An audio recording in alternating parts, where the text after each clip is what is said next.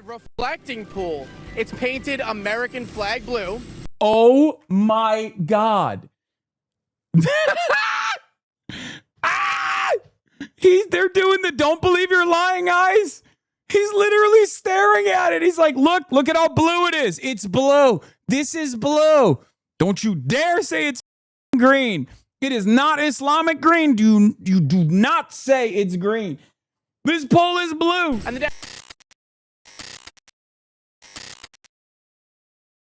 Are you keeping up with the algae gate?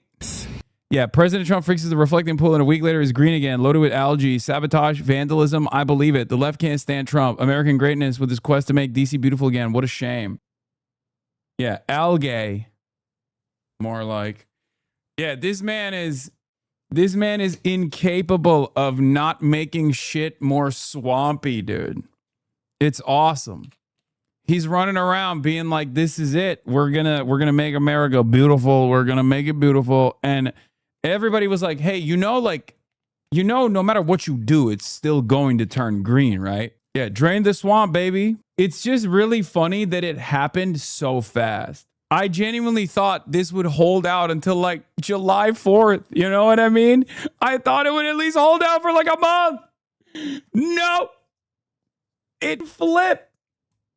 Majority Report, thank you for the raid. Hope you had a good stream. Yeah, hope you had a great stream, Majority Report. Didn't even reinstall like the high-end filter Obama put in, so the algae came back days after instead of months. That's why it happened so fast. He got rid of Obama's expensive fancy filter. Respect. Yeah, we don't want none of that gay, woke, libtard filter, highfalutin filter. Okay? We are against Barack Obama. Bardock, no bummer. We're against it. We're against everything he's for, including the expensive filter. C2. Yeah, and C2. That's right. Folks is actually woke not to enjoy a green reflective pool. That's awesome. I didn't realize the hogs were figuring out the conspiracy. They're figuring it out, folks. Here, let's start with this woke, libtarded New York Times and how they're covering it. Wants to fix the Lincoln Memorial's reflecting pool, but it doesn't seem to be going to plan. Earlier this week, we reported that the contract to repaint and resurface the reflecting pool, which President Trump said would cost about $1.8 million, was actually going to cost about 7 times that, $13.1 million. On Tuesday morning, President Trump wrote a long Truth Social post, which calls me out by name and defends the contract, saying that, I'll be honest, it's very funny. As an anthropologist. And very apt, okay? This is so perfectly representative of where we're at in the United States of America. Like everything that we are doing, everything that Donald Trump does turns to shit, okay? There is suspicion that this was also a favorable contract afforded to someone that knows someone in the administration. I think it was like a Mark Wayne Mullen friend. No bid contract, unbelievably expensive, and fails flat on its face.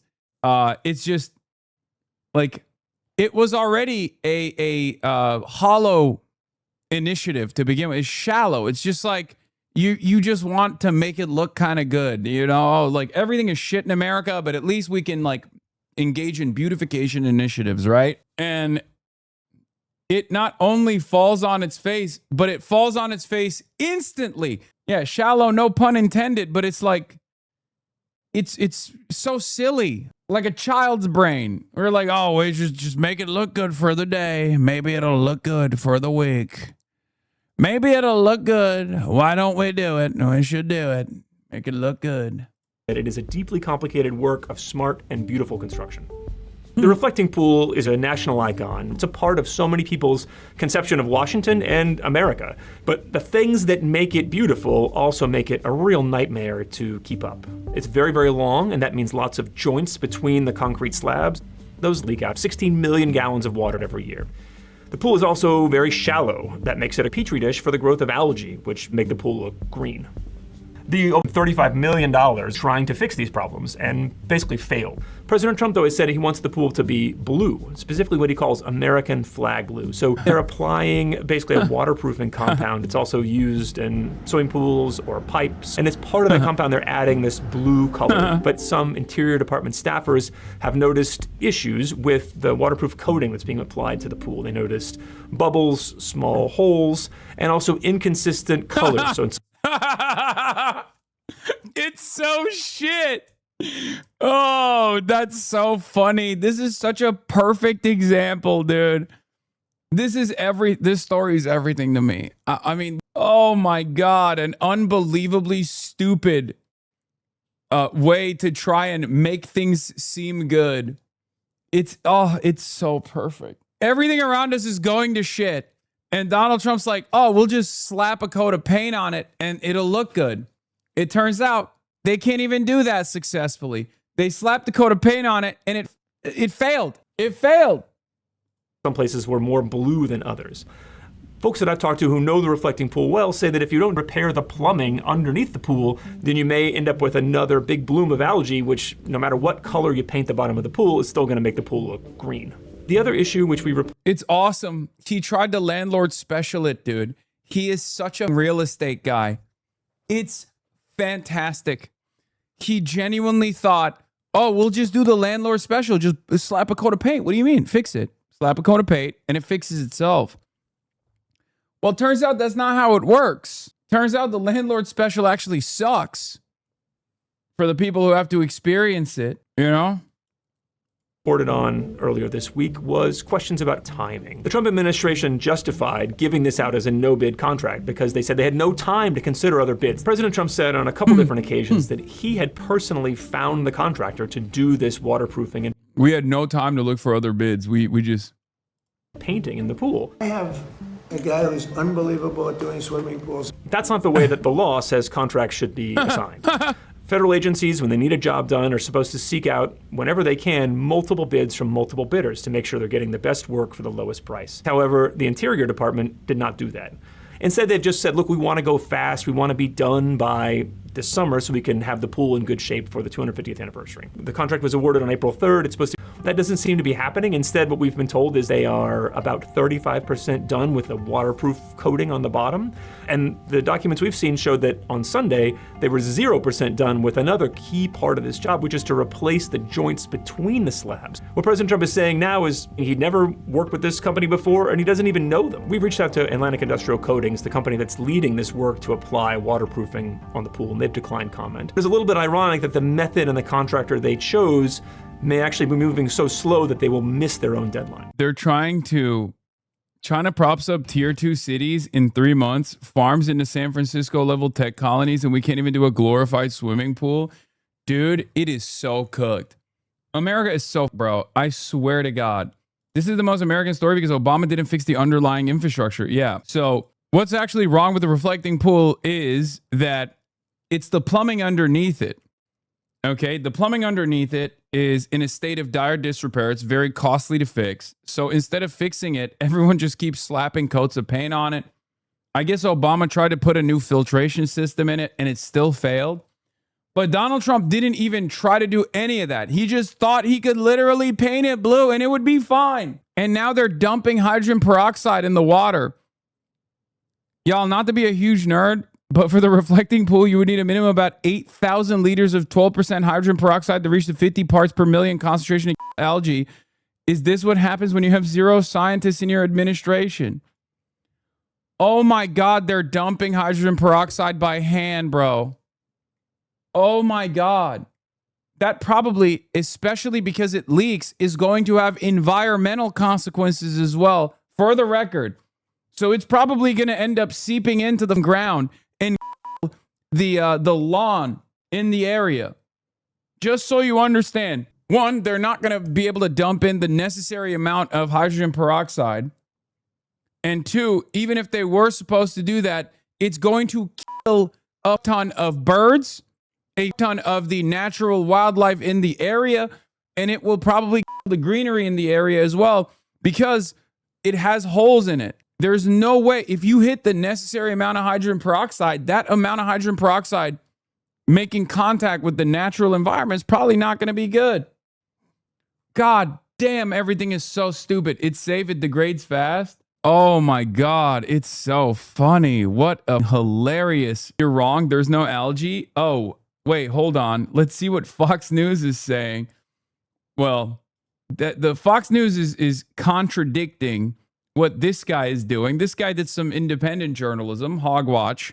Let's take a look. Oh man, take a look at this. The reflecting pool's green.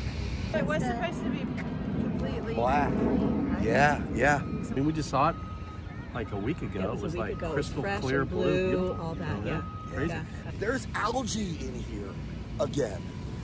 I feel like it's sabotage.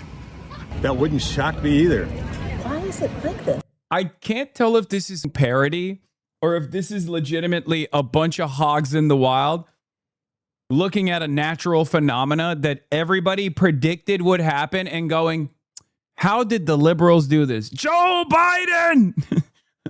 I bet this was Kamala. You know who did this? Iran. They turned the pool green like their flag, brother. Joe Biden is working with Iran, the Islamic Republic. When I first heard about Iran as the Islamic Republic, I thought, Republican, I like that. But it turns out, although I like what they're doing to the women's and to the gays, I don't like everything else they're doing to Israel, the most important country on the planet. Far more important than my country, the United States of America. I'll say it. I bet Zoran came in here and made this Islamic green on purpose. Hezbollah, Joe Biden, they're all in on it, brother. These are your fellow voters? No, it's awesome. I love living in the United States of America with guys like this who definitely go out and vote, who also have outsized political representation. Because it's gooey at the other end, and we walk this whole thing, we're like, there's nice no way that when we something like watched this. it And on the very TV a while opposite ago. side is the World War II memorial. Right. The water's fine. Why is this? So something happened here. I mean, they had just literally fixed this. Obama spent $32 million and it never held water. Trump spends 14 and they go crazy. They're pumping something into this. I don't know if it's air or what. And what a shame. Because in the end, after all the work that was done, after as proud as I was of President Trump for finally getting this thing fixed, What the hell? we're back to green. And again, is it nefarious? I tend to think so. You wouldn't have so much algae that you see in here. You would not have that quickly. Yeah. Guys, I'm a HVAC business owner and I'm a pool specialist. And let me tell you, okay, let me tell you something. Folks, let me tell you something. As someone who's worked on pools and pool accessories my whole dang life, pools are not supposed to turn green this fast. Okay? I'm a pool guy. And I bet you what happened is a bunch of communists came over and shitted and farted in the pool. That's right. A bunch of communist babies came into the pool and pissed. That's right. And I have it on good authority that Byron, Joe Brandon probably was the King Dookie. He was the one who was leading the charge. That's right. Remember Byron? He was sleepy Joe. He was sleeping all the time, unlike my president. Yep. Unless somebody did something, I'm telling you, I think they want Trump to fail. This guy learned about reverse Occam's razor. The most rational explanation is the least likely. I mean, you're literally describing just republicanism. You're describing reactionary thought. Yes, everything is the least likely alternative. They look at totally normal, innocuous shit and immediately assume that there is fuckery abound. There's fuckery afoot. The opposite of the most rational scenario is the most likely scenario. By the way, am I crazy or is this water even more green than it was before? Genuinely so dystopian about the right going. Any other president would not do this when the thing Trump is doing is a response to fix a problem he caused. So yes, I suppose they're right. Another president wouldn't do this as this situation would have never happened. Like it's It is deep green. It is actually Sharia green. Like, I don't know how he did this. Oh, it's green for an amazing reason. It's so Trump. It's so perfectly Trump, man. God, it's so beautiful. Shit looks like Mountain Dew, man. What do you say to this? God, it's awesome. I love this country so much sometimes. This is one of those moments, right? It's just like, fuck it, we must have fun at least, right? If positive change is unlikely, then we might as well enjoy the show. This is one of those moments where you just got to give in to the hogs. So badly that they'll come out here and do anything. I think so. I agree with you. It's crazy. Although I think he'll get it fixed. So the good news is, it's not leaking. That is true. And as the man said, if anybody can get it fixed, Trump can. No, this is objectively the opposite of the thing you suspect. Okay? Yeah, here's how a renovated reflection pool in Washington, D.C. looks after Trump spent $14 million to make it great again. This is a perfect illustration of what's happening with America today. The whole pond is green with some black showing once in a while. Looks like algae coated the whole bottom. I'd ask for my money back. On one end, the guy pours hydroxide into the pool. On the other hand, a child plays with their hand in the water. Yeah, that's also America. Bro, this is literally, look. No disrespect, but this is straight up third world. Like, this is third world country with a Gucci belt. I'm seeing it happen in America. It's like, this is so positively Turkified. I don't know how to explain it to you guys. Like, I literally lived through this exact same thing that's going on in America right now when I was growing up in Turkey. It's so funny to watch it happen in the wealthiest nation on earth. It turns out the institutions, the democratic process, like things, the checks and balances, the 700 fucking scientists that would tell you this is an idiotic decision in the process, the red tape that these guys actually love destroying was there for a good reason. Okay? I mean, this is literally the point. This is why you need, regulatory agencies to take a look at these contracts. This is it. It's happening in real time. In real time, it's happening. It's just... Anyway, let's see how the fucking Fox News guys sold this, though. I'm here at the newly renovated reflecting pool. It's painted American flag blue. Oh my God. They're doing the don't believe you're lying eyes. He's literally staring at it. He's like, look at how blue it is. It's blue. This is blue. Don't you dare say it's fucking green. It is not Islamic green. You do not say it's green. This pool is blue. And the Democrats, they're going to tell you, oh, there's green algae. It looks so bad. But there's pool guys cleaning. Other president would do that. But President Trump is still cleaning it up. How is the reflecting? Oh, my God. Oh, my God. We are such a stupid fucking country. Oh, my God. Oh, my God. We painted it in Islamic green as a part of the Iranian MOU. I mean, this story has everything, okay? This story has everything. It's captured every aspect of modern American existence, all of the stupidity, so perfectly. Trump comes in, wants a beautification initiative when everyone's like, this is not going to fix any of the problems. Trump literally brings in a contractor that he likes personally, that he knows personally, no bid contract. And of course, thinks that the landlord special of just like painting it blue is going to fix the problem when everyone says that's not going to work. They cut away with all the red tape, Abundus style. Okay. Turns out that red tape is actually for a fucking good reason. Right. And in a matter of weeks, the problem gets far worse. The algae issue becomes a far larger problem instantly. Then you got the Trumpians, the Trumpies, the cultists that go there and suspect that there is some kind of sabotage from the woke left.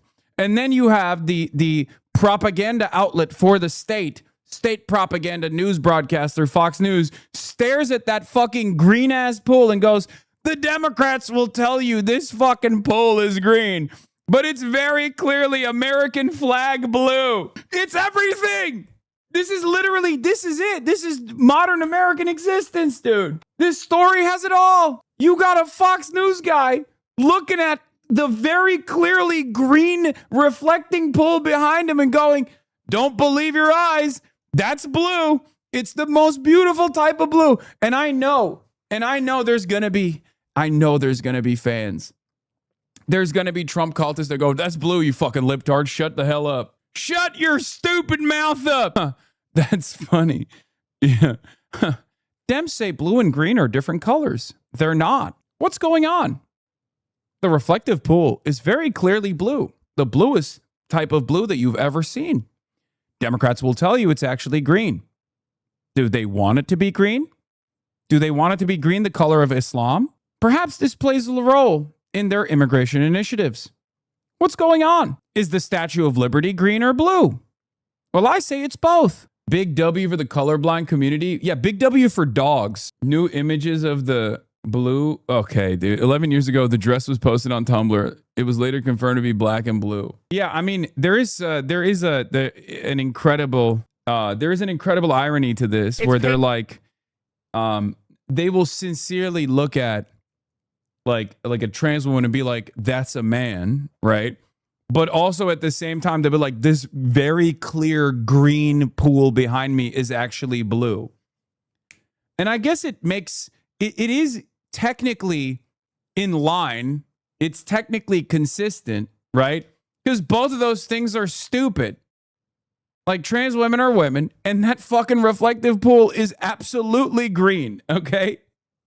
And Republicans want to be on the wrong side of both of these issues. They want to be like, nope, my way or the highway. And sometimes they let it slip, which is always my favorite moments. Like when Ben Shapiro will accidentally correctly gender a trans woman, and then we'll catch him doing that, and he has to stop and misgender them. You know what I mean? Where they'll be like, well, she was, I mean, he was. It's so funny. This is not a normal way to live, man. I don't know why. Yeah, it's even funnier because he's wearing a fucking navy suit. So you know what blue looks like. And so are these guys. These guys are wearing blue shirts. You have on screen varying degrees of blue. So you know exactly what it's not. Like navy, blue logo. Varying degrees of blue on the bottom of the screen. So when he turns around and says, look at my big, beautiful blue ass pool, it's awesome. It's great. Everything is a sequence of the emperor has no clothes. And you have you have people who are going along with that narrative, with that meta nonstop. What is this?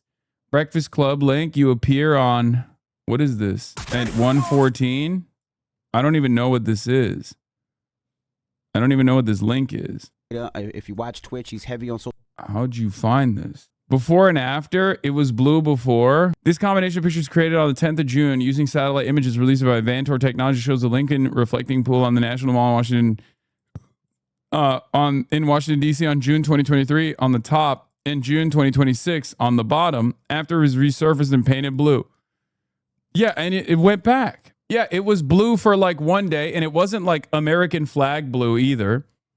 And now it's fucking green again. The peroxide is making it look worse. Oh my God, foam floats on the surface of the U.S. National Park Service workers dump bottles of hydrogen peroxide.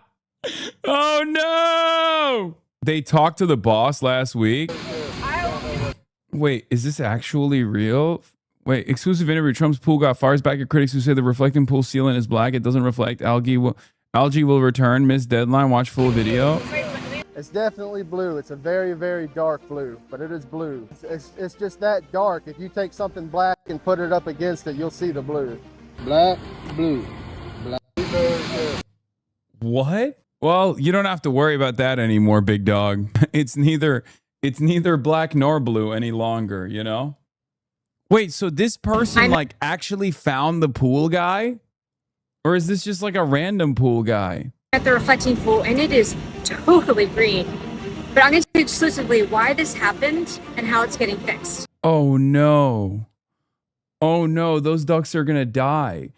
Oh no, the fucking children that are going to the park, Those ducks are dead, bro. That hydrogen peroxide is gonna kill those motherfucking ducks. Oh no, that's a dead family of ducks right there. They're so stupid. The algae mats are on the bottom. The peroxide won't mix properly without something to agitate the water, and they haven't thought about the smell that dead algae will emit just in time for July 4th.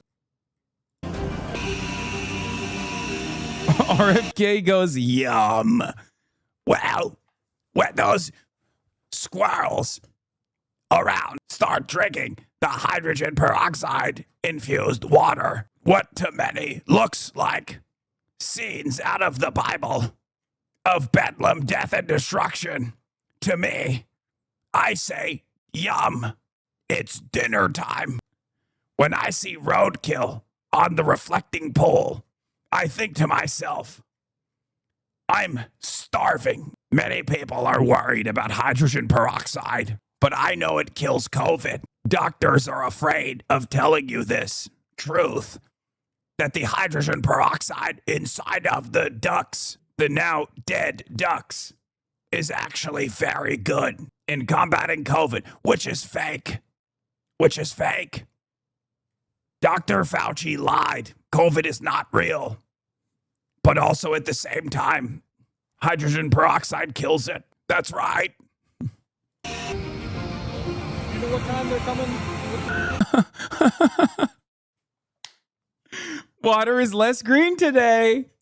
Dude, how, like, this is literally shit that we would, like, this is one of those stories where you can just, like, directly match it with China, and you very quickly realize, like, this is exactly the type of thing that would never happen. You know what I mean? Like, this is the type of, like, beautification initiative that the Chinese government would control and try to engage in, and would never allow something like this to take place. Like, they would just, like, fix it up. Like, as some of the chatters also pointed out, like, compare and contrast the reflecting pool beautification initiative and the failure that it is in a matter of months versus in that same time period, like, I don't know, some kind of infrastructure growth that took place in China.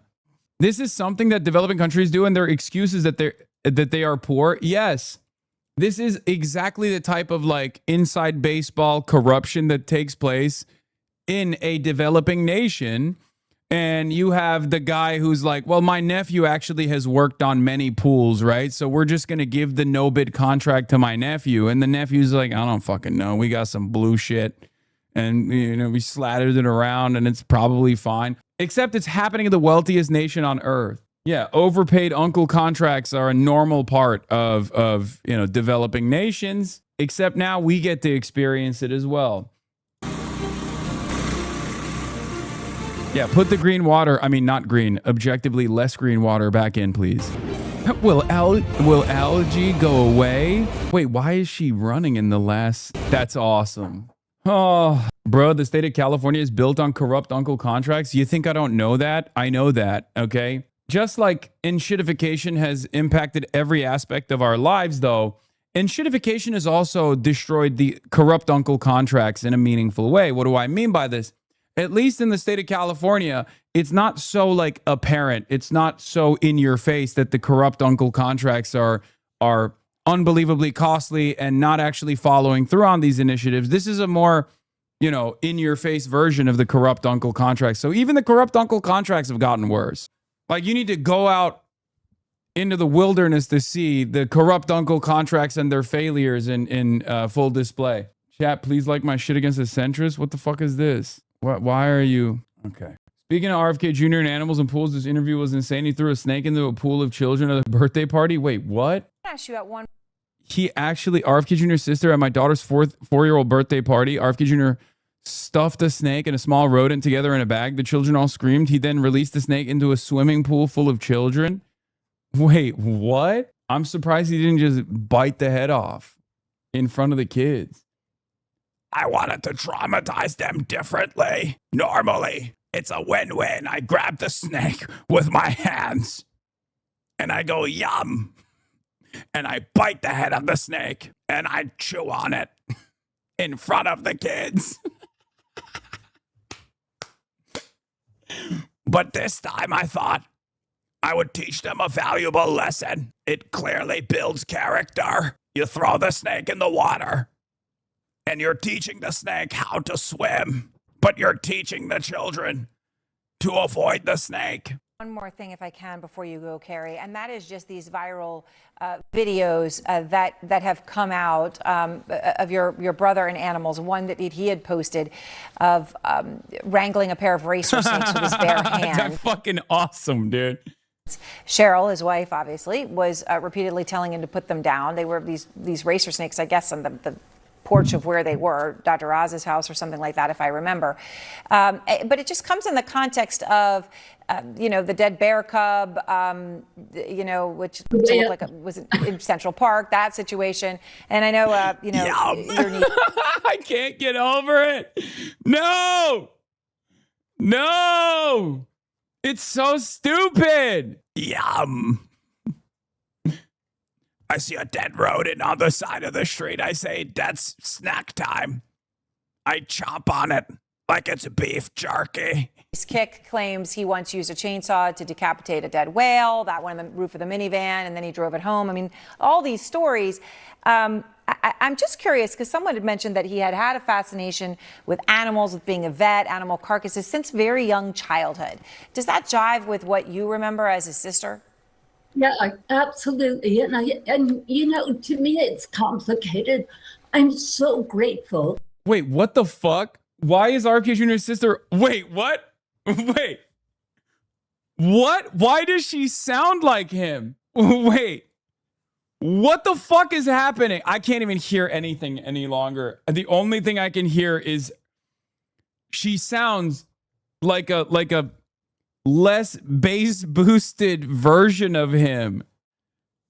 What the fuck? He taught her how to talk? Does she also have a brain worm, the same kind of worm that took over RFK's brain? Oh my God. Why do they both sound like that? To Bobby, as my older brother when I was a kid, his fascination of nature he shared with all of us, and he took me to catch snakes and learn about frogs and salamanders and go on nature hunting trips. And he gave me a crow when I was a kid, and gave me a hawk, and I learned so much about him. Spasmodic dysphonia? I know, but why do they both have it? Is this like a genetic problem? Because RFK didn't used to sound like the way he sounds now. He infected her? Yeah. No, it's maybe the worm. Maybe the worm actually infects everyone around it. We first thought the worm only controlled RFK Jr. like Ratatouille, right? But maybe the worm also spreads. Have you ever thought about that? It was another side. There was always another side. I'll just tell you this quick story. I guess my daughter is almost 30 now. So when she was maybe 4 years old, we were having our little birthday party, and I was looking in the garden and I found a snake. So I called Bobby. He just lived a mile down the road, and I said, "There's a snake in the garden." He rushed over with his infant son, Aiden, in one hand, who was just a few months old, and a bed sheet in another, a pillowcase in the other. And he grabbed the snake and stuffed it into the pillowcase while he was holding his infant son. So that was a little scary. And then he walked up to where the rest of the birthday party was, and he reached into the bag, and this snake was just chomping on his hand. And he pulled out the snake to show the kids. Then there was a vole, which looks like a mole, a combination of a mole and a mouse. And he grabbed that with his hand, and he put it into the bag with the snake, which made all the kids scream because now they were afraid the snake would eat the vole. So then he shoved his hand back into the pillowcase and grabbed the snake, which chomped. Bro, look at her face. She's like, what? This is she's looking at her like, why are you telling me this story? I should not have asked about, the childhood of RFK Jr. It turns out it's just as fucking insane as you would have expected it to be. On him a few more times. Then We went over to his house a mile away. There were tons of kids in the swimming pool. And he released this snake that had... She said, oh my. Dude, what the fuck? If you're rich, this gets called eccentric. If you're poor, this is an involuntary commitment. She's telling this story like it's endearing. To the average person that isn't like brain poisoned with the Kennedy brain rot, I guess, or brain poisoned by unfathomable amounts of money, power, and influence, because this is supposed to be the American royal family. To the average person, they're like, that's the most insane thing I've ever heard. I have a cousin like that. Yeah, he's no longer with us. Okay, he died in a state penitentiary. This is literally like, what the fuck? This is an insane person. An insane person that Donald Trump has elected or appointed to a position of profound power. He controls our healthcare initiatives. Oh my God. His hand into the swimming pool. Now, so this is somebody who on the one hand has a fascination with nature, but on the other hand has, you know, a lack of judgment when it comes to the safety and care of children. And so is... Well, that's good then. It's good that we put him in charge of you know, Health and Human Services. That's the best place to be. If you're the type of guy who strangles animals with your bare hands and fucking eats them and stuff, you know, eats roadkill and very clearly puts children into dangerous situations, that's the perfect guy to put in charge of Health and Human Services. This the person who you want running HHS, who's got this lack of judgment when it comes to health and safety. And I think we've got somebody who's been consistent about these things. Yeah, bro loves traumatizing children and now is directly in control of what kind of vaccines children get. That's awesome.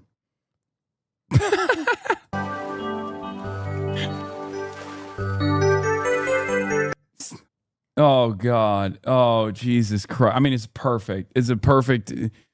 we're talking about RFK Jr. and all of a sudden AI RFK Jr. pops up. Oh, my God. Yeah. Foam floats on the surface as U.S. National Park Service workers dump bottles of hydrogen peroxide in the Lincoln Memorial reflecting pool as a part of their effort to mitigate an algae bloom, which followed the completion of recent renovations in Washington, D.C. Does no one look at everything that's going on?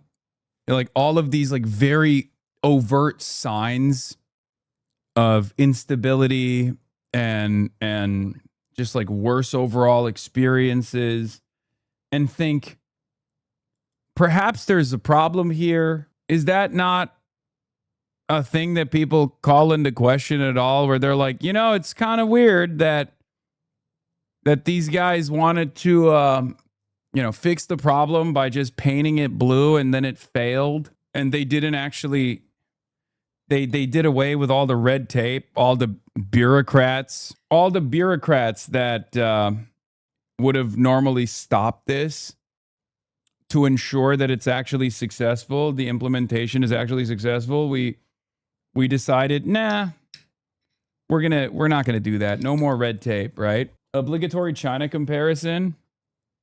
Yeah. In Shanghai, a 100-year-old 7,500-ton historical city block was temporarily relocated using 432 walking robots. Yeah, but at what cost? I mean, have you thought about the fact that we have freedom? Yeah, exactly, and they don't. Of course, I mean, we have freedom for the time being, and that's also going away. Shouts out to the Trump administration. But yeah, we have burgers. Yeah, that's, oh my God. We're never getting fucking wonkable cities. We're never getting robust infrastructure. We're never getting public transit or public health care. Oh, we're cursed. We're cursed. We are fucking cursed. No, you don't. The screwworm is back. You're going to eat the bugs. Yeah, fantastic. Everything sucks. I don't know if you covered it, but you're trending on Twitter. Am I? Well, they'll say. Yeah, I already responded. I mean, I already retweeted this as well. So both places have a right to exist, because I hear people that are anti-Israel, they'll say I think Israel in its current formation, given that it's a settler colonial operation that's seeking out the expulsion or complete extermination of the indigenous population, is an apartheid state, does not have a right to exist. It's like, for me, it's like saying, does Nazi Germany have a right to exist? Or does apartheid South Africa have a right to exist? Does Rhodesia have a right to exist? No, of course not. People have a right to exist. People do exist. Israel currently exists. It's just a matter of, are they following international humanitarian laws? And they certainly are not. And I want to change that. So is it like saying MAGA doesn't have a right to exist? Like in our current like a movement, exactly. Yeah. Like that doesn't mean that, that doesn't mean all Republicans or whatever, right? I mean, I'm sure that's how people would present it as. I mean, this is a trick that every political movement deploys, right? You say Black Lives Matter, they turn around and say, oh, how about all lives matter? You're saying Black Lives Matter, which means you're saying white lives don't matter. It's like, no, that's a whole different sentence. Mm-hmm. So does Israel have a right to exist deployment as a statement, as a question, is a technique to shift the conversation away from Israel's crimes against the Palestinians to make it seem like the opposition is actually being crazy and they want like all Jews to be exterminated, all Israelis to be exterminated, which is not the case. Bars. How'd you get Charlemagne to not interrupt your ass? I mean, I think it was a great conversation. There was a lot of productive back and forth there. And I'm sure people will get very mad about have a right. it. But what is this? A brilliant debunking of the question, does Israel have a right to exist, from the Matthew Cook? Bro, why you got to bring up other people debunking it? I just showed you me debunking it. My ass is debunking. You feel me? Does your jaw hurt from how much you're eating? L, for not mentioning Jim Crow and mentioning Rhodesia to an American audience. I mean, I brought it back with the Black Lives Matter thing, though. You know what I mean? Bro, the IG comment section on the Throwing Fits posts are a reflecting pool. Yes.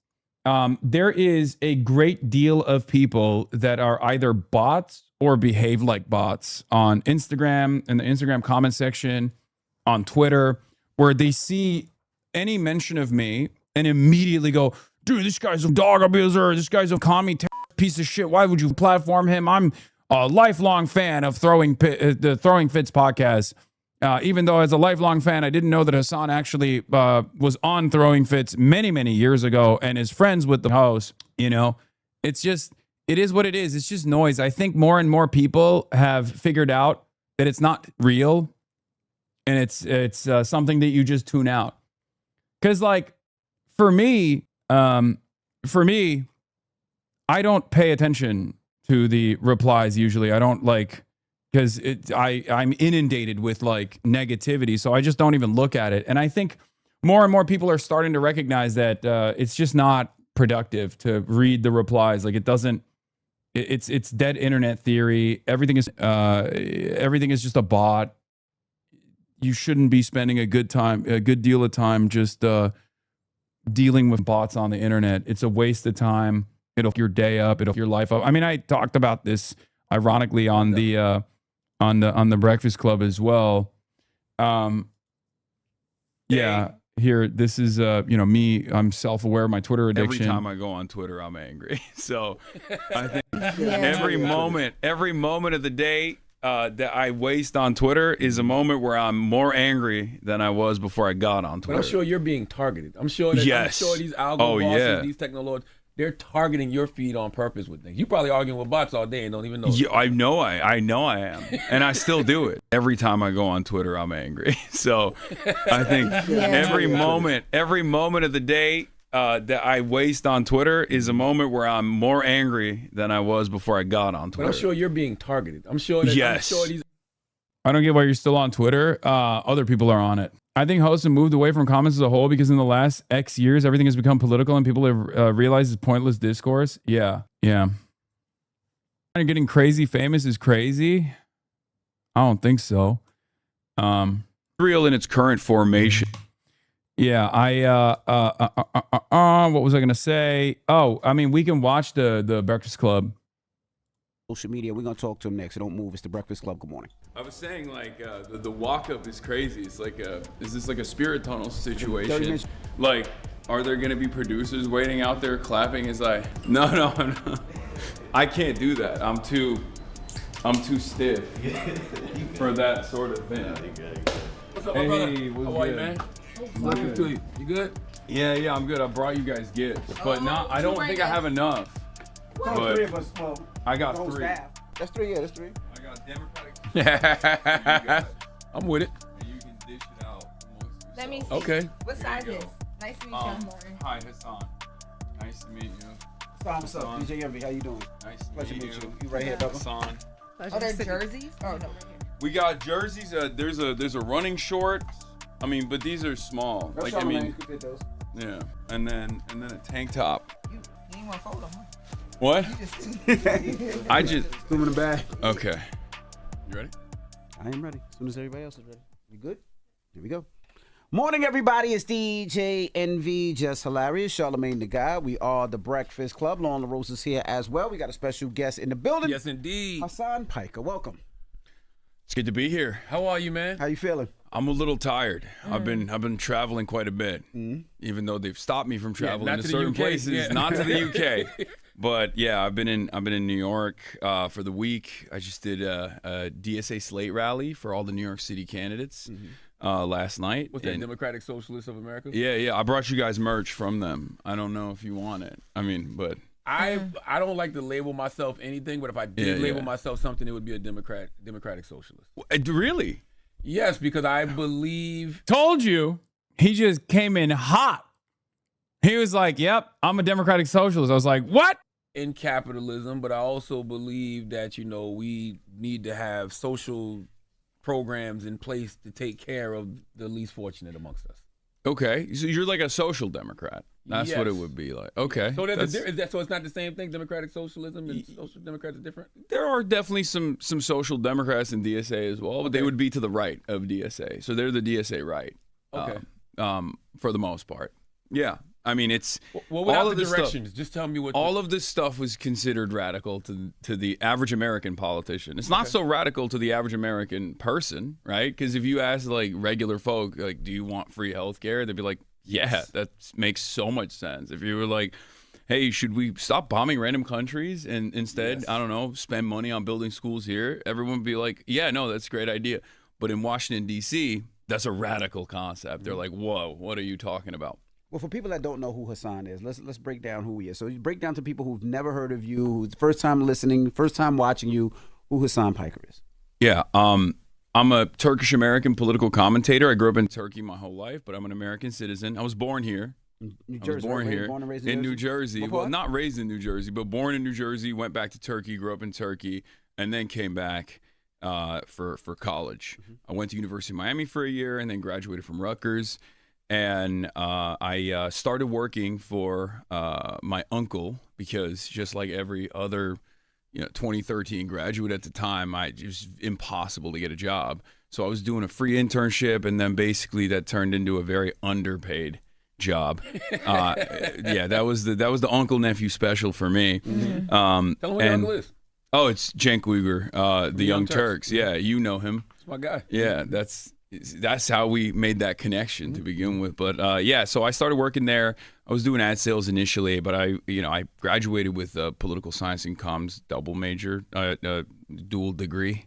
I'm probably one of the only people that actually puts both of those degrees to use. It's usually one of those things where you have those degrees and then you never end up using it. But I was fortunate enough. And I'm a political commentator. I broadcast live on Twitch every day, 7 days a week, 8 hours a day usually. I travel the world, and I work with political organizers and unions and politicians and candidates to try to move American politics further to the left, hopefully. You also play some sports too, though, right? I play basketball. Yeah. I play basketball, but not like, nothing at the organized level. Did you intentionally avoid the democratic socialism versus social democracy distinction, or was it just a natural consequence of the conversation pace? No, I just didn't feel like I wanted to come in hot and then have the rest of the conversation be anchored around like the distinction between anti-capitalism versus social democrats that are capitalists, because that would have been I hadn't even introduced myself yet. It's called being normal, okay? It's a very healthy and very good experience for a lot of you to learn from. Okay. And that's why I basically presented it as, look, like from my perspective, Zohran Mamdani's policy platform is social. Zohran Mamdani is a democratic socialist. His policy platform is social democracy. Same with Bernard Sanders, right? So for that reason, given that like the average person has a lot of appetite for this kind of politics, but the average politician clearly presents this as like some radical communism, I'm going to just bring that up rather than, talk about the academic differences, even though there are very significant differences. I'm not very good. You look athletic as well. Oh, thank you. That's very nice of you to say. Switch channel. Well, hold on before you do that. Why you say it like you don't believe it? I don't know. I mean, thank you. It's I don't your know. build. Yeah, It's you build. like You look stocky like yeah. in football. But you also said that you were banned from some countries. For people that don't know, explain why you were From the banned. Why you UK. said that? Yeah. So recently, well, back in the day, I used to have like ops as like other Twitch streamers, content creators, drama, and now it's turned into governments.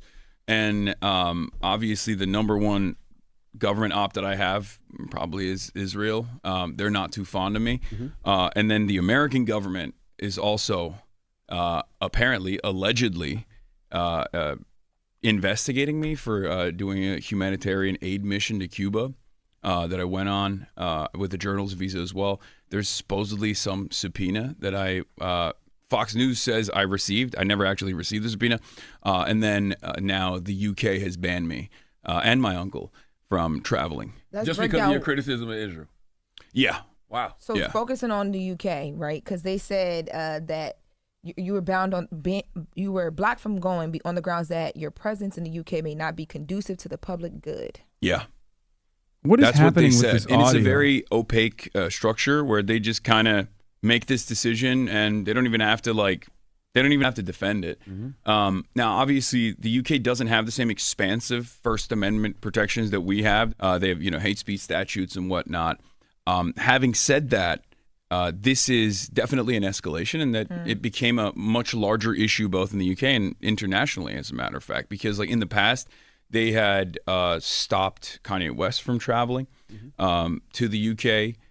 And also Valentina Gomez, who's another American rabble-rouser. I mean, she was saying unbelievably hateful things, and also some far-right Polish ministers and numerous other people that were trying to go and race riot that Tommy Robinson was putting together. So this is the first time where the British government has decided to ban travel for objectively left people who obviously have not engaged in any sort of like bigoted or hateful speech. They try to present it as hate speech, but it's just Israel commentary. So it's just you being critical of Bibi Netanyahu and the Israeli government. Mm-hmm. And not just that. I mean, I talk about the ideology behind Zionism as a racist ideology as well. I think that's probably very frustrating for a lot of people to hear. But could you explain that? Because I've seen you say that you're not anti-Semitic. Yeah, but you're anti-Zionist. I don't know the difference. I don't know what either. I don't know what. So Zionism is like this intentionally vague concept, and at its inception, it is a political movement, a political ideology that sought a homeland for Jewish people. Sought a homeland for Jewish people they were testing out different places. Argentina was one of them as well. There were different parts of Africa that they were also seeking out. And then they landed on what is now known as Israel, landed on historic Palestine. And it was a settler colonial enterprise, and at its inception, it's pretty open about it as well. There's the formative thinkers, Jabotinsky and Theodore Herzl, very openly declared that this was a colonialist endeavor. And that's how they got a lot of support from other colonialist endeavors at the time as well, other colonialist powers, the Balfour Declaration with the British Kingdom and the like. And it's the ideology is basically the easiest to define by the statement that they define it by. developing Israel for a land without people, for a people without land. Now, of course, the problem is there were people on that land. There were Palestinians on that land, right? And therefore, it turned into this expansionist, endless conquest. And initially, a lot of Jews were very critical of it. There's a theological criticism of it as well. There's some Jews, like the Neturei Karta or some of the more fundamentalist Jewish sects that oppose the nation state of Israel's development before the Messiah comes. They find that to be wrong from a religious perspective. Then there's also obviously a lot of anti-Zionist Jews as well who oppose it on the grounds that this is a fascist ideology and a settler colonial movement that is unbelievably destructive for all of the non-Jewish population in the region, for the Palestinians, for the Arabs, the Christians, the Muslims alike. That's the same principle that I hold as well. That's why I say I'm an anti-Zionist. And of course, I'm not anti-Semitic. Anti-Semitism is a heinous, bigoted ideology. And I've heard you say that all the time. Yeah. So why are you considered anti-Semitic? Because there's no real argument against anti-Zionism, so you have to just kind of be like, oh, you're a hateful bigot. And it used to work. Like, this was a very successful way to completely silence all manner of dissent in the past. It just doesn't work anymore because, like, Israel's actions have been so transparent and so heinous since October 7 that many people in the Western world recognize it now as such. And that, I think that kickstarted the process of people also, like, diving a little bit deeper into the history of Israel and its development and its inception, all the way from the Nakba in 1947 or even prior to that. And it caused people to realize, like, oh, we just didn't know anything about this process at all. We didn't know anything about the way that this design looked like at all, or they were, misguided. They were taught differently about how Israel was developed. Now, I noticed, following you, I see people criticize you a lot, right? They say that, you criticize capitalism, but they also say you make millions of dollars streaming. So what do you say to those people, those individuals? Well, it's when I was broke, I also advocated for the poor. And at that point, they would be like, oh, you're jealous. You're jealous of the wealth. You just want to steal their wealth. And now I'm financially successful and I say the exact same things. Now they say I'm a hypocrite. And the reality of the matter is it's not about my financial circumstances at all. It's just about what I'm saying. I think people have internalized this idea that you cannot, and it's not even just about like advocating for the poor, advocating for the working class. It's more so just about any kind of belief that a better future is possible. People look at that and there's deep cynicism and distrust. When they hear that, they go, there's got to be something here. He's selling me something. Meanwhile, on the other side of this equation, there are people who are selling you things.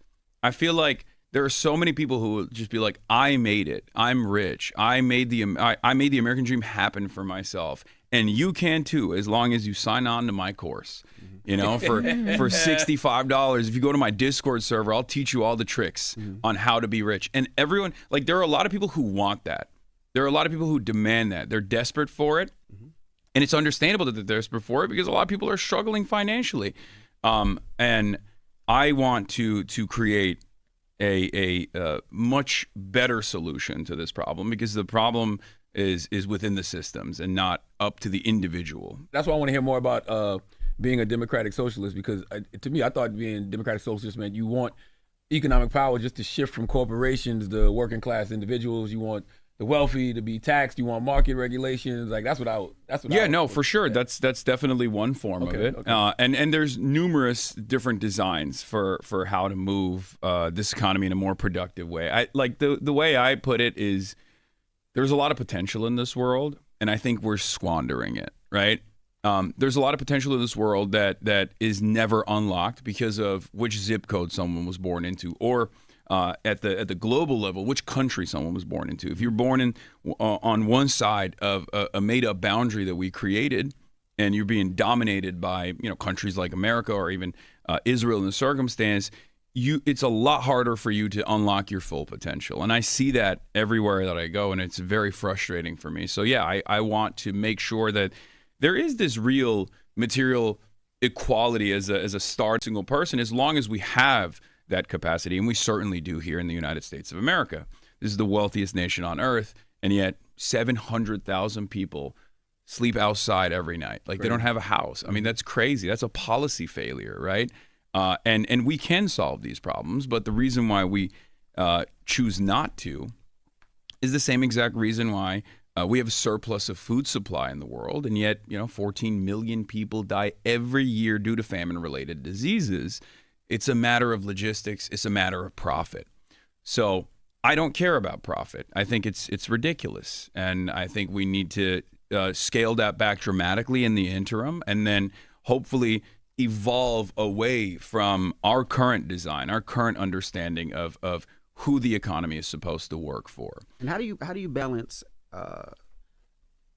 I would say being an entertainer and also doing what you do, right? Because it has to be a line, right? There's a million and one people online that's an activist, right? But some of them are not entertaining. So how do you balance that line to keep people coming in to make sure you spread your message of whatever the message is that you want to put out there? Yeah, I think you have to be palatable. I think you can't just do academic jargon all the time. You have to have your interest. I'm doing it right now, as a matter of fact. This is send to mom quality. I shall be making use of this interview, gang. Yeah. Not gonna lie, I watch you most days, and I love the Twitch interaction, but watching you lock the fuck in during an interview like this is aspirational. I mean, it's much easier when I don't have 30,000 chirpers in my ear. Because if I was having this conversation with Twitch chat, they'd be like, why aren't you immediately talking about how we must abolish capitalism? Like, that's what they would say. Why aren't you? You have betrayed the revolutionary cause. You must maintain the revolutionary cause. You must be immediately telling these people who are profoundly wealthy that they are the enemy, okay? That's what you should be doing. You should be telling them that they're the enemy of the working class and they will have their properties expropriated by the state. And sometimes you have to be bold too. And I feel like that's a real issue on the left, or has been an issue on the left. I think we're changing that right now. There's a real incredible crop of talent coming out of the New York City DSA slate. And I'm very excited to work with them and see where we go from here. But overall, I think for the longest time, especially in America, the idea was that if you're on the left, if you're progressive, you're a bit of a woke skull. Like, you can't have fun, right? You have to behave like almost like a hall monitor. Mm-hmm. And that's never how I've operated.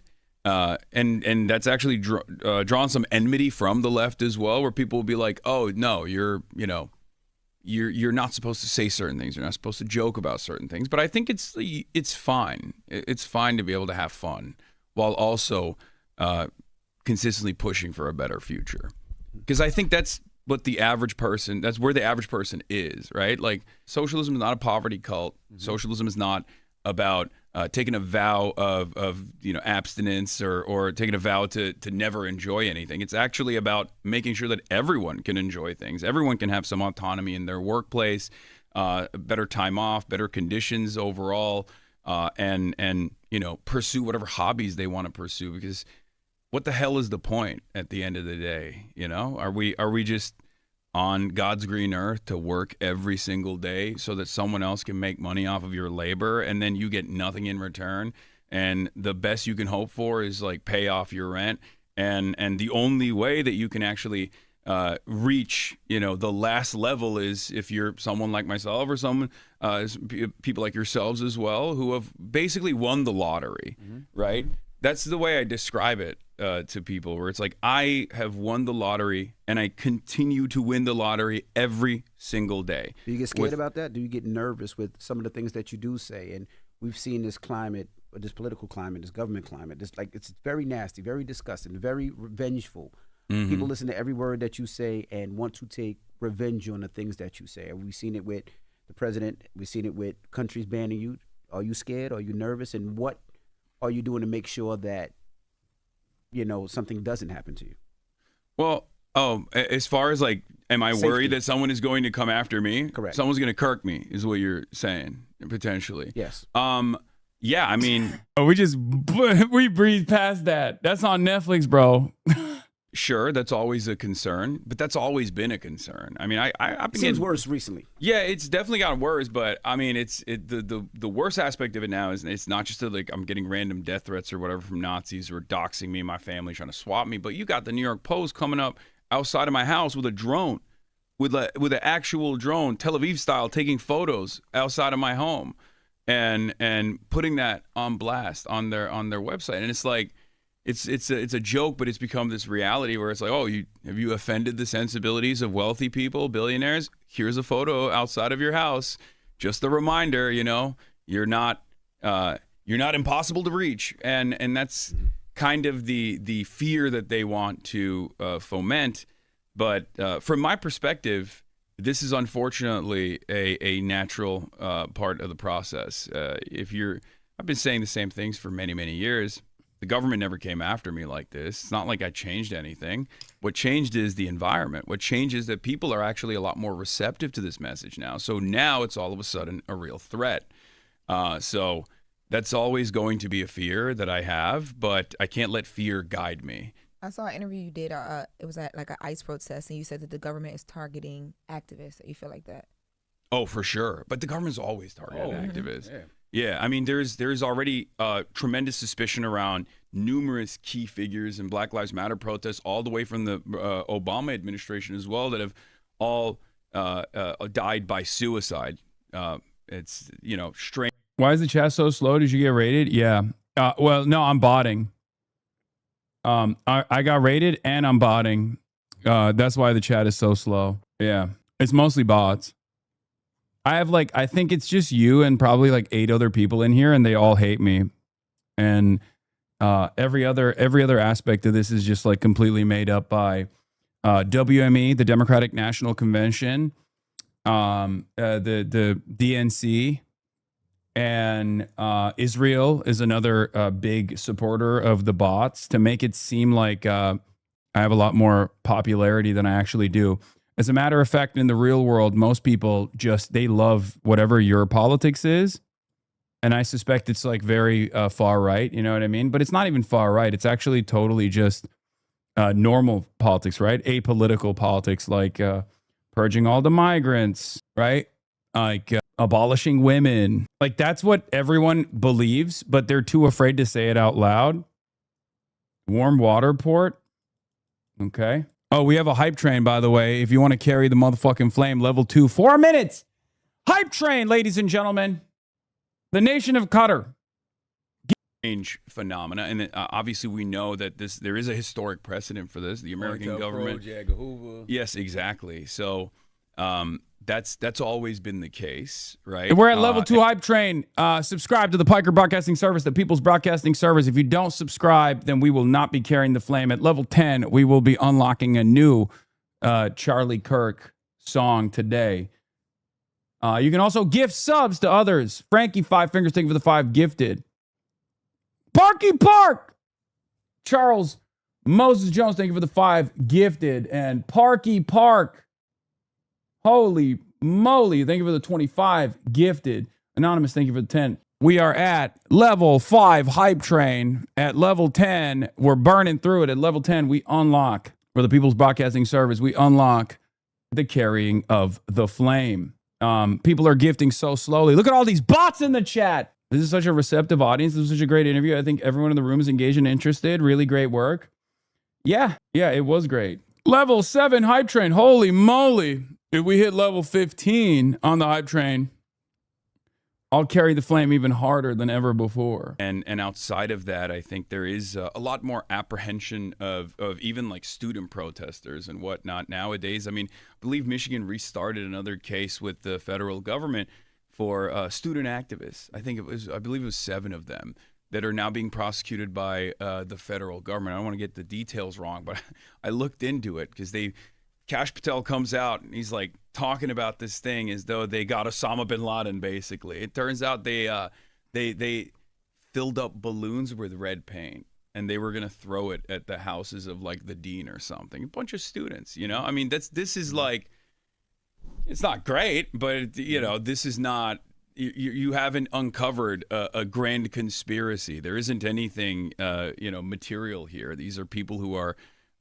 understandably frustrated about their school's lack of interest in hearing out the majority opinion on level 7 hype train. Keep carrying the flame. Give direct subs. Financial ties to the Israeli state, and therefore the Israeli military, right? And understandably, students want to sever that in the same exact way that students demanded boycotts, divestments, and sanctions from apartheid South Africa, right?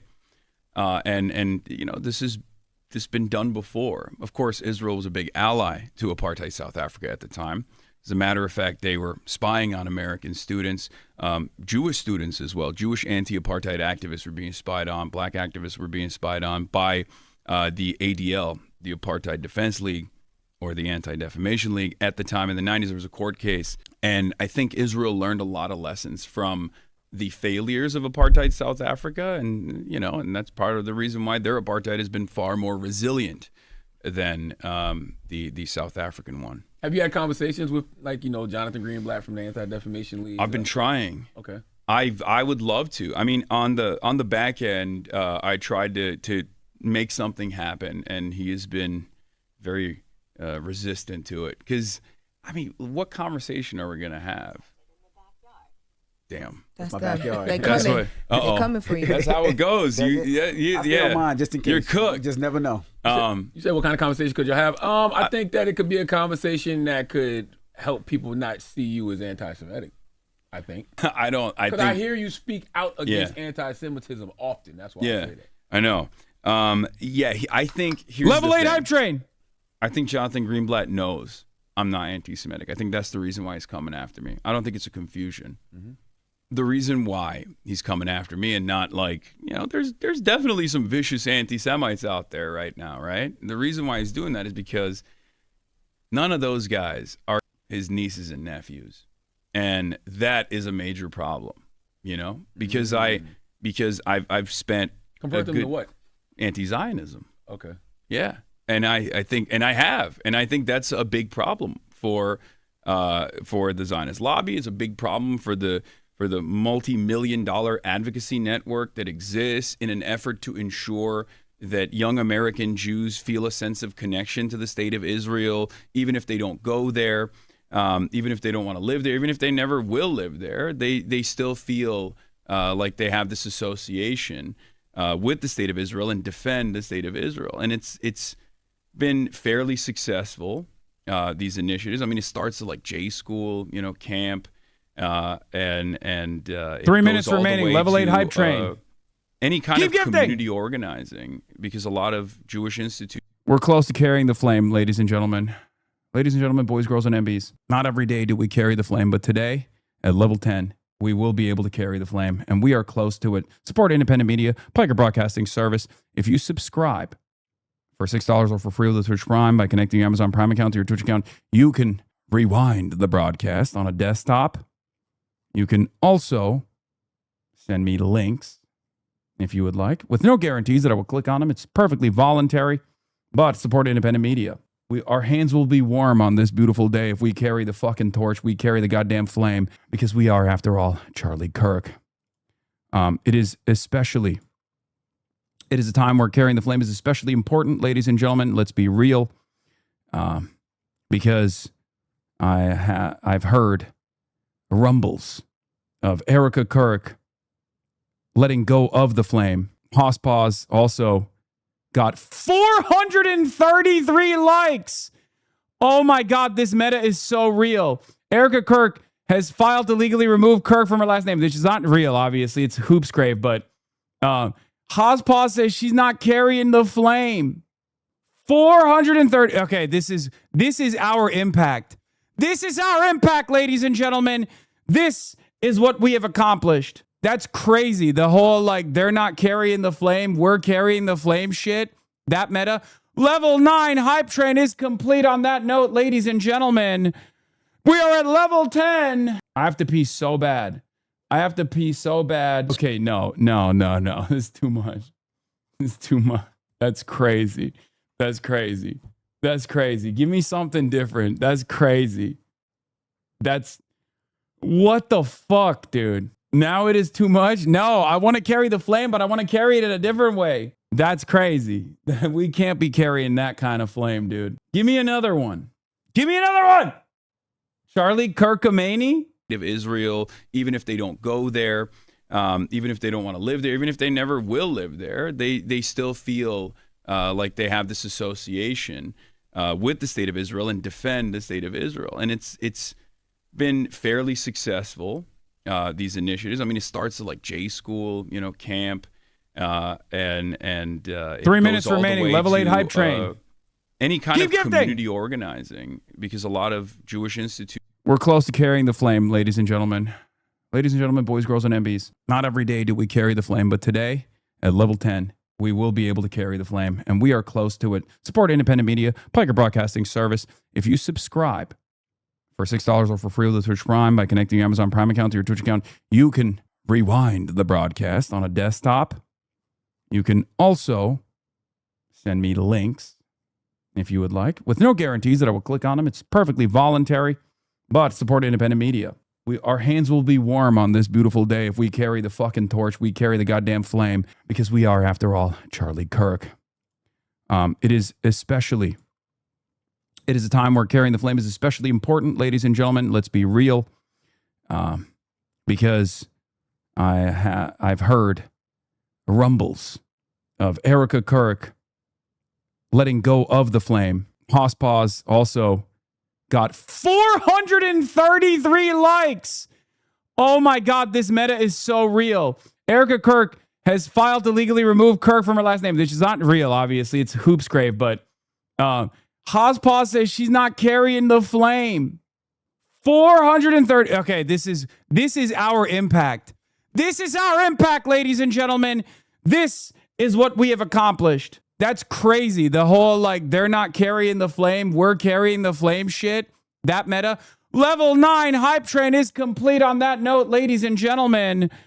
We are at level 10. I have to pee so bad. Okay, no. This is too much. That's crazy. Give me something different. That's crazy. What the fuck, dude? Now it is too much? No, I want to carry the flame, but I want to carry it in a different way. That's crazy. We can't be carrying that kind of flame, dude. Give me another one. Charlie Kirkamani? Anyway, we're still carrying the motherfucking flame. You already know what it is. All right, let's get back into it. Breakfast Club.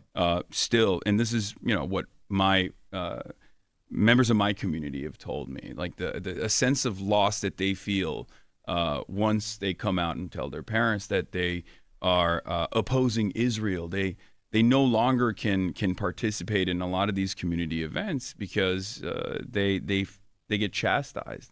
Well, let me ask you a question. Isn't there nuance to that though? Because I feel like should you oppose Israel or should you oppose the Israeli government? Yeah, no, because I feel like when you say oppose Israel, it's generalizing a whole community. No, it's by design. I oppose Zionism as an ideology. Mm-hmm. I don't have a problem with people living there. If they lived in a single solitary secular state, there would still be a lot of issues. I think there would probably be a lot. It would resemble the Reconstruction era here, but there'd be some growing pains. But at the end of the day, as long as everybody got equal say and equal rights and equal representation, as opposed to the current occupation structure that exists, then yeah, it's fine. It's a country just like any other country, and there's going to be problems there. Right now, Israel is exceptional in some ways, where it's not like any other country, and I think a lot of its defenders try to present it as such. Israel is not dissimilar to how countries were formed, maybe maybe 100 years ago or 200 years ago or 300 years ago, but this kind of siege warfare in 2026 is obviously going to be deemed unacceptable by people who do believe in liberal values and humanitarian values, because we should oppose it. That's what we learned. We learned in school that this is unacceptable when nations of the past did it. We're supposed to acknowledge that it was unacceptable when America did it. Now, the problem is some people don't want to acknowledge that, right? Because this is a settler colonial occupation as well in its inception. That's how America was started as well. The mass slaughter of the indigenous population and the continuation of chattel slavery after that. So it's taken a long time for America to try to heal some of these racial wounds. And let's be real, It's not happening. It's not exactly. It's not exactly a success story. Mm-hmm. Having said that, however, I think it's still probably better than the conditions in Gaza. You know what I mean? Oh, absolutely. So that's what I want to stop. And I think the reason why the Israeli society broadly has shifted so far to the right in a matter of decades is because of this ideology that guides Israelis. This interests are exhausting. This is why you make the big bucks and we watch. I wouldn't be able to bear it. Again, you have to be able to speak to the masses, to speak to the issues that the masses experience with the language that the masses understand. Okay?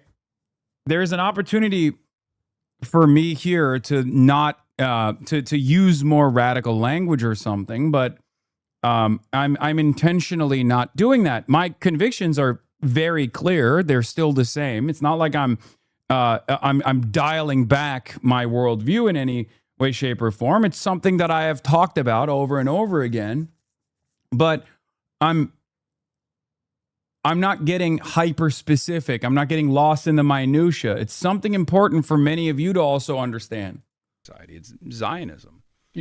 Which I, by the way, have no problems equating to fascism, because it is a fascist ideology, and even make these comparisons to Nazi Germany, which is very frustrating for a lot of people. They say that's anti-Semitic.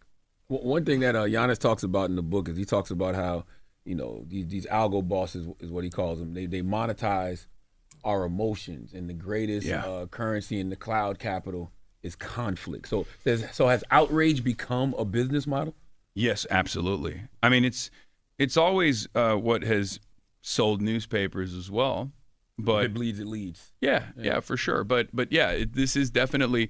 I mean, it's more dangerous than that, because we've never had, due to technological limitations, this level of involvement in what people feel about themselves and about others. Right? I mean, you can conduct a psychographic profile on a person down to the zip code, down to the house, and figure out what time of the day where they're more likely to order a McDonald's hamburger, and then you can adjust the pricing, as many of these apps are doing now, to make sure that if it's in rush hour, they are more likely to spend an extra $1 on a burger. So they do these. The prices are not fixed. They do that for flights too. I see that certain times where people are looking to go on vacation or to have time off, the flights would be higher. Even your price. cachet, like you clear out your cachet so that they don't know like which flights you're tracking. Correct. Stuff like that. Yeah. I wonder, do they know? Is there a certain period of point in the day where people are the most angry? I'm not even joking. I'm sure. I feel like Yes. creators are being rewarded for keeping people angry. These platforms are being rewarded for keeping people angry. Like certain times of the day, you'll see something get thrown out there, and you'll spend all day arguing about it. You learn that when you enter a newsroom. Not this is the time of the day they're angry, but like used to work at TMZ. On the weekends, people don't want all of that. They want to have like conversations. They want to feel good. Monday, Tuesday, Wednesday, back to heavy hitters. Yeah, like that's a thing that you learn. Yeah. I mean, every time I go on Twitter, I'm angry. So I think every moment of the day that I waste on Twitter is a moment where I'm more angry than I was before I got on Twitter. But I'm sure you're being targeted. I'm sure these algo bosses, these technologies, they're targeting your feed on purpose with things. You probably arguing with bots all day and don't even know. Yeah, I know I am, and I still do it. I was gonna say, because like, how do you rationale in the mix of all of this, right? Because your platform is so big, but there's also this whole business structure and model that people are like, I don't want to support, or I do support. Yeah, I mean, I just know what I believe. I have a moral compass, and I abide by that, and I keep pushing regardless of whether people appreciate what I'm doing or not. And in my experience, most of the people that have developed a negative attitude about me or what I do have never actually encountered me without some kind of negative filter. And let's be real, I've pissed off a lot of very wealthy people, including Elon Musk. Now, sure, maybe I brought that on myself. I've had now 2 of his baby mamas on my stream, and his wonderful trans daughter, who is way cooler than he is. And I think that's probably frustrated him quite a bit. I know that has. But, I oppose his position of power in general. And one of them said that he straight up helped to steal the election or rig the election, right? Yeah. That Ashley was the St. most- Clair was talking about how like Elon was. I saw those text messages. Yeah, he was I like saw him reading he was implying that he might have done something. Like I think there's definitely it's.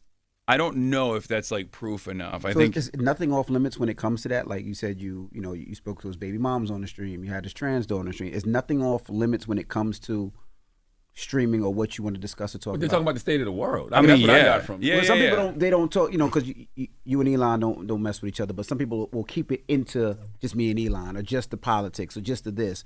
But when you have somebody's family on there, a daughter on there, I mean, this is the most powerful person on the planet, right? The people that are close associates at some point in their lives are also become powerful by design, right? So I think it's good to develop a better understanding of this guy who has tremendous, like demigod-like powers, basically, over the American economy, over the global economy. A guy who's like, creating riots in places like the UK. It's happening right now. There's like anti-immigrant pogroms taking place in Belfast at this moment, and Elon Musk has been fully in support of that. People, masked thugs have been running around, roaming the streets, looking for black and brown homes and tossing Molotov cocktails into these houses. And Elon has been fully in support of that. And I know for a fact that Twitter has played a major role in that. Oh, yeah. So it's not just about like ruining your day because you saw something. No matter what, Hasan, what is this? Fuck the algorithm I have when you shit it on Jank. No matter what, Hasan, I love you, but please don't fall for the system like Adam or other new up-and-comers. What are you talking about, dude? This person saw me on The Breakfast Club and immediately went, oh, that's it. You've gone mainstream. Something on your For You page that really pissed you off. There are far worse existential consequences off of the algorithm hustlers that turn around and manipulate the way people feel about certain things. They egg it on. They lean into pre-existing social constructs that have been very powerful at motivating a lot of the masses and keeping the masses divided, really. I mean, white supremacy is one of these tools, right? And Elon hits that button all the time. And I think it's important to understand what his ideological journey looks like, and he's not going to come on my stream anytime soon and have a normal and honest conversation with me. So if there's any other way that I can develop a better understanding of the most powerful person on the planet and their background and what motivates them, then I'm going to take that opportunity. Isn't your Twitch stream like one of the Twitch's biggest subscribe to? Okay. Yeah, I mean it's big. It's definitely we got a pretty solid community. Say I'm a kingmaker in the way that like people present it. If there is good harmony with candidates that have, the fundamentals, that have the policies that are that have a lifetime of advocacy work and organizing work or like experience that you can point to. An example of this that took place is in the Michigan Senate race right now. The primaries are going to be happening in August. Abdul El-Sayed is my guy, right? He's a Rhodes Scholar. He's a doctor. He's a stud, too. He can do 3 plates on the bench press. And I mean, that's besides the point, but I like that personally. And I've known of Abdul and I've hung out with him. I've done fundraisers online, small dollar donations for my community for his campaign because he doesn't have any corporate PACs. He opposes corporate PAC money, and he's AIPAC has said that they're going to deploy $30 million in his race, right? Because he opposes America's relationship with Israel. He wants to reconsider our endless expansionist mindset in not only the Middle East but all around the world. He says we got to take this money away from these bombs and spend it on ourselves, spend it on healthcare. He's been an advocate for Medicare for All. He wrote a book about it, and he was in the Detroit Public Health Office. So he abolished 300,000 people's medical debt, and he's a wonderful person, right? But he wasn't getting a lot of attention initially in his race, and he reached out to me. He said, "Oh, let's do a campaign rally together." And I had already done stuff with him. I traveled to Dearborn, we worked out, played basketball, all this stuff. So I didn't really think about it. And then all of a sudden, out of nowhere, the entirety of the right wing and also a lot of center-right forces in the Democratic Party started writing articles about the dangers of aligning with someone like myself. Abdul El-Sayed is now in first place. He was in third place when they were talking about that. Wow. And since that happened, there was like a month-long process where they were like, we should oppose Hasan Piker. He's bad. And his opponents, Mallory McMorrow, compared me to Nicholas Fuentes. Again, a white nationalist, neo-Nazi. Just the exact opposition, the exact oppositional figure to my worldview, right? Yeah, I've heard both rhetorics. I wouldn't put you in that category. Yeah, it's disgusting, and people saw that for what it was, and this created a lot of trust for Abdul, because he did not stand down, and he did not apologize for doing this, and he kept pushing through, and I think that earned him a lot of trust with Michiganders who saw that and were like, wait a minute, this guy's awesome. They saw his background, they saw his work, they saw his advocacy, they saw his policies, and they identified with it. And now he's in first place in the Democratic Party primaries. I saw what you said. You said it just now, I'm not a kingmaker, and I was reading a political article, and it was saying how you had an up and down night on Tuesday as you look to convert your online influence into electoral wins for progressives. How do you continue to do that? I mean, I'm still working on it. So last night I did a rally in Brooklyn for the New York City DSA slate, and I'm trying to be in as many places as I possibly can where there are wonderful candidates that are running these insurgency races, and try to deploy my influence to the best of my ability in the direction of these candidates who deserve the shine, who deserve the support. And there are a lot of them. There are a lot of them that even go unnoticed. I mean, Summer Lee's a great example from Pittsburgh. One of my favorite congresspersons. I love Summer Lee. She's brilliant. I don't know her bold. personally. I just see her on social media. Oh, you should have her on too. I want to. I'll connect you. She's bold. She's brave. She stands by her principles, and she never gets the media attention that she deserves. And sometimes I think it might be by design. I mean, she's also a black woman, so I think that probably plays a role in that for sure. I mean, Ayanna Pressley, again, great. Love Ayanna too. Yeah, great congressperson. Like, there are a lot of fighters out there, and I don't know if it's if they're being deliberately kept out of the spotlight to not show an alternative, and that they have to like fight through that, because we know what happens when someone does break through that machine. Zohran Mamdani is a great example of this, right? I think they're too busy doing the work. Mm-hmm. Yeah. And you have to make Ayanna please come to the show. You know what I mean? Like you have to force them to almost do me. You're 100% right. This is literally a conversation that I had with some candidates at times. I'm like, come on, you have to play the game a little bit. Mm-hmm. And they think it's like, it's not necessary, but all these demons are doing it. Word. You got to do it too a little bit. Before you get out of here, what is your Dude Bro project? My Dude Bro project? That's what it's called? I think I saw that. Dude, you have a project called Dude Bro or something? Isn't it like a link? I saw. Hold on. It's something with men. I know you said Democrats have struggled with young men. Oh, that's just something that they say I'm doing. Yeah, it's like a way to. That's not my own. Like, it's not like a project or anything. That's they compare you to Joe Rogan. And then they say, but you're like the more like dude bro, like almost like frat guy version of Joe Rogan, right? Yeah, that's what they say, and it's just because like I don't know. It's like they made your movement basically. Yeah, it's crazy because like I think that's literally just because I don't speak in the same academic way that normally people of my ideological background do, and I also like to lift weights and play. I play basketball and I hang out with like people who are other influencers and whatnot, and don't just talk about politics, even though I have been doing that quite a bit as of late this past year because the midterms are happening.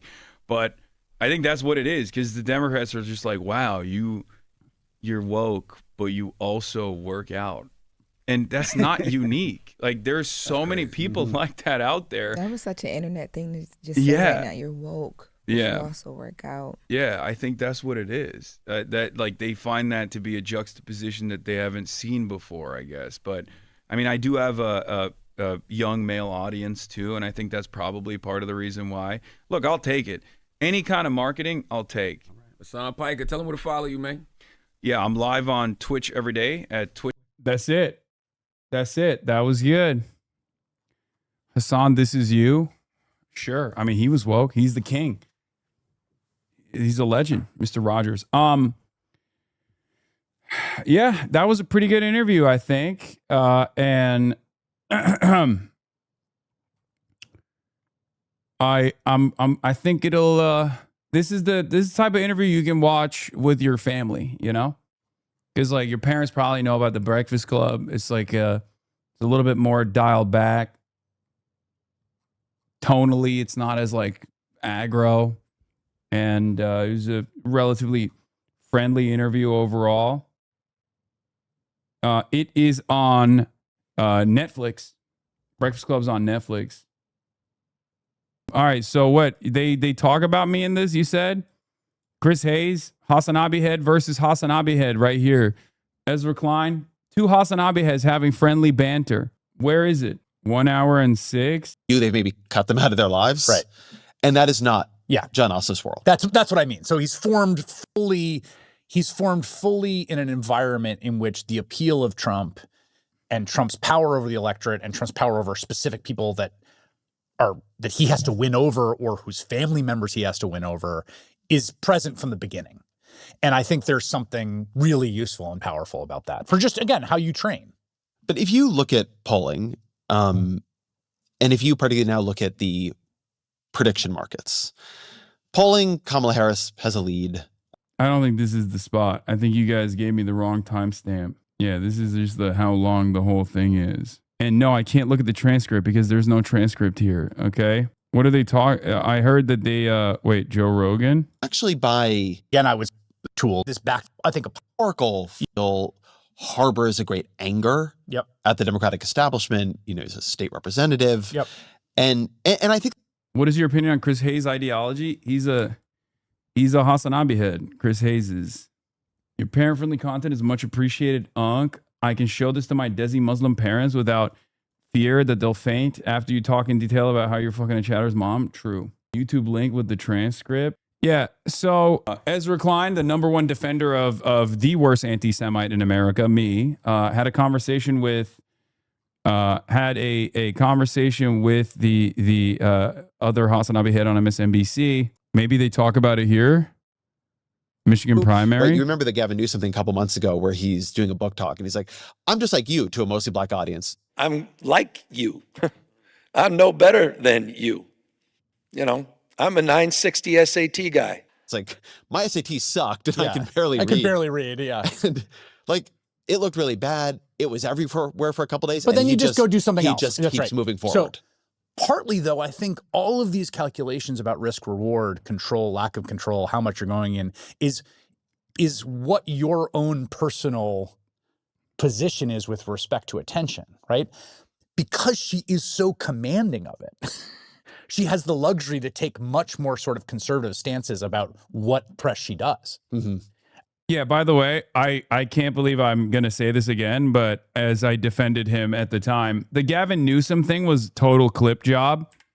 It was a total clip show where they absolutely clipped him out of context and made it seem like he was saying something that he wasn't actually saying at all. They made it seem like he was, saying like, oh, black people are stupid and I'm stupid like the black people. Like, that was bullshit. That's bullshit. It's his like everyman shtick that he's been doing in front of every crowd. Okay. All right. We got the timestamp. It's fine. Dude Thank who you. Was a public health official in Detroit. He's a Rhodes Scholar. MD, PhD, incredibly credentialed. Has run statewide and lost for governor. Exactly. But is very, very charismatic. Mm-hmm. Extremely bright too. Had a Crooked Media podcast. I don't know if I've spoken to him at length. Yeah. He's an incredibly impressive dude. Yeah, just incredibly in terms smart of like guy. He's a really smart guy who knows a lot of stuff. Yeah, Ta-Nehisi wrote another banger. I read this. Who has been kind of like I would say like a charismatic up-and-comer in national politics, even when she was a relatively obscure state rep. Yeah, starting with this big speech she gave after being accused of being a groomer. Yes. So I want to be very clear right now. Call me whatever you want. I hope you brought in a few dollars. I hope it made you sleep good last night. I know who I am. I know what faith and service means and what it calls for in this moment. We will not let hate win. But she also has good video content. Yeah, she's very charismatic. You know, like a year ago, if I were doing this, I'd be like Mallory McMorrow, like one of the big attentional, emergent attentional stars. And then you have the person who I think there's reporting to indicate that I think, and it's probably true, that Haley Stevens, who's a sitting congresswoman, who is, I think, probably the establishment choice to the it seems like she was recruited by the establishment in part. And what's happened is she has not taken off. And she's not, of the three candidates, whatever you think about Haley Stevens' issue positions, her qualifications, whether she'd be a good senator, I think she's the least attentionally gifted of the three. And I think the polling indicates that right now, Abdul El-Sayed is probably in the lead. He's gotten a huge amount of benefit from the Bernie fact. You know Ezra's but she's so great. Mallory McMorrow, she's exactly what we're looking for. Okay. It's just, she got no swag. So obviously for the New York Times op-ed guys, she's the best. Yeah, we're going to talk about Abdul El-Sayed's new ad that came out. I think they booked it with Fight Agency. They made a banger ad. It just shows perfectly what Abdul's about. Of the party, streamer Hasan Piker, who came and did a rally with him, which was both controversial but got a ton of attention.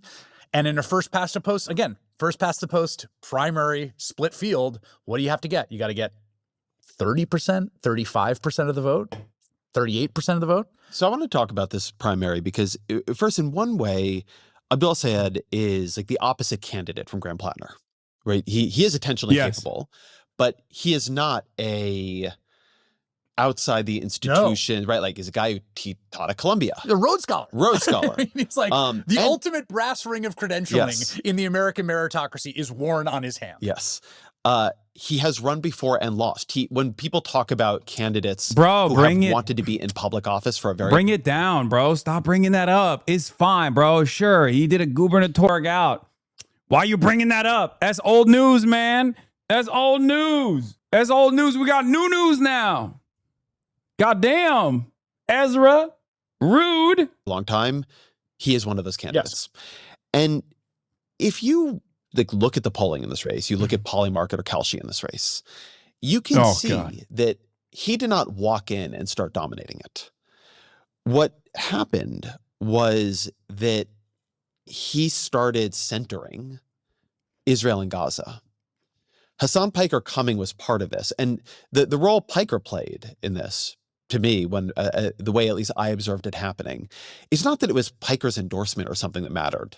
It's that Piker himself was so controversial that outside groups like Third Way and then the other two candidates attacked. Yep.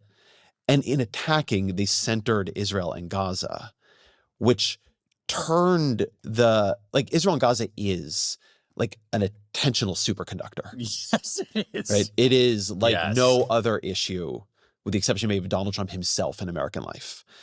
And for an engaged Democratic primary electorate, Abdul El-Sayed is more on the right side of that issue. Yes. And so I think you're saying something that's going to be very important about attention. It's like there are certain issues in any moment. Like his background, the way I came to know him as a political figure is Medicare for All. Yeah. Right. He emerges in politics, Bernie Sanders guy. You should really talk to Ezra. I do, privately. But I keep telling him, have me on, King. Have me on. It'll be a great conversation. It'll be very interesting. It'll be robust. We'll talk about abundism, We'll talk about my favorite subject, the most abundant country on the planet, China. It's true. There is no country more abundant in principle and in practice than the People's Republic of China. Okay? It's 100% true. They do it right, though. Charlie Kirk was doing debate the right way. The People's Republic of China is doing abundism the right way. Okay? Literally. Talk to him about degrowth. He'll lose his mind. I mean, I'm also Mr. Consumption. Speaking of talking about degrowth, next time I go to Japan, I will actually talk to the man, the myth, the legend himself, the OG, on degrowth. I've reached out to him. He's actually talked about me on Japanese Twitter a little bit. I'm, of course, referencing Kohei Saito. No, not Kojima, guys. No, I'm talking about Kohei Saito, the famous the Japanese Marxist academic who wrote the book on degrowth from a Marxist framework. Not Hideo Kojima Sensei, who is probably never gonna hang out with me. Let's be real. And like his whole thing is Medicare for all, and like he still believes in that. And like from a public health, right, from a public health perspective. Yeah. But what has happened here is that there like a lot of attention on Israel and Gaza, and it has become like the defining issue. And Michigan, obviously, very big Arab population, right? So, and also the Haley Stevens component of this, right? Yes, because I mean, we should give the backstory here, which is that, you know, Haley Stevens primaried Andy Levin. Andy Levin was this, you know, labor organizer and very kind of two-state solution, Israel critical, Jewish, lefty synagogue president, who had like a ton of AIPAC money dumped on his head. Yeah. Because he was insufficiently loyal to essentially the Netanyahu line, and Stevens knocked him off as part of that effort. And the other thing I would say is, and I think this is incredibly dangerous for the folks who spend their time worrying about America's relationship to Israel and defense of Israel, you have a situation in which you have kind of stacked these different things atop each other, where it's like money and politics, the establishment, the failed status quo, the pro-Israel lobby are all stacked atop each other and very hard to disentangle. And so being the populist insurgent against the status quo, your criticism of Israel, your criticism of the war on Gaza, your views on that puts you across these incredibly salient divides that sort of reach up and down from the actual issue of Gaza. And I wrote and a piece on this when all the attacks were centering on Piker. And one of the points of that piece was that it is going to be very, very, very important to break the effort to conflate anti-Semitism, anti-Zionism. And it is. I don't like how the Michigan race is reduced to Israel because Mallory is anti-Medicare for all, which to me seems a much more important issue for most Michiganders. I mean, look, everything is downstream of this issue. That's why it's such a good litmus test, because Israel is not just about the destruction of Palestinians and where you stand on that. It's about whether or not you have the courage to show your moral conviction on an issue. Okay? Whether or not you are willing to fight against powerful forces, because let's be real, although in mass politics, Israel has fallen out of favor in spectacular fashion, they still punish the out of you. I mean, look at me. Look at the shit that I have to deal with every day of the week.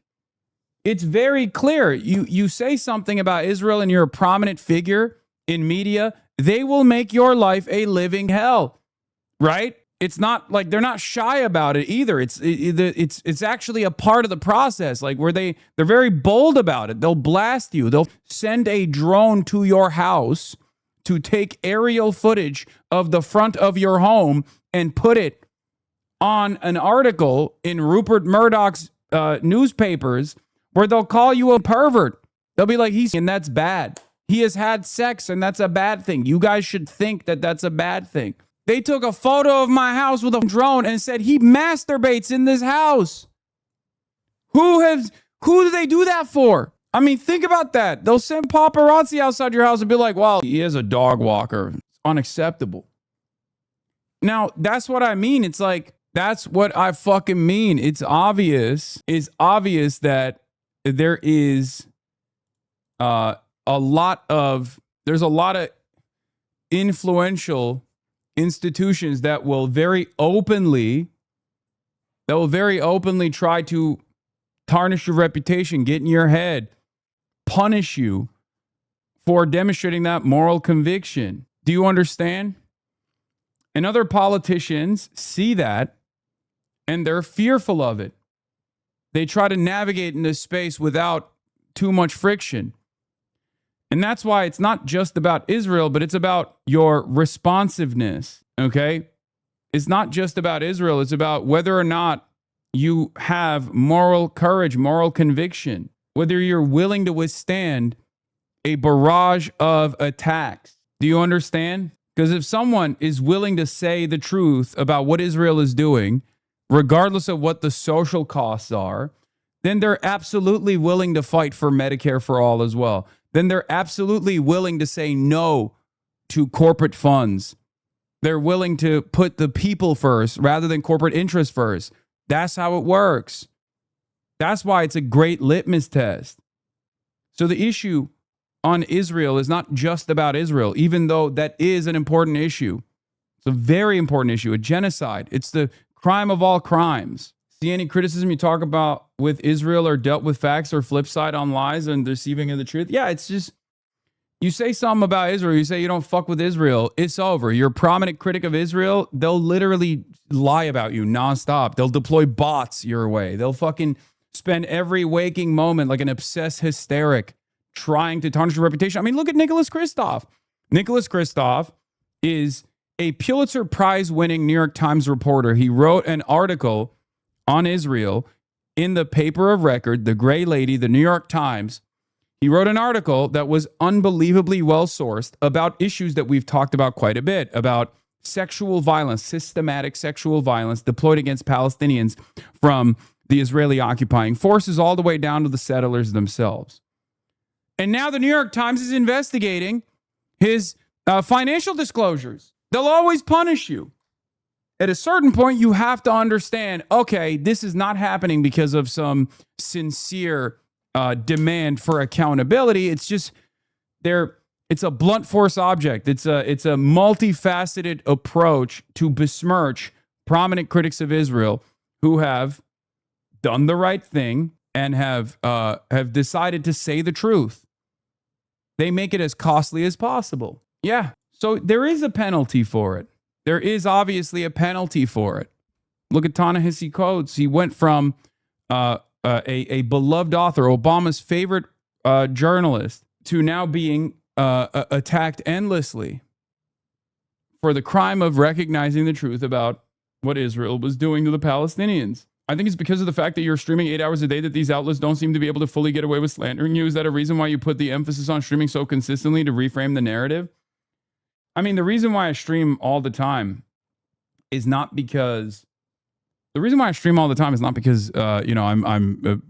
trying to combat the lies that people are telling about me. It's because there are a lot of issues and they need to be discussed.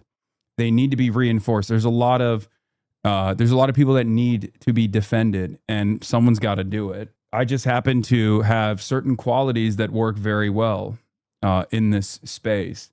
I'm unbelievably stubborn. I have my convictions, and I wear it proudly. And I don't mind doing this every single day. I don't mind having this be my whole life. This is my whole life, and I enjoy it. And I'm very fortunate that I was able to find exactly the appropriate avenue to get this message across to as many people as possible. And I'm eternally grateful for it. You know, people will say, "Oh, it's because you're fucking making so much money, and you're making so much money." It's like, dude, I could fucking make first of all, I could make a fuck ton more money if I didn't say the things I'm saying. If I just moderated my worldview and be endlessly more viewed endlessly more favorably by the masses, by mainstream media, not the masses necessarily, but by mainstream media. Okay. And even outside of that, even if I wanted to do this exact thing, I could do it fucking 3 hours a day. You know, it's very stupid. Weird flex, but okay. I mean, it's true. It's just true. It's not even a flex. As you guys know, I don't run ads. It's just voluntary subscriptions. That's what keeps this entire thing running. Voluntary subscriptions, Twitch Primes that are free. And that's it. I don't fucking run ads. I don't take sponsorships. I say no very famously to major sponsorships, right? Like Van Jones got $100 million, no questions asked, by Jeff Bezos. No billionaire is giving someone $100 billion for saying the truth. Anyway, can you pinpoint where McMurrow pivoted to attacking Al Sayed? I said, hard to tell. And then immediately look at the fucking replies. Oh my God, every single time. So we're going to go there instead of whatever this AI video is. Trita Parsi, thank you so much for coming on. Thank you. These are interesting times. We don't have a lot of time with you today because you're unbelievably busy given what's taking place right now with this deal between the United States of America and Iran. But before we get into that, I want to ask, how are you doing? There was some things taking place about potentially taking away your green card and deporting you. Can you give us a little bit of update on what took place there and how you're feeling? Sure. Thank you so much, Hasan. And I really appreciate the opportunity to talk about that and the support you and so many others have shown. Yeah, look, this is not fun in any way, shape, or form. I am used to, of course, for the last 20 years, the neocons try to cancel me and, deplatform me, accuse me all kinds of false accusation. I'm an Iranian agent. I work for the IRGC, all kinds of crazy things that they've thrown out to try to silence me. But this is definitely an escalation to try to go after someone's green card. But I think what happened, though, and it's very important to understand, the Free Press came out with this hit piece in which they claimed, based on one anonymous source, supposedly in the State Department, that there was an investigation of me. But within hours, the State Department itself came out and essentially denied that and said that they have no plans of deporting me. And what happened was that, there was this public backlash, but also based on conversations we had with folks on the inside, there was a lot of pushback from inside the administration. And it appears, and this part of that I'm saying here is a little bit speculative because I don't have smoking gun evidence. I have some circumstantial evidence and data to support it, which is that there appears to have been some folks inside the State Department that were in favor of doing this. They had been under pressure from Laura Loomer for the last couple of weeks. She's been tweeting against me and trying to get me deported. And they thought that a hit piece from Free Press and Bari Weiss's outlet there would be helpful towards pushing the process inside the administration forward. But it seems like it completely backfired, because instead there was this outcry against this and pushback from inside the administration itself. Now, I don't think that it's necessarily over. These guys are relentless. They want war. They're very much against the fact that at the Quincy Institute, we work to build bridges between the anti-war left and the anti-war right, and that we've been at least somewhat successful. Someone who's very much associated with the left, I go on Tucker, I go on Steve Bannon. So instead of them just being able to stop me from getting on, the left outlets, through Quincy, we've got access to the outlets on the right as well. And as a result, they escalated the matter to try to silence us, particularly now when it's so clear that this war is just such a dumb mistake. And it's that many of us who were criticizing it from the outset, even before it started, were right on this issue. So, these guys can't win an argument. They can't win a war. So what they do is try to silence you and do it that way. So the only difference, of course, is now they're escalating it further. Well, if only they had listened to you and the Quincy Institute for Responsible Statecraft at any point of this quagmire before, especially before Operation Epstein's Fury started 809 days ago, we wouldn't be in this predicament right now. Obviously, we got to talk about that. There is a lot of back and forth taking place right now, but how are you feeling about this memorandum of understanding that is supposed to be signed in Geneva this Friday between the United States of America and the Islamic Republic, which will then open up the process to a 60-day ceasefire negotiation where there will be a cessation of hostilities and hopefully a permanent resolution to this extended conflict between the United States of America and Iran. Do you feel confident that this is going to happen? Can you give us some details on what we know so far of the memorandum of understanding? I believe right before this interview started, there were some Israeli sources that had actually leaked some of the details that confirm that the memorandum of understanding is actually not all that different from what the Iranian side was suggesting. So I don't know if that's the case, and I would take some of the hardline Iranian media outlets with a grain of salt, and I would certainly take whatever the Israelis are leaking with a massive grain of salt, because they also have an interest against this. I do think that based on things I've heard, that a lot of the stuff that is now circulating in the Iranian media appears to be true. I don't know if it's 100%. What I think we can say is obviously there's going to be an opening of the Strait. There's going to be a lifting of the blockade. There's going to be a release of some of Iran's funds, but it may be done in a way so that Trump can say that he didn't release it. Then the Iranians can still say that they got their money. There's going to be other things, such as an investment fund to reconstruct Iran. And I've seen that some messaging on the Democratic side, I can totally understand, obviously, that there would be a lot of criticism against this deal, because at the end of the day, Trump should never have started this war in the first place. What I'm a little bit worried about, that some Democrats will go so far and attack everything about this deal at a moment when the deal is still extremely fragile. And that the combination of them attacking it from the right, the neocons attacking it from the right, can end up causing the deal to derail. And then we're actually back at war. But there will be one significant difference. At that point, the war is no longer just Trump's war. It's also the Democrats' war, because of the manner in which they rallied against a memorandum that could have put an end to it. And I think that would be a huge mistake for the Democrats to do. I think there's going to be plenty of good ways of criticizing the deal without necessarily doing it in the manner that I've seen some of the initial reactions being. Yeah. But and of course, the biggest threat is what the Israelis do. And they have plenty of opportunities, particularly mindful of the fact that the Iranians, I think, are dead serious about Lebanon. Mhm. And that will make it very easy for the Israelis to try to derail this. So some of the information that's coming out, and we will not know, we won't know what's real until the deal is signed, and obviously we won't know what's real until America actually enforces whatever red lines they might have, as far as restraining Israel, for example. Some ships, according to the Iranian news agencies, Iranian ships have transited through the Strait of Hormuz unimpeded. So that obviously is a sign of progress. That means that the American blockade might have been lifted. There's some new reports from the Wall Street Journal.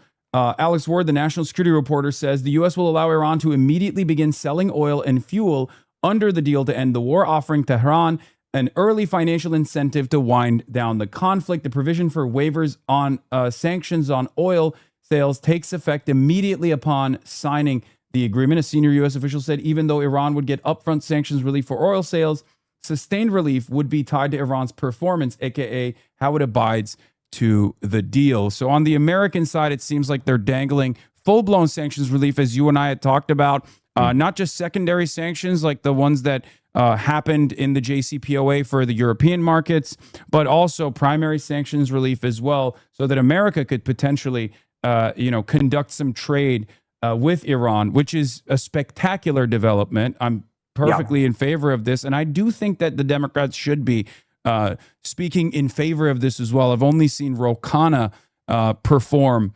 as a prominent Democrat in favor of peace rather than a continuation of conflict.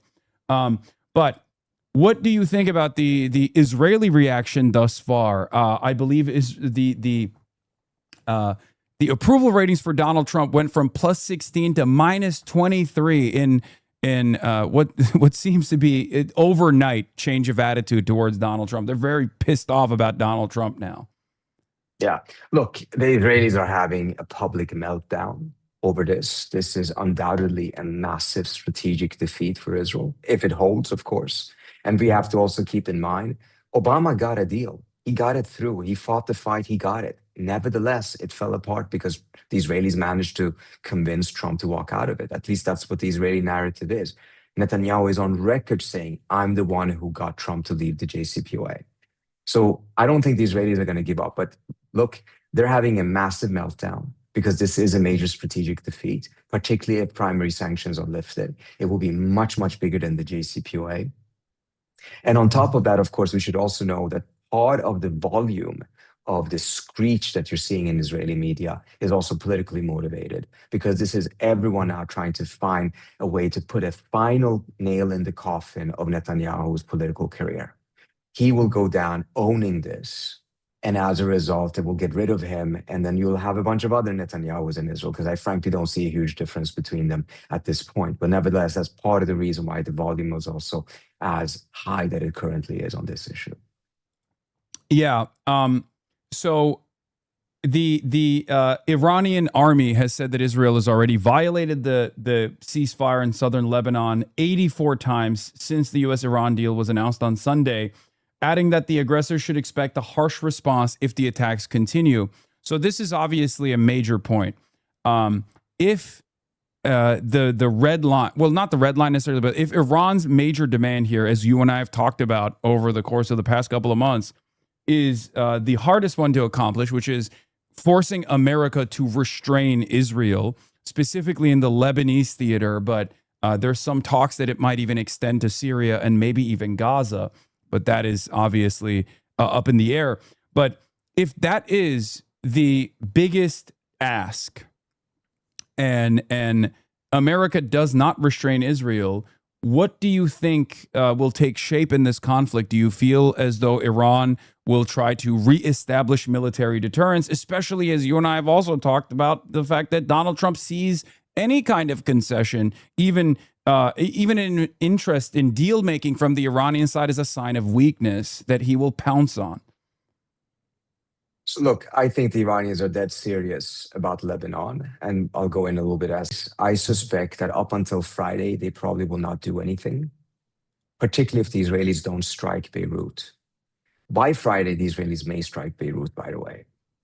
But Beirut is the red line at this point, I think, not Lebanon. After Friday, it may be Lebanon, or they will be transitioning towards the full set of Lebanon.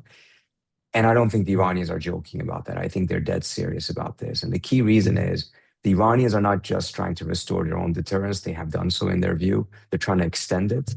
And that extended deterrence is part of their forward defense.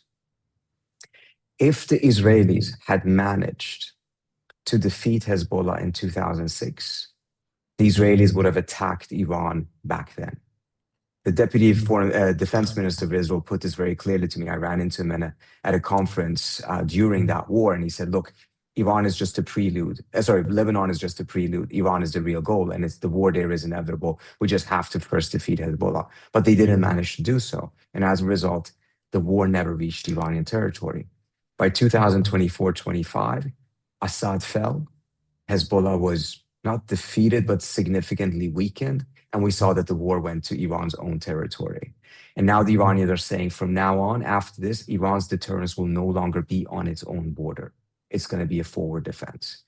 And the reason why I think they're even willing to risk the deal with Trump over this issue is because they're trying to get a guarantee that they're not going to get attacked again. What's going to be the best guarantee? Having that forward defense in Lebanon that prevents the Israelis from doing so, or the promise of a deal with Trump? They're not going to trust the deal with Trump. They're going to trust their own deterrence. So if they're forced to choose, I think the likelihood is that they will choose the forward defense, and they were going to be very serious and going to attack Israel again. We're already seeing signs that Trump day by day is getting more and more annoyed with the Israelis. It's not just angry statements at this point. There's a strategy behind what he's saying right now. Look at some of the things he said today. He suddenly came out of nowhere and said that the Iranians are rational. They're pleasant to deal with. They're looking out for their own interests. You can dismiss this and saying like this, Trump says so many things, huge. Doesn't mean anything. It is massive. Yeah. Because for 25 years, the Israelis have, more than that actually, they have been marketing this narrative that says that Iran is irrational, it's ideological, and it is suicidal.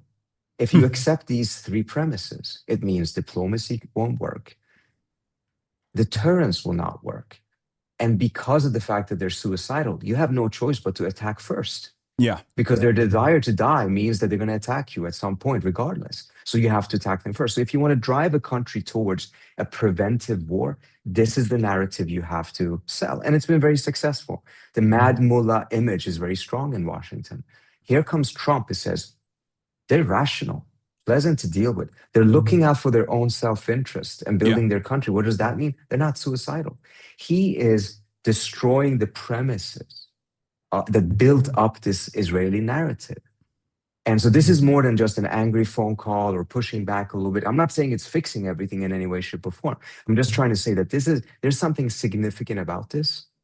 And I think it is an indication of the direction that he's going. It's insufficient, but it's very, very important. Yeah, there's only one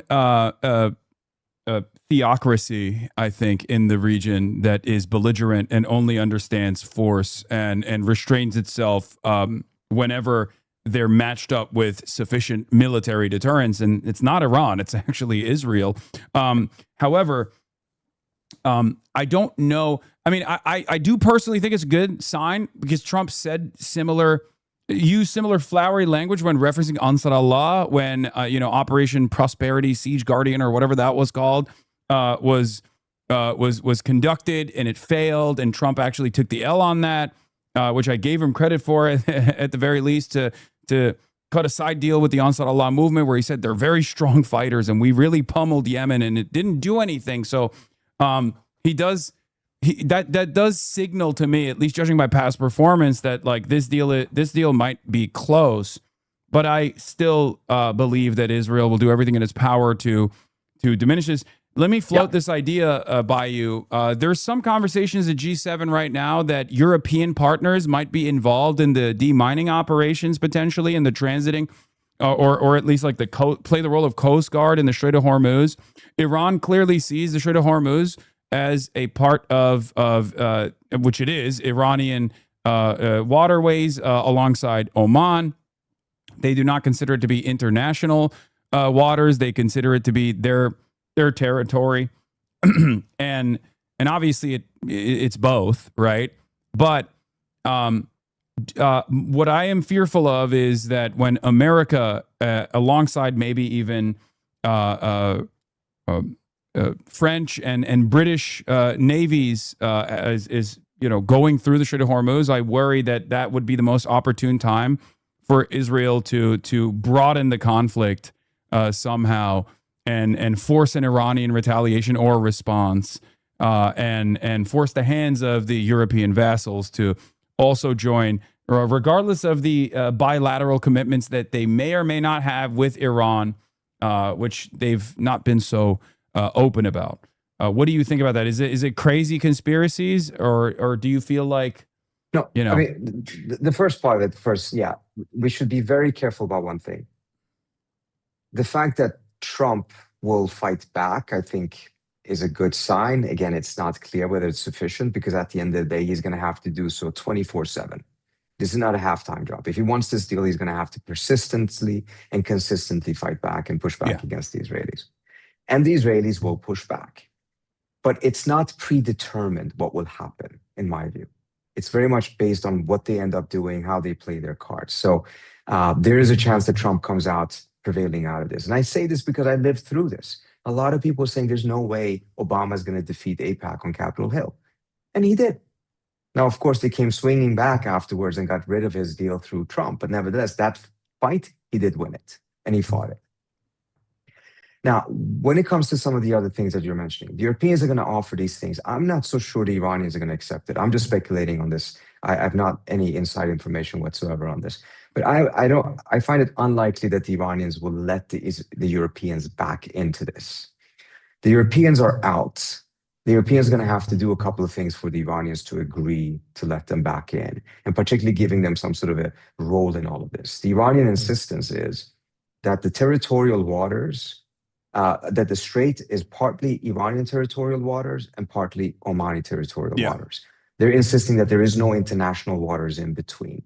They have not signed on to UNCLOS, the Law of the Sea Convention. Neither has the United States, incidentally. So even though the U.S. invokes it all the time, the U.S. itself has not signed or ratified it. So the legality of it, I think, is a little bit tricky, but I think the Iranians will rely on that and not allowing that to happen. Instead, they will try to demine it themselves. But the Europeans, I just have no scenario I can see them actively going into a war with Iran, particularly not after what happened. If the United States did not succeed militarily, what are the Europeans going to do?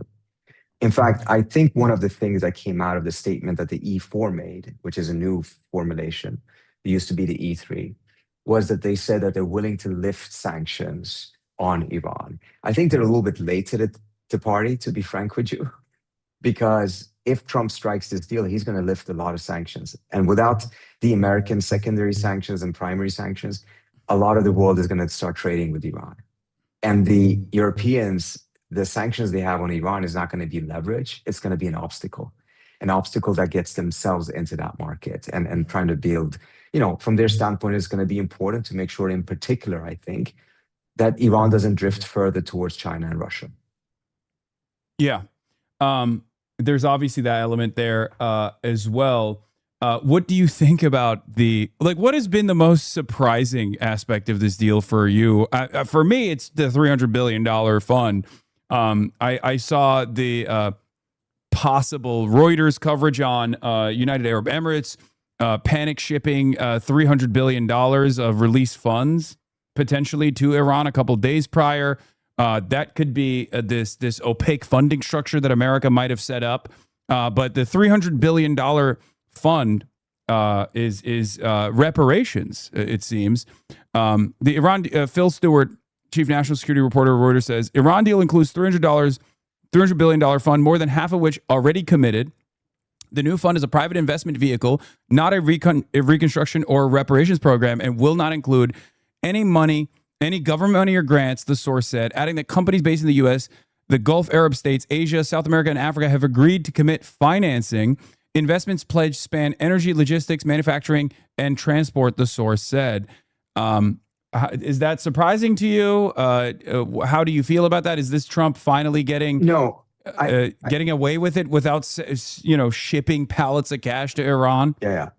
So look, perhaps this is already part of the deal at this stage. This is something that I thought perhaps would come as part of the end of the memorandum rather at the beginning of it. Yeah. And I still am not clear exactly when it will be implemented.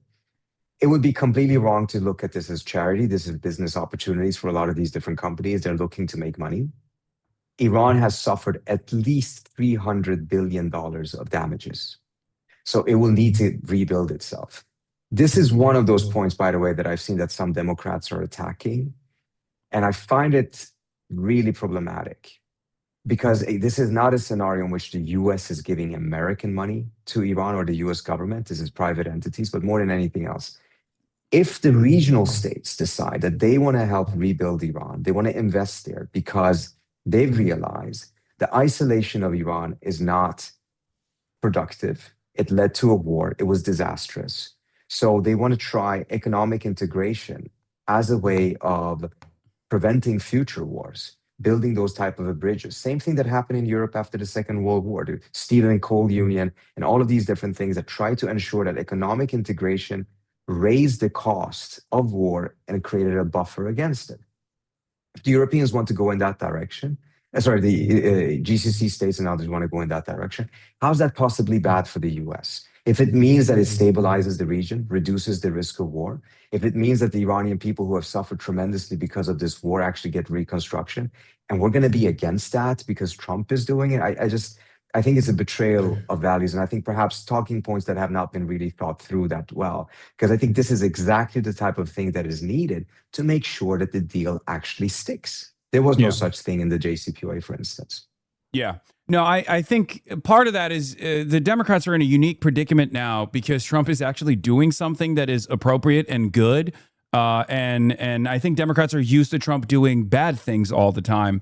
And there are the midterms that are coming up, obviously. So they have to find this weird messaging maneuver where on the one hand, I think some of them who might even be in favor of a negotiated settlement of longstanding peace in the region have to still criticize Donald Trump.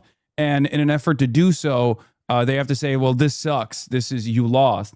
Well, the reality of the matter is America did lose. America lost on the battlefield, a war of choice that they certainly did not need to take.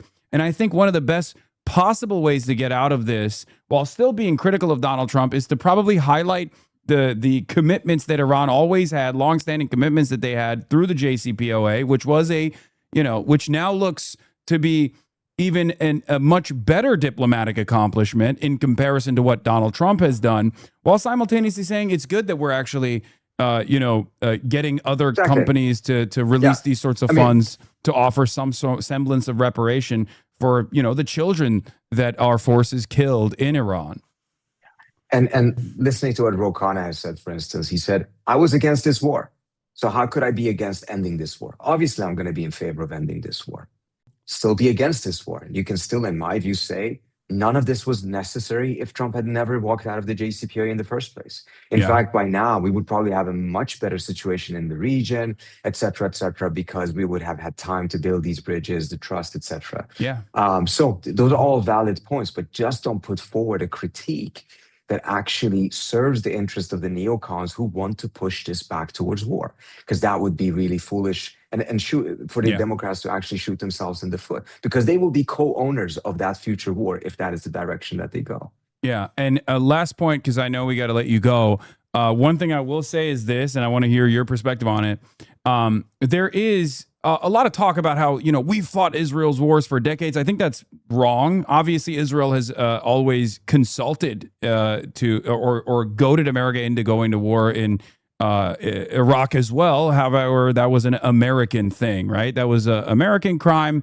We should take ownership over that. But in this circumstance, there is a third party argument that we could be making about Israel's direct involvement and direct intervention. And I think that's also another way to openly say who is responsible, except I do fear that a lot of Democrats, both AIPAC funded and not, who are fearful of the Israeli lobby, will refuse to say that truth, that like none of this needed to happen with Iran, and that Israel has always been the spoiler in terms of diplomacy with Iran, and we should be charting a very different a very different foreign policy in this region, one that is sovereign, one that puts the control back in the hands of the United States of America. No, I think you're absolutely right, Hasan. I think that's the right message. And I would add one thing to it. I think the Democrats can also push Trump from the left instead of pushing him from the right and say, look, okay, you ended this war. You say this is a good thing. Okay, if that is the case, we want to see you defend this deal in the manner that is necessary to make sure that it survives. And that necessitates that you get really serious about stopping the Israelis. So if you want to criticize them or push them from that direction, rather than saying, oh, you're giving the Iranians $300 billion, or, just copying whatever the Republicans said to Obama in 2015. They never even read the deal. They were just automatically against it. And I think that was an irresponsible thing for the Republicans to do at the time. It would be equally irresponsible for the Democrats to do that today. Yeah. Trita Parsi, thank you so much. Thank you so much Vice for President having of the Quincy Institute. Where can people find you? You have a Substack? They should go to my Substack, which is tritaparsi.substack.com. They should go to Twitter, tparsi, or go to the Quincy Institute's website, which is quincyinst.org. All right, Trita, thank you so much for coming Thanks on so much for having me. and giving us some Appreciate it. time. Bye. Thank you. Bye. All right. I will say, Iran won this war. They did. I'm not going to go back to the AI slap right now, you idiots. But there's also a drop site backed petition that you can sign to oppose the deportation of Trita Parsi. One thing I was going to say is, when you start talking about Israel like that, obviously, then their propaganda mouthpieces will demand your deportation. Their favorite congresspersons will demand your denaturalization and deportation. Randy Fine, I'm looking right at you. Obviously, these are some of the ways in which Israel wages this insane propaganda war. Bloomberg clip of Trump talking shit on Izzy is so wild. I mean, Iran won the war based on what metric? Great question, chatter. Welcome to the broadcast, by the way. I don't know if you're aware of this, but they're getting $300 billion in war reparations, and that doesn't, you don't get that if you've lost. So that's probably one reasonable metric of deciding who won the war and who lost it. But the other reason is because the Islamic Republic has maintained its sovereignty. And the war goals for the Amer-Israeli side, specifically Israel's side, which has been the obvious party that is the primary responsible party here, more so than even the United States of America, unlike our previous conflicts in the region, Their goal was to destroy Iran. Their goal was to piece up Iran, balkanize Iran, turn Iran into a failed state. And very clearly that did not happen. And therefore, Iran's goals were obviously the survival of the Islamic Republic, but also the maintenance of their sovereignty. And they were able to do that. They were willing to make tremendous concessions before Epic Fury started. And the Omanis actually even came all the way to the United States of America to deliver to the American audience the tremendous concessions that Iran was making in terms of denuclearization, disarmament. And yet, America and Israel utilized perfidy once again and attacked Iran. And that was 108 days ago. And since then, in the aftermath of that attack, Iran was able to not only defend its territorial homeland, but Iran was also able to gain additional leverage, tremendous leverage on the global stage by closing the Strait of Hormuz and controlling the ships that were transiting through the Strait of Hormuz. That is a victory for the Islamic Republic. And they fought very hard for that victory. They defeated the United States militarily. And this, for the record, might even be one of the greatest military losses for the United States of America. But, you know, I guess in that situation, at least we didn't spend $6-7 trillion over the course of 2 decades. And therefore, you know, it was swift. It was much faster. So that's good. So I will give credit to Donald Trump on that front. Now, obviously, this is not over. This is not over yet. We don't know exactly what will take place. Israel clearly still wants to destroy this deal, sully this deal, and it will, you know, pull off a litany of different tricks in the process. But this assessment is not just coming from me. Here is the U.S. intelligence agencies recently assessing that Iran can effectively turn the Strait of Hormuz on and off at will going forward, meaning it has acquired a powerful new ability to hurt the global economy as a result of the Trump and Israel starting the war. We have now handed Iran the de facto control over the Strait, a weapon more powerful than any new, one of the sources said. Now, what's interesting about this is that Iran always had this weapon. Iran always had this weapon. They just never used it because, perhaps foolishly, they thought that they could deal diplomatically with the Western world. It was us. It was our actions. It was our perfidy. It was our decapitation strike that forced their hand into deploying this weapon. And what's really interesting about this is that we knew that they always had this weapon. It's not new. It's literally not a real weapon. It's just a limitation of geography. It's 21 miles wide. That's it. It happens to be on the Iranian coastline. That's it. That is the literal only reason why they always had the economic nuke, if you want to call it that.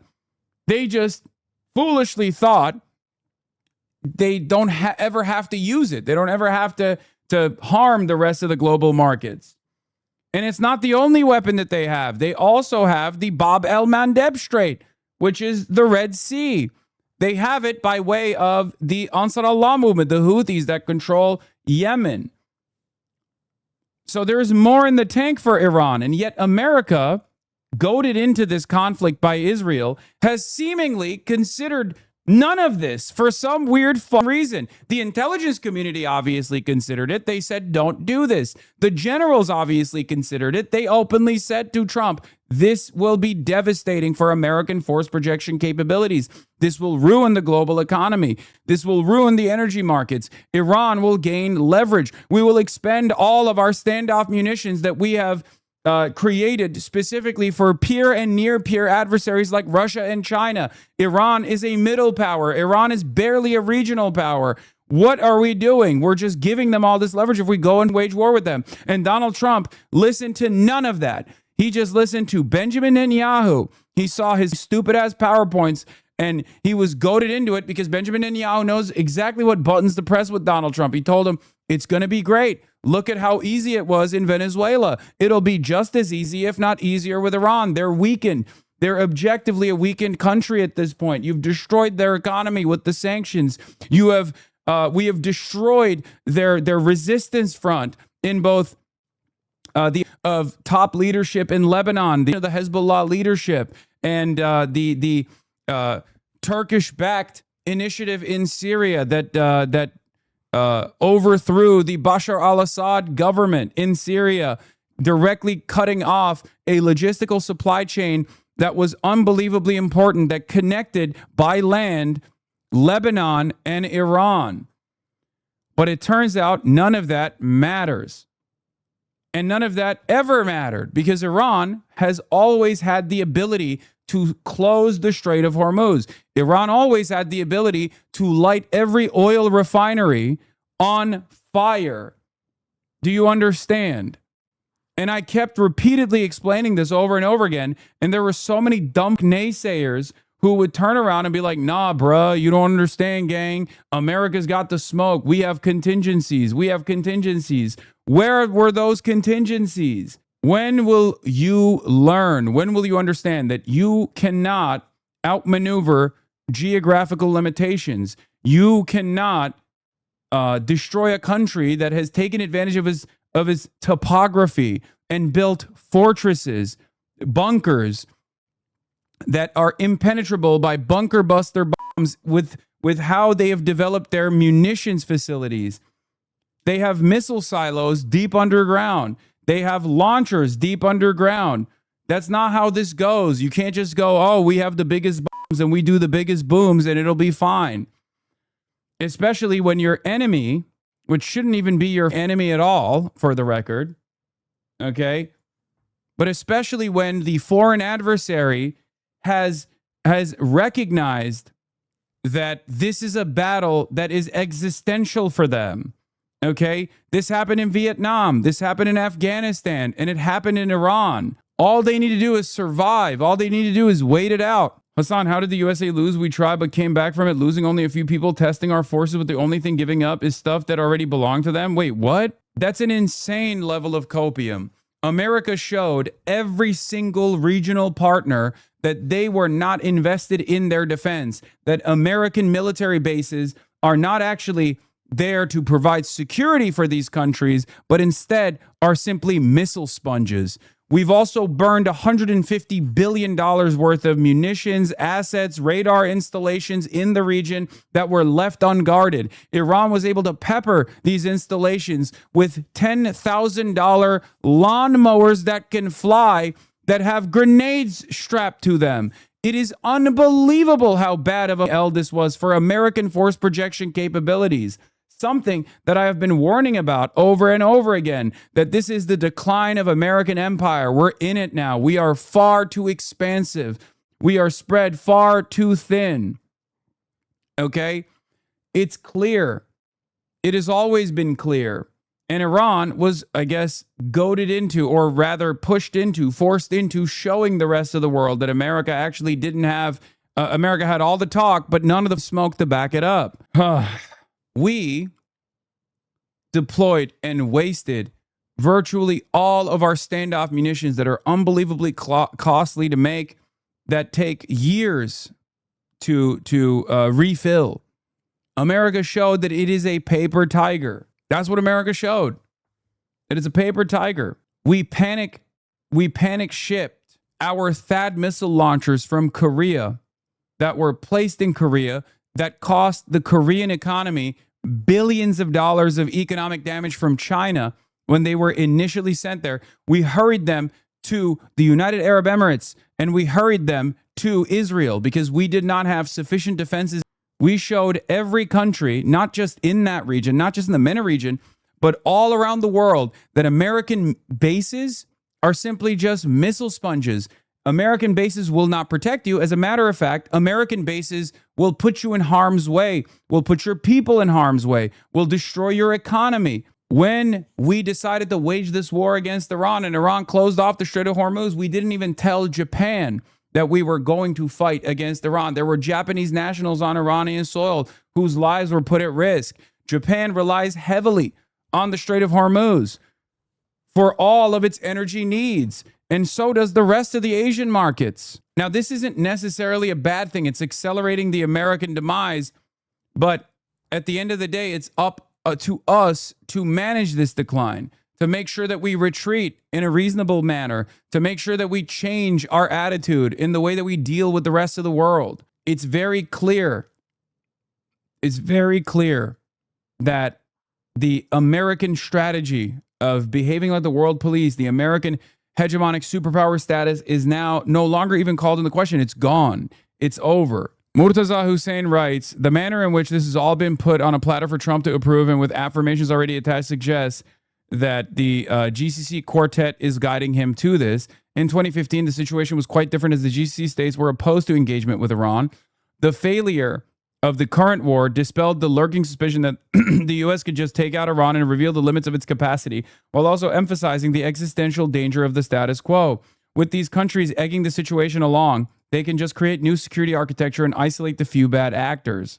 The draft U.S.-Iran framework would see Tehran maintaining the status quo on its nuclear program, allow Iran to sell oil, and potentially trigger a full U.S. troop withdrawal and sanctions removal if a final deal is reached, Israel's Channel 12 reports. Do you understand? This also shows, ironically enough, you know how Donald Trump talks about Joe Biden's retreat from Afghanistan put America in a weak predicament, in a weak position, and that's the reason why Russia invaded Ukraine. Okay? I don't think those two things are linked to one another at all.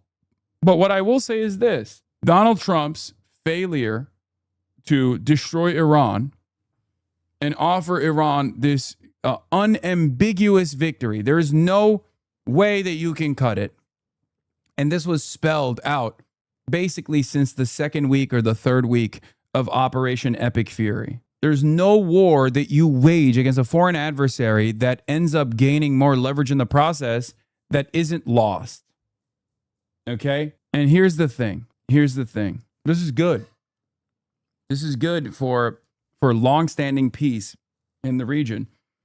But this is very bad for the American military heads. Because if you think there is any fucking mustard in the tank to continue waging war and saber rattling against China, to use Taiwan as a prick on the side of the People's Republic of China, is gone.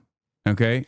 It's over. Anyone that continues to posture against China going forward like this is delusional and wants the complete destruction of America. Not just the end of American empire, but the complete destruction of the United States. Okay? It was already done. It was already done, but it is the most done it has ever been. I think you mean a thorn on the side, not prick, big bro. Paralyzed pendant plug. Holy moly. 50 big bones. Thank you. There's new JD clips from Megyn Kelly. Do we have the full ones? I want to watch the full. Yeah. Not Tia. Thank you for the 10 gifted. Give me the full one. Give me the full video. It's not even close, by the way. As far as like the leverage that America lost in the Asian theater is immense.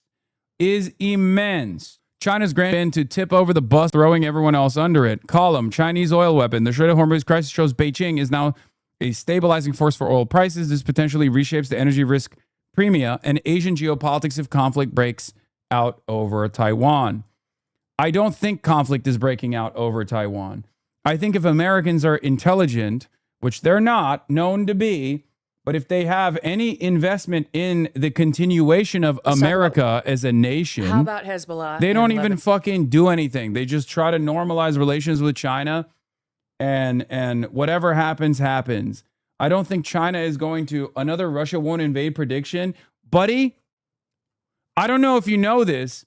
I don't know if you've been fucking paying attention for the past 108 days, but this is the broadcast where I fucking called it out like motherfucking Babe Ruth from a mile away. Okay? All of the people who have yelled at me for the Russia is not stupid enough to fucking invade Ukraine people, they were all constantly, every step of the way saying, oh, America is going to punish Iran. America's going to punish Iran. What the fuck happened? What happened? Where are they at now? Where are they at now? Where are they at now? They kept saying, oh, Hasan, you support terrorism.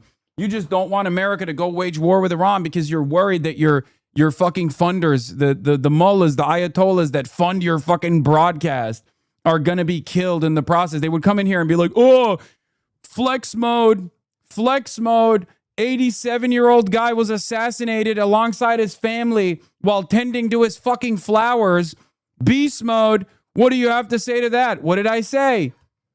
I said, sit and wait. Sit and fucking wait.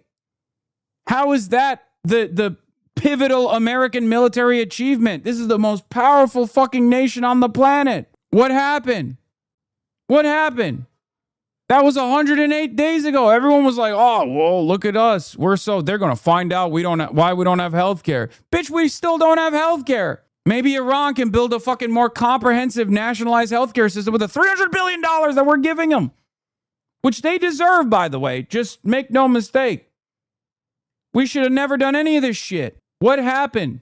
This is what happens if your whole worldview is anchored around your resentment towards a fucking political analyst, a political commentator. You're a fucking idiot. Stop. If you're one of these people that consistently came in here, if you're one of these hate watchers, for example, if you consistently came here to be like, I oppose everything you say on the condition that you're saying it, and you found yourself so wrong about this assessment, so wrong about how things unfolded, ask yourself, should you trust the resources that you rely on? Iran already has a robust nationalized healthcare system with the best doctors. I know, I wanted to make a joke about healthcare. Anyway, sorry, pants pooper.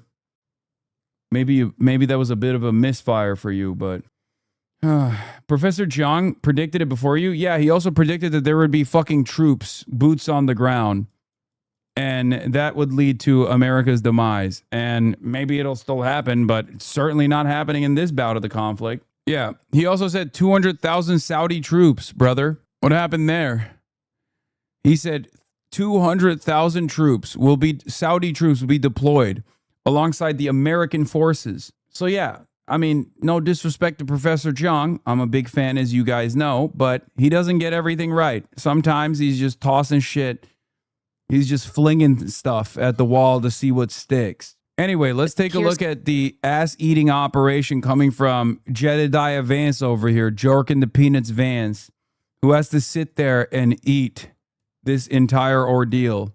Some of the reaction. Mark Thiessen said if the deal terms are accurate as has been leaked, it's a complete disaster. He's calling this, by the way, the Vance deal. I wonder why he doesn't call it the Trump deal. I wonder too. There is Ben. Drama. The girls are fighting. Who gets to hold the bag at the end? Who's the bag holder? Dominich, who was on special report last night, called this a hillbilly Obama deal. I wonder who that's a reference to. Seems to be a shot at you, sir. Not bold foreign policy. There's a guy named Yanan Magal, who is an Israeli journalist who's very close with Netanyahu, who is basically his mouthpiece, who called you a lowlife, called Donald Trump a loser. The Israeli ambassador to the United States called this so disappointing. Then there's Mark Levin, who's been rage tweeting about it every 5 minutes. He demands to see the memorandum. He demands that this be treated like a treaty, to where now you have to get congressional approval for the MOU. The Constitution does say you need approval to declare war, which Trump doesn't think he did and didn't seek. But now, and he defended him on that. But now that we're ending it, which you definitely don't need congressional approval for, he wants this treated like a treaty and is demanding you go before Congress, sir. Well, to be clear, I don't think that congressional approval was required. I really firmly do believe that the president. That is very funny. Mark, Trump doesn't need congressional approval to blow up Iran. But when it comes to stopping the blowing up of Iran, he certainly needs it. We must deploy all of the AIPAC forces to stop Trump from letting peace happen. I'm going to give you a shot from Sound on Tape from John Podhoretz, who is the chief over at Commentary Magazine, which is very pro-Israel, very neo-Connie. Preview, he's not happy. Here it is. What is this voice? What do you mean, what is this voice? That's Mark Levin. That's what it's Master Shake. I don't know if it could be worse. America is going to be in a strategically, tactically, and militarily worse position than it was under Biden. He made a choice to test America's resolve, and he has choked. He has chickened out. He has bled himself dry. Trump, the crazy lunatic psychotic who doesn't care about lives and will do anything and do anything, could not bear the idea of putting a boot on the ground anywhere in Iran, and could not bear the idea of a single American possibly being taken hostage, which I understand. I'm not saying that either of those is a good thing, but if you're going to go to war, you have to put boots on the ground. Everyone in the military has volunteered to put their lives on the line for their country, and that the country itself may have to sacrifice in the form of wildly higher oil prices. If you think that the American national interest has to be engaged in this process, and if you go into the process and you lose it, and it's a complete war of choice, you have made things worse. The situation is worse. I mean, at least he fucking recognizes it. FDD boys are on suicide watch right now. FDD boys on suicide watch. They're out there looking at the fucking pharmaceutical cabinet like, how many pills can I swallow in one go? Okay? They're out there holding a fucking toaster next to their goddamn bathtubs being like, oh, I guess it's over. Why won't American troops be sent to die for Israel? Thoughts on that? Well, there's a lot to respond to in there, but I actually think I appreciate that, because John is kind of giving away the game. He's saying he really doesn't care that much about higher oil prices for Americans, doesn't care about high gas prices, and he wants boots on the ground and in a doesn't country. seem to care about casualties. Exactly, and wants boots on the ground and casualties in a country of 95 million people where, again, the President of the United States never said that his goal was to install Reza Pahlavi to become the new leader of Iran. Look at how MAGA is defending this deal. Oh, let's see that. I like how the Trump diehards literally just reinvented Obama's pitch for the JCPOA, but made it slightly more racist. Bill Mitchell, you cannot deal with Iran as having integrity. Their own religion teaches them that lying to the infidel is good. So how do you deal with them? Carrots and sticks. In this case, we want them to give up their nukes, destroy the dust, etc. The carrot is that if they do, other Arab nations may help to rebuild their nation under U.S. guidance. No $300 billion or $25 billion in frozen assets up front. Everything is pay for performance. Meanwhile, every dollar that foreign nations invest in Iran creates an economic tether, weakening the regime's hold on the nation. Of course, the left and their media friends cannot understand this. They are linear thinkers while Trump thinks strategically. Oh my God, I'm going to lose my fucking mind. It's so good. The Democrats are thinking about the next news cycle. Trump is thinking about what will be good for the world in 10 years. Yeah, famously, Trump the thinker. That's what he's good at. He's the best at thinking. And also, yeah, I mean, how can you read this as anything but utter vindication, complete and utter humiliation for the American side, for the Israeli side especially. I mean, it is an exceptional moment of humiliation for the Israeli side for sure, more so than even the American side, and a complete moment of vindication for the anti-Iran war people like ourselves. We're done. And that's the basic approach. We would not turn on the spigot if Hezbollah hit Israel over and over?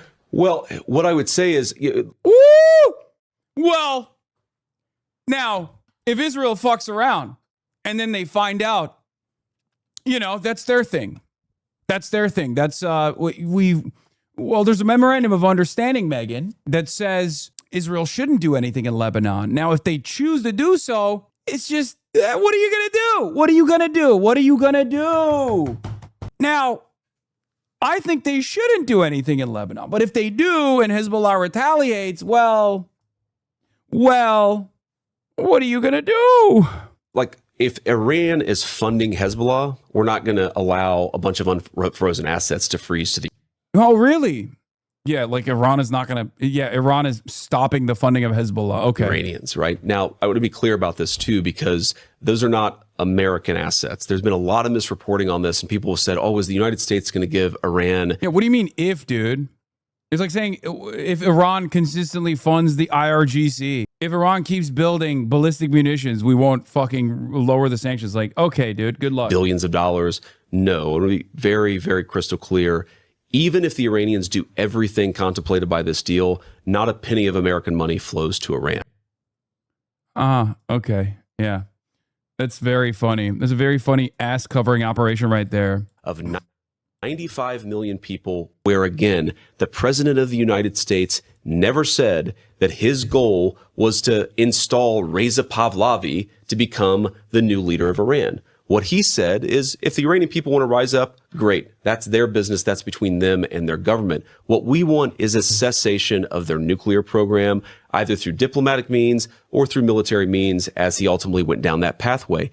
Of 95 million people, where again, the president of the United States never said that his goal was to install Reza Pahlavi to become the new leader of Iran. What he said is, if the Iranian people want to rise up, great. That's their business. That's between them and their government. What we want is a cessation of their nuclear program, either through diplomatic means or through military means, as he ultimately went down that pathway.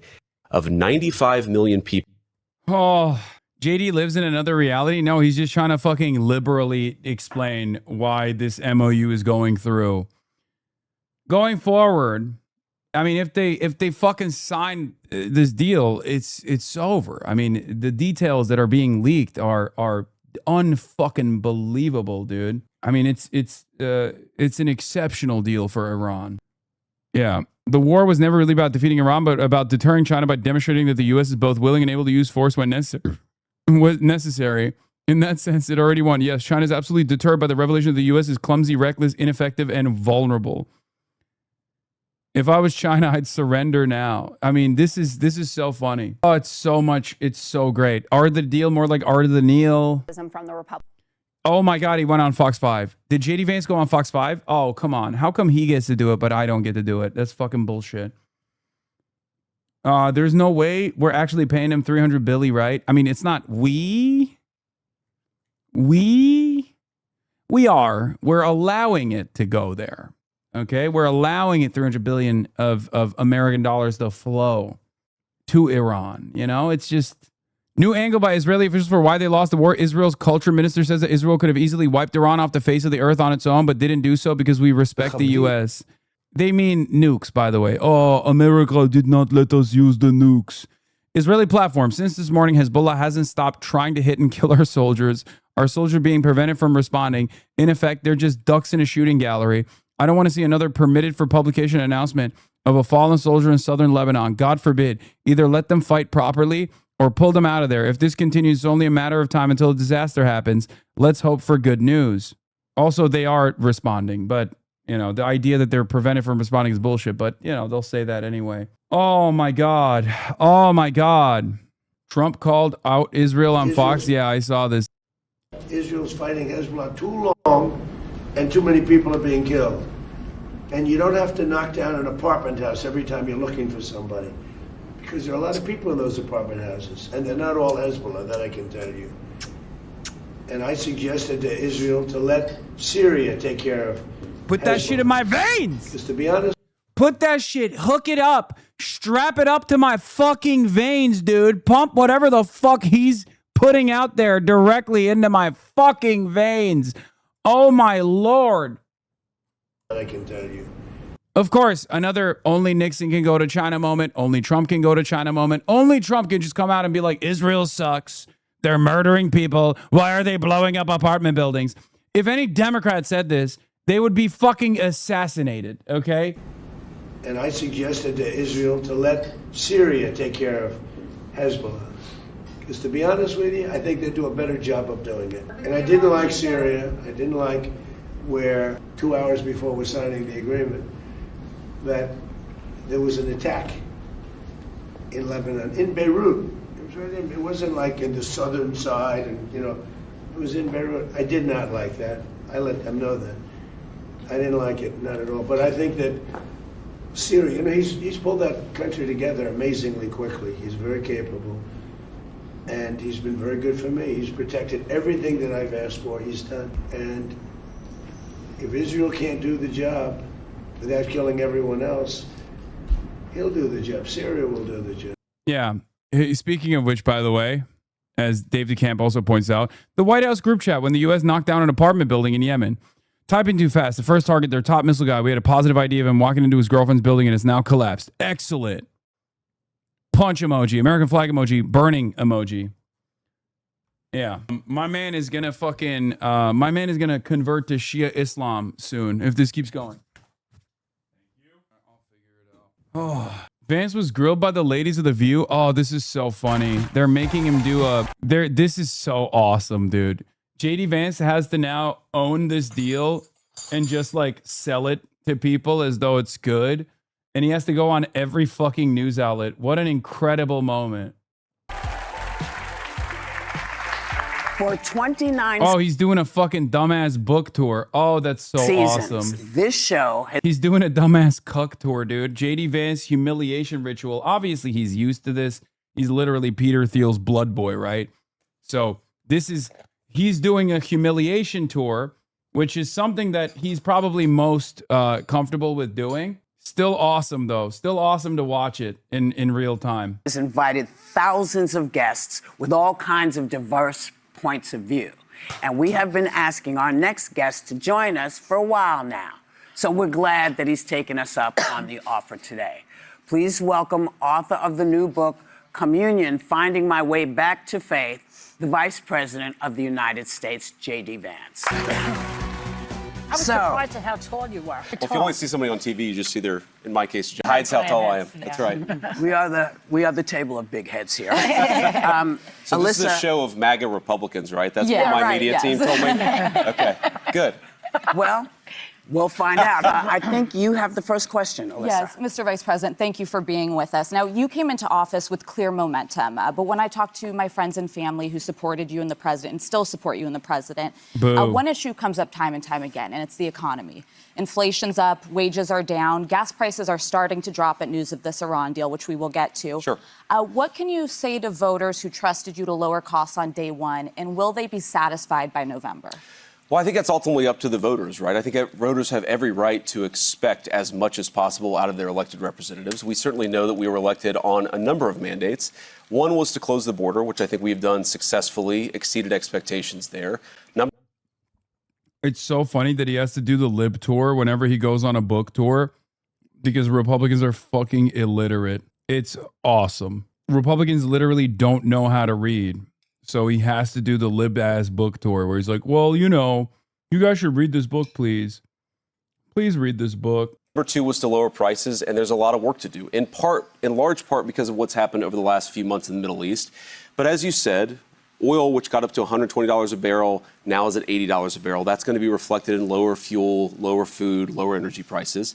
But there's a lot more work to do. The thing that I'm proudest about most, because as some of you may know, I grew up in one of these towns that was forgotten by the leaders in Washington of both parties. Hillbilly is that you're seeing, time. that's Middletown, Ohio. That's my hometown in southwestern Ohio. It was a proud steel town. I was raised by a grandfather who was a union steel worker. Is that those jobs disappeared. Those factories closed down.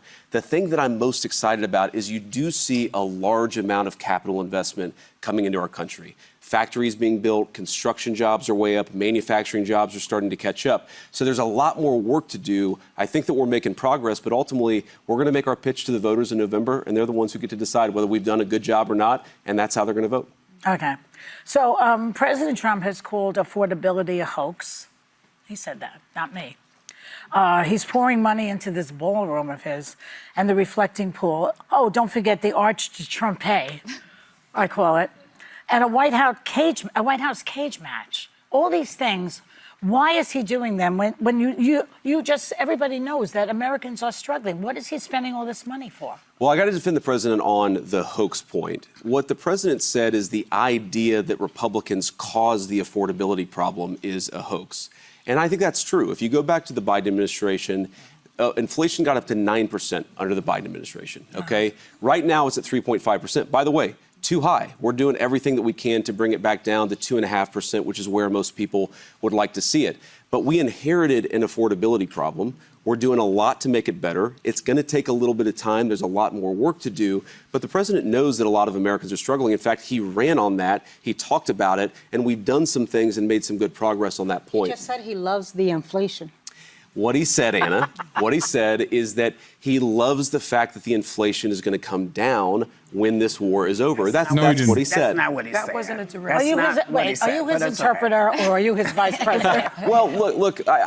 What the president said. People were asking about the inflation. They were asking about the affordability problem, which again is very real. And what he said is, "I love the inflation because it's going to come." He literally said, "I don't give a fuck about affordability, and I don't give a fuck about the inflation." He just straight up said the inflation numbers are good. Good luck. Down when the war is over. And now, again, we already see gas prices today, $4.06 a gallon, too high, but way down from where they were just a couple of weeks ago. So there's a lot we got to do, but I think that we're doing as much as we can. We're going to keep on working at it. And again, the American people are going to make their verdict, but I think that we have a very credible case to run on, that we brought a lot of new investment. We're building the factories. That is going to pay serious dividends for the American people over the long haul. When? Well, Joy, if you look at manufacturing jobs, those jobs are increasing at a large number. Construction jobs are doing a little bit better. So what happens is the construction jobs to build the factories, and then the manufacturing workers go back to work. That also leads to rising wages. That's one of the things that I'm very proud of. Is if you look at the amount that wages are going up now compared to, say, 2022, they're going up way faster. That's a good thing. You know, the affordability problem. Again, gas, way too high right now. Certain things way too high. You know, rents have been either When he says construction jobs are going up, he means people are building data centers, by the way, which you can't fucking say out loud because everyone will get very mad. Down for 12 months now. So there are things that are showing signs of life, things that are showing signs of progress. My view, I'm sure you guys don't agree with it, is that we inherited a mess and we're fixing it. But sometimes it takes a long time to fix a mess. Sonny. Okay. Mr. Vice President, according to a new report from the New York Times, you were the leading voice behind the scenes to release the Epstein files, and we applaud you for that. And you warned top officials, including top DOJ officials, at taking place inside the Situation Room. We understand that there are tapes of those meetings, that this was a huge problem for the base.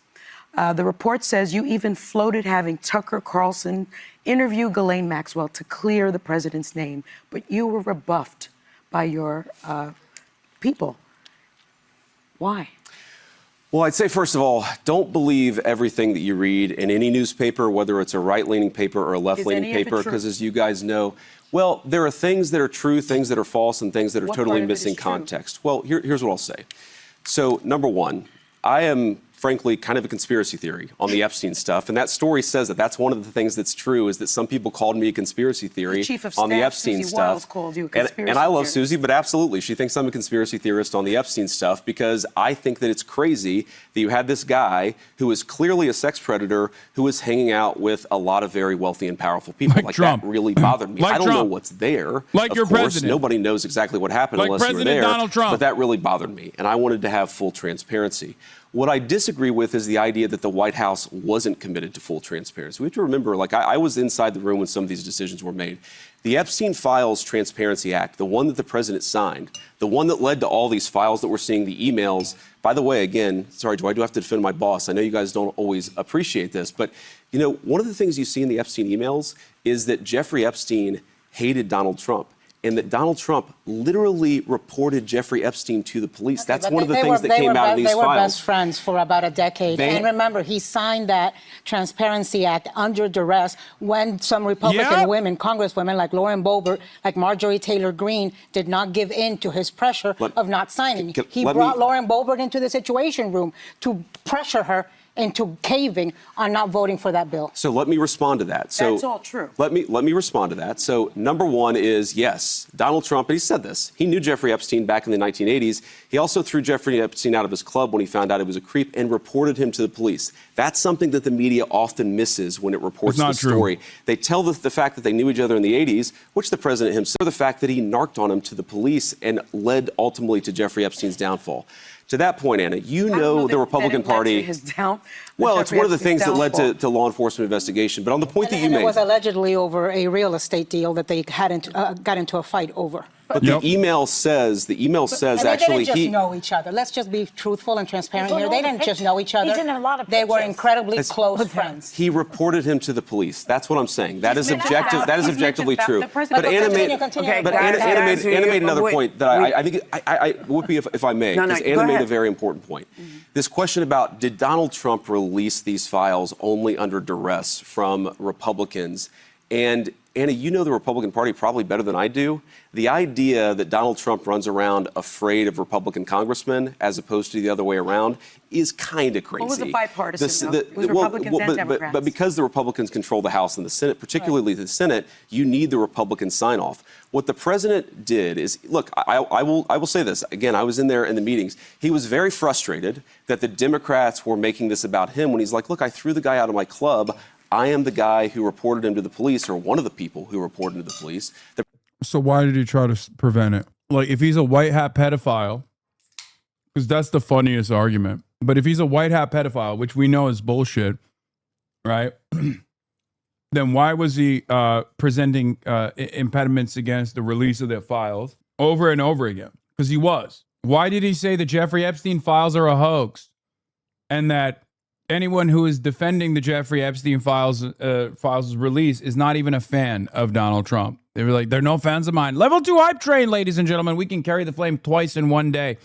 If you subscribe to the Piker Broadcasting Service, the People's Broadcasting Service, and support independent media, which is the only way that you can support independent media here, is by subscribing, because there's no ads, there's no nothing. And if we get the level 10 hype train, you already know, baby, we'll double the flame.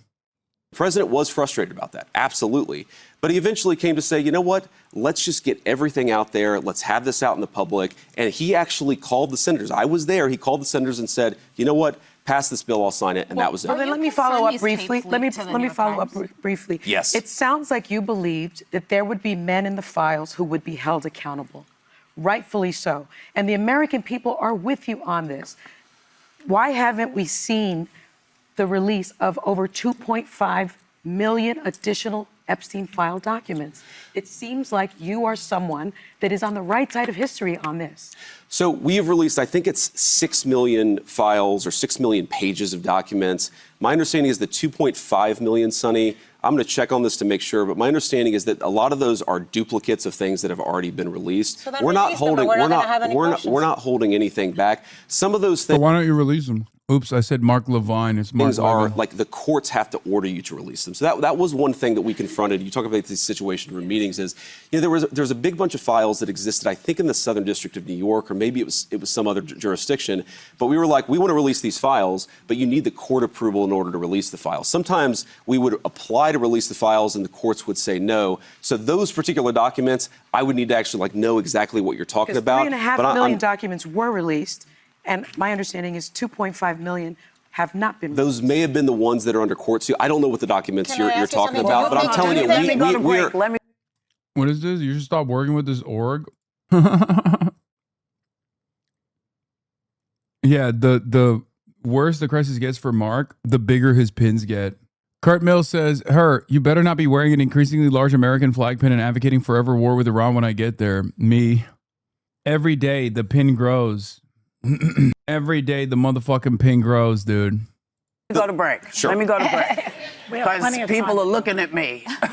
Going. And let's talk about the book. I'm here to sell books. Communion. Buy my book, please.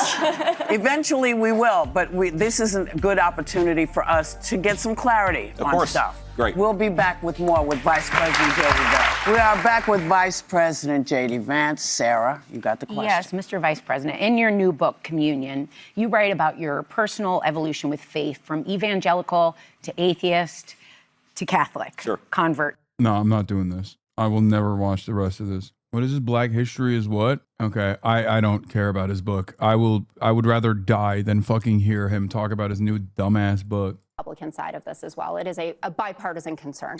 Well, I think, look, some of the criticism comes from the fact that if Donald Trump were elected the supreme leader of Iran, the Democrats would still say that the United States had lost this. There is a fundamental refusal to acknowledge how much has changed in the Middle East over the last few months. And again, that assumes that nothing else happens. But if this deal actually comes to fruition, meaning if the Iranians actually comply with it, we have transformed the Middle East in a way that is amazingly beneficial for both the American.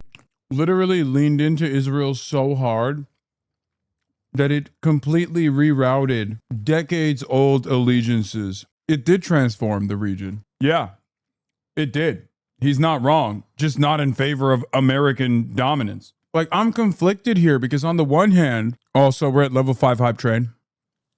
Doesn't seem to me like we're going to be carrying the flame today, I'll be honest. I'm conflicted here because on the one hand, I'm like, good, this is good.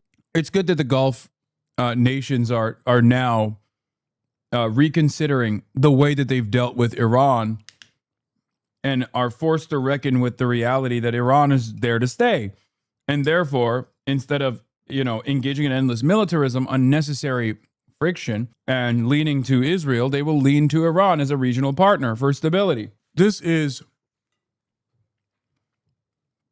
bad for America being the world police, but it's totally good for long-standing stability, especially if they further push out Israeli influence. I mean, that would be fantastic for regional stability. QA Streams, thank you for the 50 bones. Holy moly. So this is what has been my advocacy for the longest time. I have said over and over again that middle powers need to unite and break away from the American hegemony. In order to do this, how is Iranian imperialism over the Middle East good?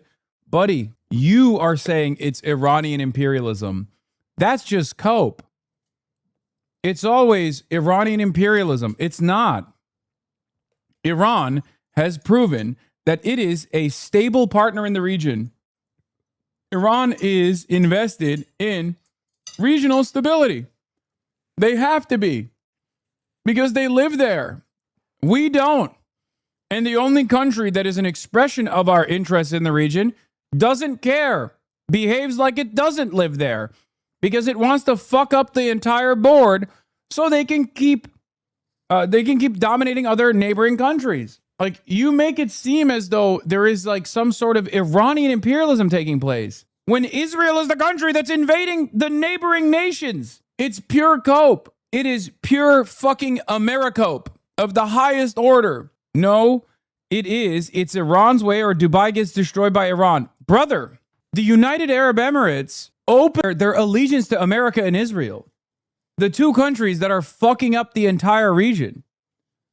Why do you think these guys are infallible? That they're just like innocent in this process? What are you talking about? What country, in order to defend its sovereignty, does not fight back against the fucking allies of the country blowing them up? The United Arab Emirates allowed American platforms to launch missiles at Iran. Why the fuck would Iran not blow back?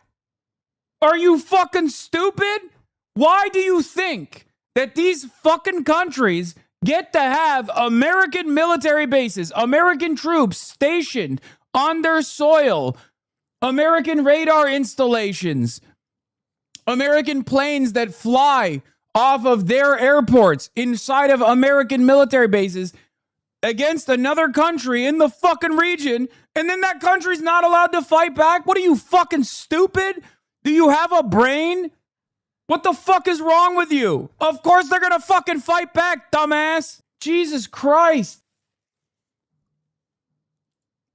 That's not fucking imperialism, stupid. Imperialism is what America has done in building American military bases on the ass cheeks of a fucking foreign adversary. How can you say they want regional stability yet sponsor the axis of resistance? Because the axis of resistance is formed against the one country that is actually causing instability in the region, and it's a fucking deterrent against those two countries, the United States of America and Israel. Axis of resistance is a appropriate moniker. Resistance against what? Think. Resistance against what? What are they resisting? You don't want to make this argument Isn't it used against the Saudis, or is that grouped against with American imperialism? Yes, of course it's grouped with American imperialism. You're talking about Al-Qaeda. You're talking about Daesh. What the fuck's wrong with you? Hello? Do you just read half the book and don't read the rest of it? Do you just hear certain things and you think, well, this is a talking point I can deploy? Yeah, what are they resisting against the Saudis? They're fucking fighting Al-Qaeda, you fucking idiot. Yes, that is an expression of American imperialism as well. Motherfucker said, oh, I'm sorry. They're fighting ISIS too hard in the region. Yeah, did you fall asleep halfway through the audiobook? What happened? You heard about it?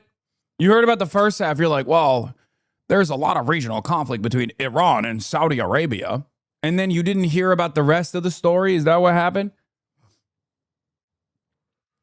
Yeah, I can't believe Iran funded the Zaidi Shia Yemeni tribes, the Houthis, when there was a fucking civil war fomented by Saudi Arabia and the United Arab Emirates in Yemen. I can't believe they did that. That civil war was also instigated not just by the Sunni Muslims in Yemen, but by Daesh and Al-Qaeda. I think it's fair, but still sponsor this group does and instability. No, it doesn't. No, it doesn't. It only adds instability if you are looking at the equation from the perspective of America. Because America has ambitions in the region, and Israel is the enforcer in the region. Okay? Remember, axis of resistance. What are they resisting? They are resisting American imperialism.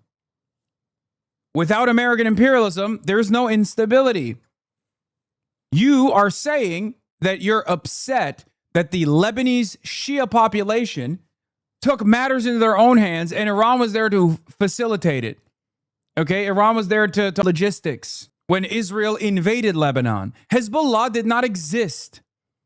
When Israel instigated the sectarian conflict in Lebanon, Israel fomented that instability. Israel leaned in to that sectarian conflict.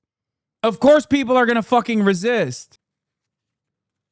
Sometimes I can see you're retired and educating at a uni, but then you lose your shit, Lamau. No, I mean, that'd be awesome. I could just go beast mode on a fucking student who comes in to be like, meh. Yeah, the axis of resistance is there to resist. I guess in a hypothetical world where the U.S. and Israel have no involvement in the region, would there still be beef between Saudi and Iran? I don't know. Look at the situation now. Because it turns out nothing is more effective at causing Saudi Arabia and the GCC to reach a manageable conclusion with Iran and to treat Iran as a regional partner for continued stability in the region than Shahed drones blowing up air bases in Saudi Arabia. Because 109 days later, lo and behold, that's where we're fucking at.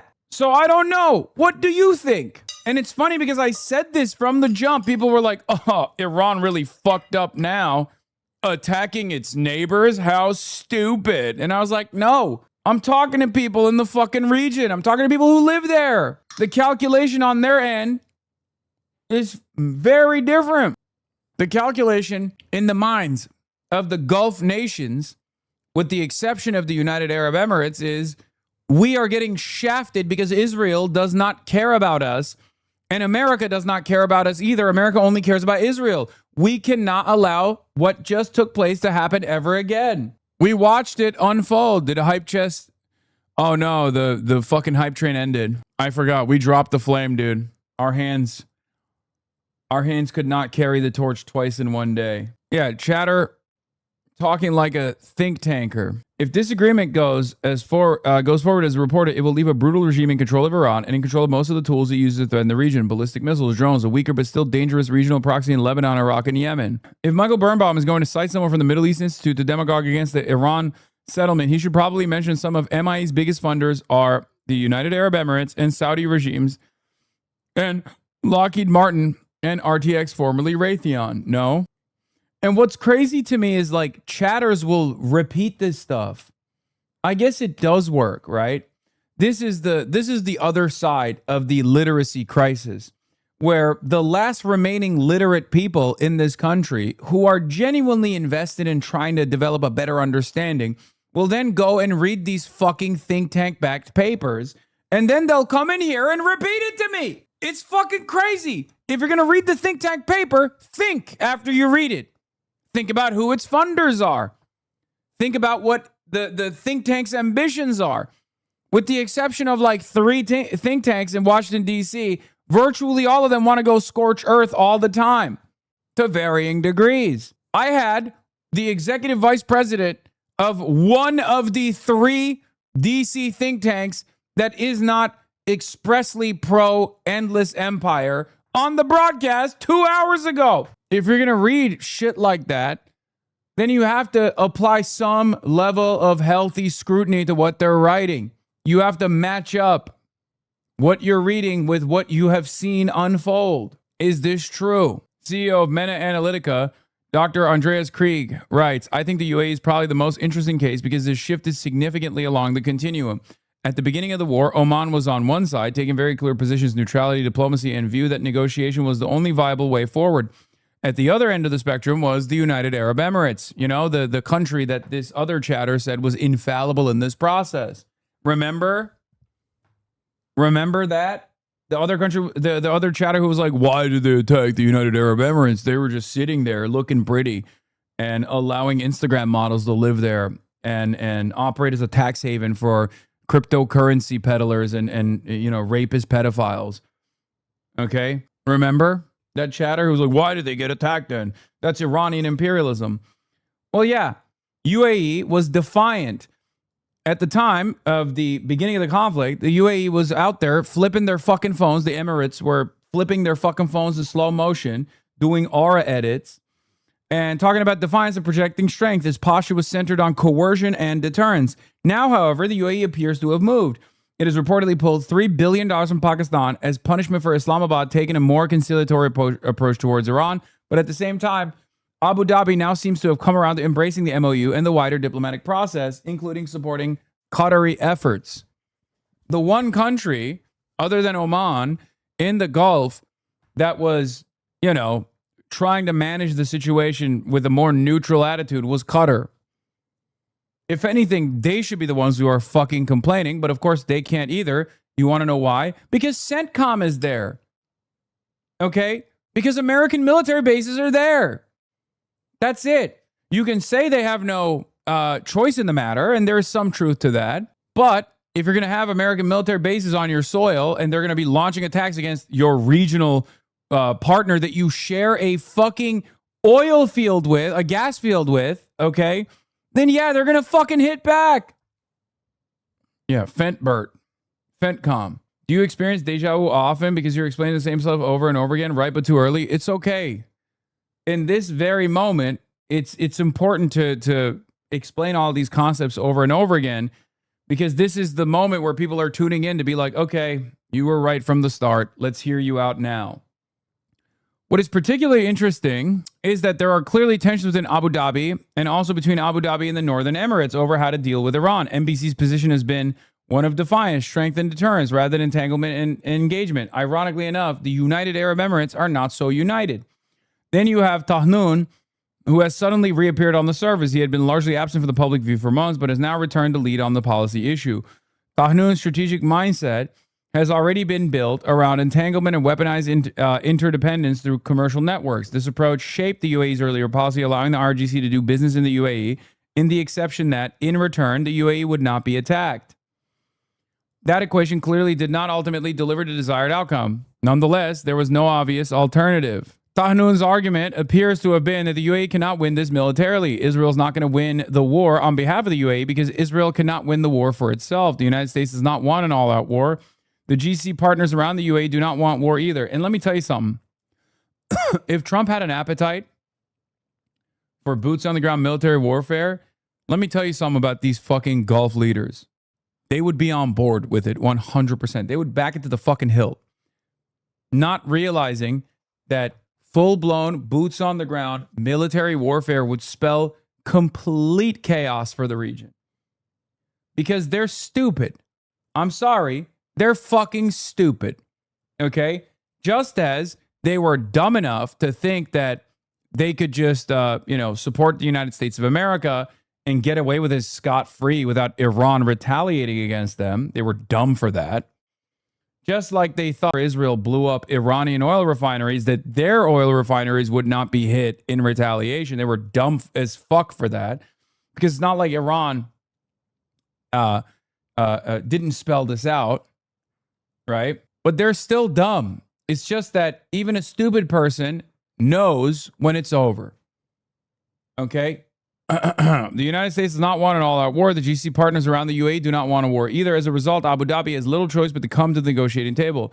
It therefore seems that Tahnoon has won this internal debate, at least for now, over NBC's earlier and more assertive approach. The underlying calculation appears to be that a united GCC position may ultimately serve UAE's national interest far better than the situation in which everyone is pulled in different directions.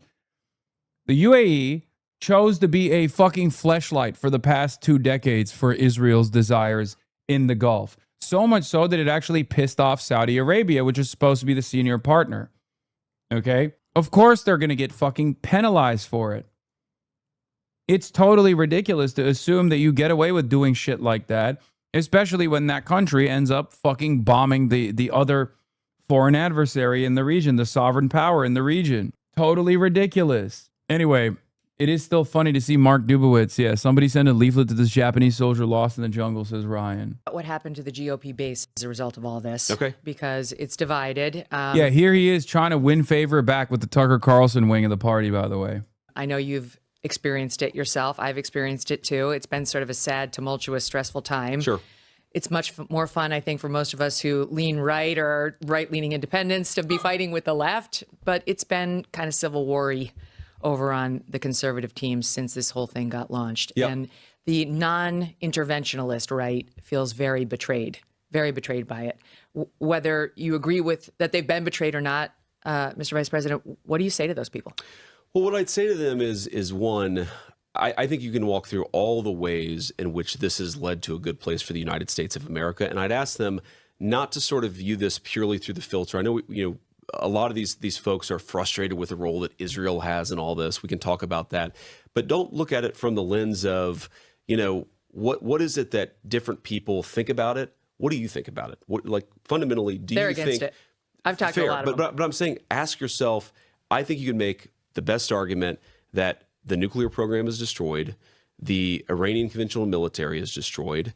We had, yes, a temporary rise in energy prices that's already coming down substantially. And we didn't get, as I said repeatedly, we were never going to get the quagmire that a lot of people were warning about because Donald Trump is just not George W. Bush. Mm-hmm. So I would say the first argument I'd make is look at where we are right now. And I think you can make the best argument that where we are right now is a good place for the United States of America. And again, if we transform the Middle East, what else this was fundamentally worth it. Okay. The second argument I'd make, this is maybe, is this. Even if you disagree with this particular action, it's completely ridiculous to pick up your marbles and go home. That's not how politics works. And I've been very much on the inside of a lot of these debates and conversations. Some people have criticized our immigration policy. Some people have criticized tax policy, or some people have criticized foreign policy. The way that politics works is that you have to stay engaged in the process. You absolutely have to make your voice heard. But right now, we have a very Yeah, and these guys were saying openly that their voices were not being heard. The only voice being heard was Israel's voice. He's so bad at this; it ain't gonna be him in 2028. No shot. I think he's too. I think he's too libtarded. Like he's fine as like playing the role of lib whisperer, I guess. Even though all the libs despise him. So I'm just not even aware of like who he is representing when he does this stuff. Like, who is this for is the question I always have. Because, like, obviously the liberals despise this guy. And he is too lib-shaped and lib-coded for the diehard MAGA bots. What is this? Oh, yeah, by the way, speaking of which, this is the real shit. Trump ambassador to Israel, Mike Huckabee, defies Trump. Without Israel, there would be no America. We owe our very existence to what happened in this land. To represent the importance of Israel to the United States. This is just another reminder that it is your heritage without a doubt. But Minister, it is also the heritage of the United States.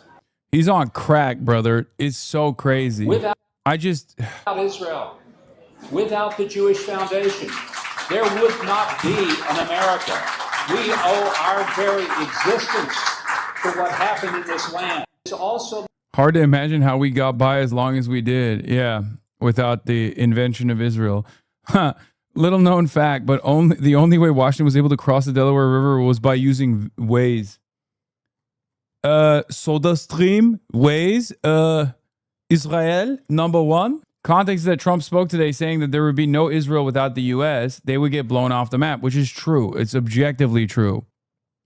You should consider maybe not working with this org anymore. They're doing some weird stuff. Lately, we had to grapple with several otherwise excellent candidates believe that defending Ukraine harms the average American financially or worse, that they're uncomfortable with the concept of military aid.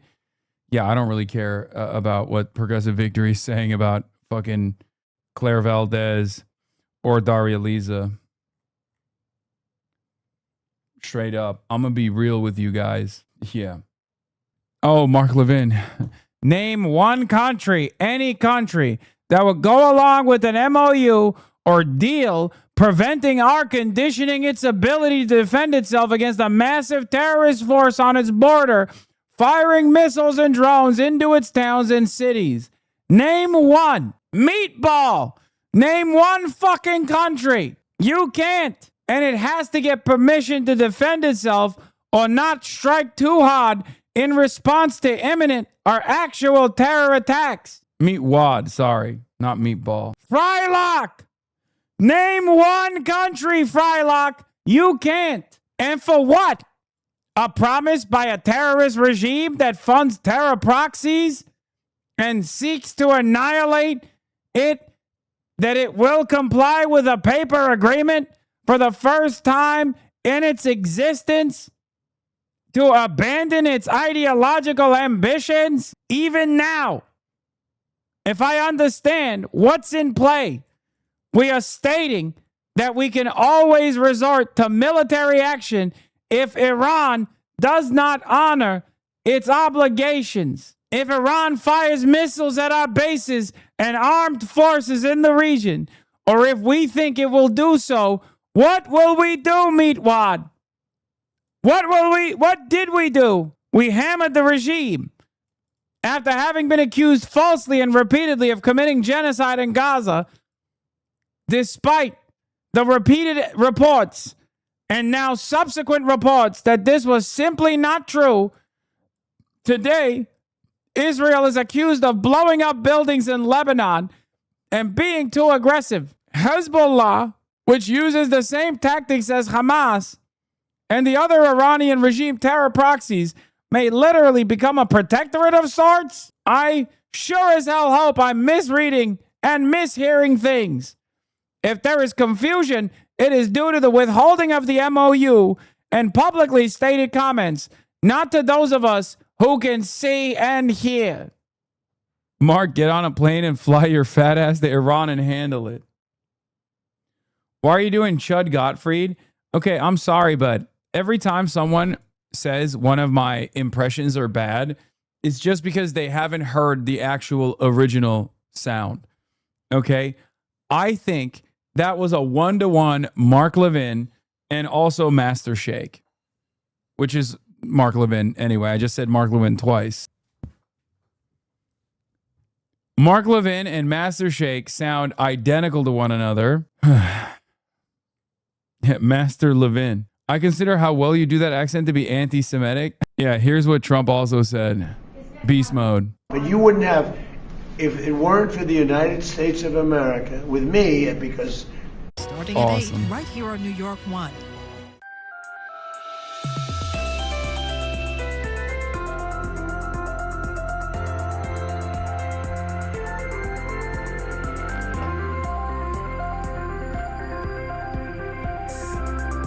China has an anti-Asmongold task force.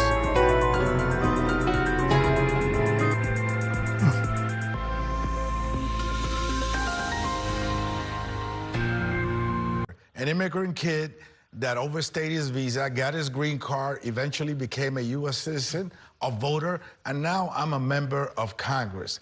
Someone that fought to get drugs out of northern Manhattan, someone that helped build over 12 new schools when kids were being bused out of our neighborhoods to other boroughs because of the overcrowding problem. Someone that also represented and made sure that tenants were protected right through 2 waves of gentrification in northern Manhattan. I have been there. I have been in the neighborhood all along during our most difficult times, and I ask you for your support. I'm running on my record, a record of accomplishment, a record that has listened to people and has brought back results to the community that I represent and that I'm very proud to live in. Thank you so much for your support. Okay. Ms. Avia Chevalier. Well, first of all, thank you so much for having me. I'm so excited to be here. I am the daughter of Dominican immigrants. I am a New Yorker. And like so many in our district, I am a renter who has had to wonder whether I can afford to stay in the city that I love. Queen I'm shit. a teacher who has had students come to me and ask me not about their assignments or about their tests, but about the food insecurity that they were experiencing, the housing insecurity that they were experiencing. I am someone who has been organizing for over 14 years in our community, and I have to ask, have things gotten better in our community under our current leadership? Because for so many, things have only gotten harder. When I walk out my door, I see more and more of my neighbors sleeping on the street. I see more of them joining food pantry lines. All the while, I see our tax dollars going towards war, towards a genocide, and toward things that are not helping our community. We deserve a fighter who's actually going to make sure that our tax dollars are returning to our home to invest in our communities, in our babies, and not bombs. Okay, thank you, candidates. Now, let's start by talking about the kind of Democrat you will be as a member of Congress. Democrats make up the overwhelming majority of voters in this district and all but assured of serving in Congress come January. The question we'll start with is what kind of Democrat each of you would be. Ms. Chevalier, some mainstream Democrats have criticized the Democratic Socialists of America, one of the organizations backing you, for positions at the national level that include eliminating all borders, instituting a 32-hour work week with no reduction in pay, limiting judicial review by the Supreme Court, or extending full voting rights to non-citizens and to people with criminal convictions. Some would call those proposals unrealistic or certainly at odds with the platform and positions of the Democratic National Committee. If asked to choose between a DSA and a DNC position or priority, using open borders, say, as an example, what should voters expect you to do? Voters can expect that I will always fight for them. I will always fight for the community in New York 13, because that is what I'm committed to. I am running for Congress because I am someone who has felt deeply abandoned by the leadership that we have had, leadership that has gotten us to this moment where we are facing an onslaught of fascism by a president in the White House who is himself a fascist. And we deserve representation that's going to fight for the needs of our community, that's going to fight to win housing for all, fight to make sure that our tax dollars come back to our communities, to invest in our communities, fight to make sure that we are abolishing ICE and that we are creating pathways to citizenship for our community so that our community no longer has to fear the terror of ICE. We deserve representation who is actually going to listen to our community. I am someone who has been organizing for over 14 years in our community, been with New Yorkers on the hardest days of their lives when they were facing ICE detention and reuniting them with their families, been with them when they were facing police brutality and been there with them to support them through that. I am someone who will show up consistently for our community and fight for progressive legislation. So, I mean, just to follow up, I mean, again, the DSA position is that people should I like be free her, to but go so from far one this country feels to the next, scripted. Yeah, workers, she they say, studied. without any real restrictions. Is that something voters should expect you to do if you're elected? I think what voters can expect is that I will fight for policy that actually benefits the working people of our community. And for so many working immigrant communities, we have seen attacks on that community. We should be able to have a reasonable immigration policy that is going to benefit the working people of this district. That includes, for example, making sure that we can get SBA loans to people who are green card holders, because it makes no sense that in a community where small immigrant businesses are a cornerstone, they do not have the support from our institutions. Okay. Mr. Espaillat, I have a question for you. You've said on the campaign trail that a member of Congress has to be willing to work with others and find compromise. But a growing number of voters are telling pollsters that they want Democrats who are willing to fight against the Trump administration, against abuse by corporations, and if necessary, against the Democratic leadership itself. Can you give some examples of when you were willing to have those fights? Well, Earl, I was one of the first members of Congress to one of the first four. Is it okay actually, to work with to Hamas submit Piker? No, articles they're not of going to ask that. impeachment during the first Trump administration. I have fought Trump and won. We took him to court to ensure that, of course, we will have access to the detention centers. And we were able to win. And now we're able to visit Delaney Hall and other detention centers and exercise our oversight duties. We were also able to sue the IRS, who was willing and was on their way to share confidential taxpayer information of immigrants with ICE. We were able to dismantle an organization that the airlines put together to sell passenger information to the law enforcement agencies.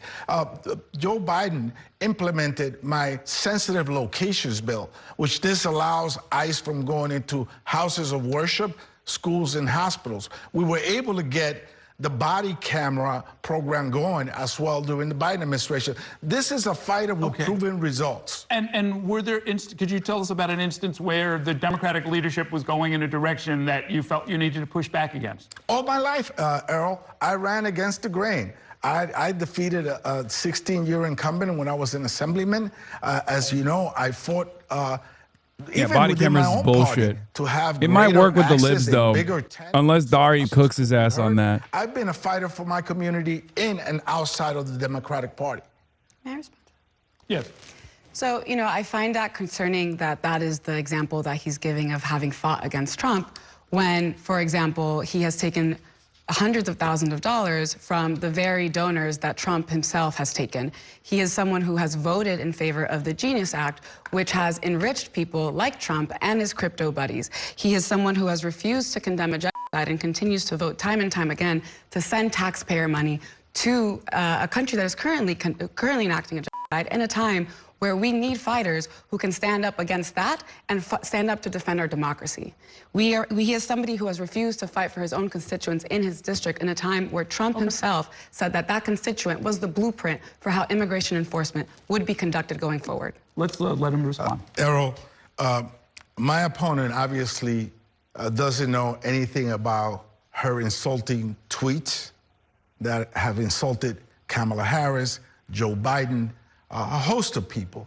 She doesn't know where her money is coming from. Yes, today, she got her campaign benefited for another influx of $700,000, in addition to the $1.5 million that her campaign benefited from a Texas millionaire that has bankrolled Greg Abbott, the same guy that's caging kids, sending immigrants here to New York City and separating families. Can I know? I'm gonna let my partner Courtney Gross. No, Dari Lisa, butt in. Say you're talking about mean tweets. I'm talking about what you've done. Those topics that you mentioned, but first let's start with Ms. Avila Chevalier. We did want to talk to you about those social media posts between the times of 2018 through approximately the spring of 2022. You used expletives against Vice President Kamala Harris at the time, called Joe Biden a rapist, and you have said in previous debates and interviews that you take accountability for these statements. But what does that actually mean? Do you regret saying them, and do you still believe in those statements? I deeply regret my tweets. I regret them. And I regret that it has taken away from a conversation where New Yorkers deserve someone who is fighting for the things that they want to be discussed on the national stage. Something that for far too long, just they say have not fuck had. the tweets. We have not had representatives who are offering who are material talking about support to the fact Trump there is a fascism lack is of far dignified worse than affordable housing tweets. in our district, that there is a lack of fight against the way that ICE has been conducting in our district. And so yes, I regret that. But when we talk about accountability, I have yet to see my opponent be accountable to his own record, a record which shows that he has taken over $250,000 from the very real estate corporations that are pricing people out of our district, a record that in the last 2 days alone, he has taken over $200,000 from real estate and Wall Street. He is someone who has taken over $670,000 from AIPAC, all while voting to send our tax dollars to a country that is enacting a genocide. and someone who was taking over $115,000 over the course of his career from ICE contractors while voting to then also fund ICE to the tune of $7 billion. So just to be clear, you don't believe any of the statements that you did put out on social media during that time period anymore? Again, I deeply regret those tweets. And the values that I hold are the values of justice, of human dignity, of accountability. And so this is me taking accountability, and I'm happy to model accountability. And I also must ask that my opponent be accountable to his own record, a record that is one in which he has held political office, has had power over our community, and that has had an impact on the day-to-day lives of New Yorkers and the policies that he has enacted. Mr. Espaillat, we should give him a chance. Yes, these disparaging tweets didn't happen a decade ago, 15 years ago. They were just a few years ago. Just when many of the women in our district were rallying and really happy and proud about Kamala Harris's candidacy. Oh my God! She was That's all he's tweeting got. disparaging statements about her. She was calling the president a rapist. This is not just some common statement that was made when you were a young person, a teenager, an adolescent. This was just a couple of years ago. Okay. And I think it's irresponsible for someone that has a chronically irresponsible It social sucks because media this is an idiotic to go to argument, Congress. but it's Words the were- only time where this argument might work. You know what I mean? Again, that I deeply regret this. And listen, I am Stop someone regretting. who You're would have too loved to defensive. have Don't had be a so black defensive. woman Get on the offense. president. I am a Pounce, black pounce, woman, pounce, and I would pounce, have loved pounce. to have had a black woman president. I was critical. I am someone who has been working with families who are facing mass incarceration, who are facing police brutality. And I was critical of Kamala Harris's record, and I voted for her. Because like so many black and brown people, I am someone who has been having to be forced to save the Democratic Party from itself. And that is because we have had representatives like my great opponent take. who has refused to listen to his constituents, who has refused to Great actually take. listen Tie to it the will back of to their Espaillat's Democratic base. failures. And Oh, it's good time take. that we have a representative who actually listened to their Democratic base. Okay, I got a question for you, Mr. Espaillat. Okay, you she called yourself salvaged a it. progressive leader. You're a member of the Congressional Progressive Caucus.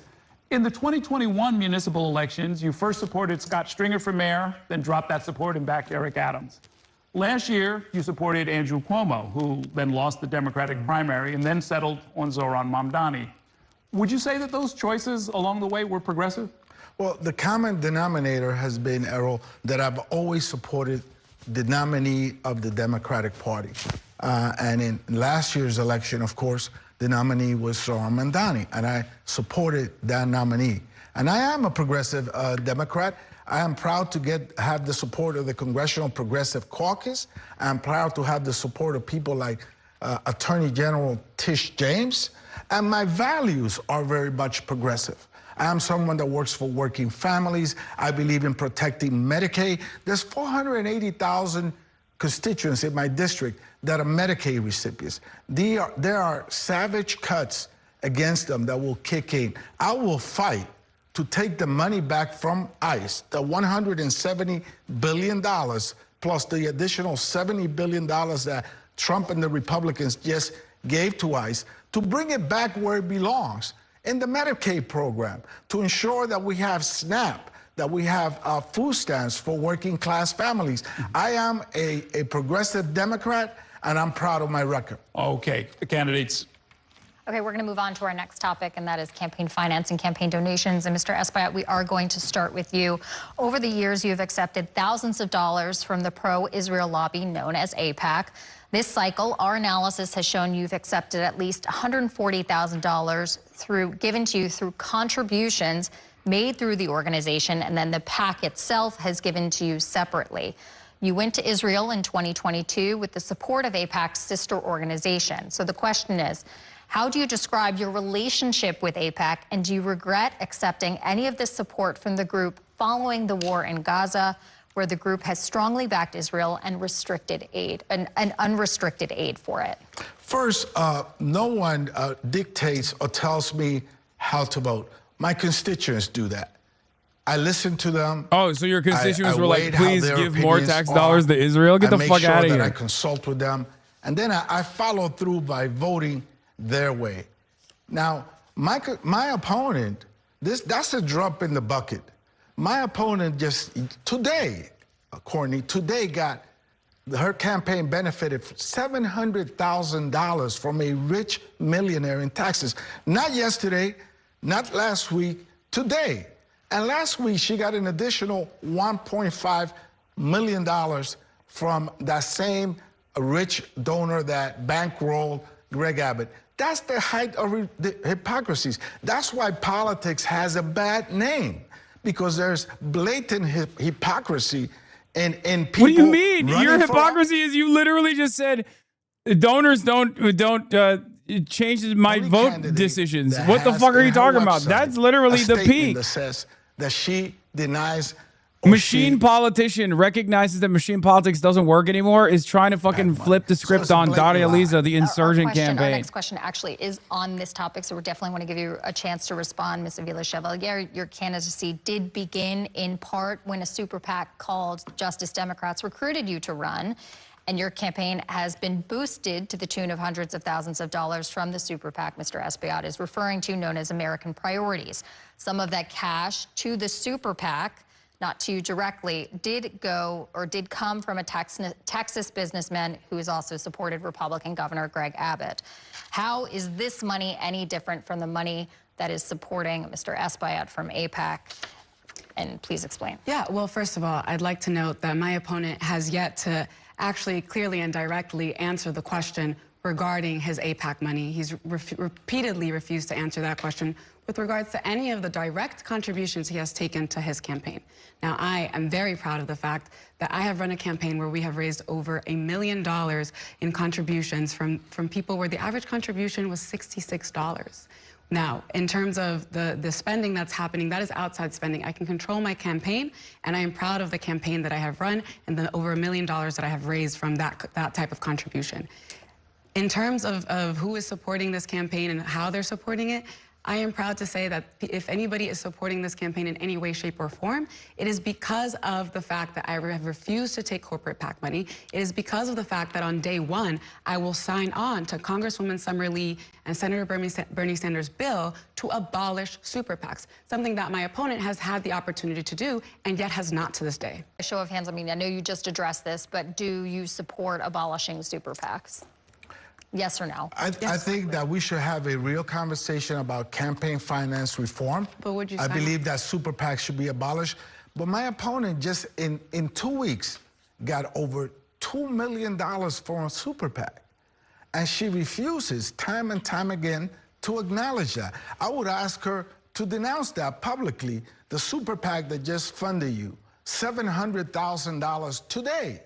Not yesterday, not last week, today. Would you denounce that? And will you denounce the over $4 million that you are spending to criticize not any policy that I have talked about, but my character and myself as a person and my own identity, where you have multiple surrogates going on press tours in the Dominican Republic saying blatant lies about who I am and what my identity is, and have multiple of your supporters under my social media comments using incredibly degrading language about me, incredibly racist and dehumanizing language. Will you denounce that? Will you denounce the $4 million of super PAC money that is currently being used to degrade me as a person?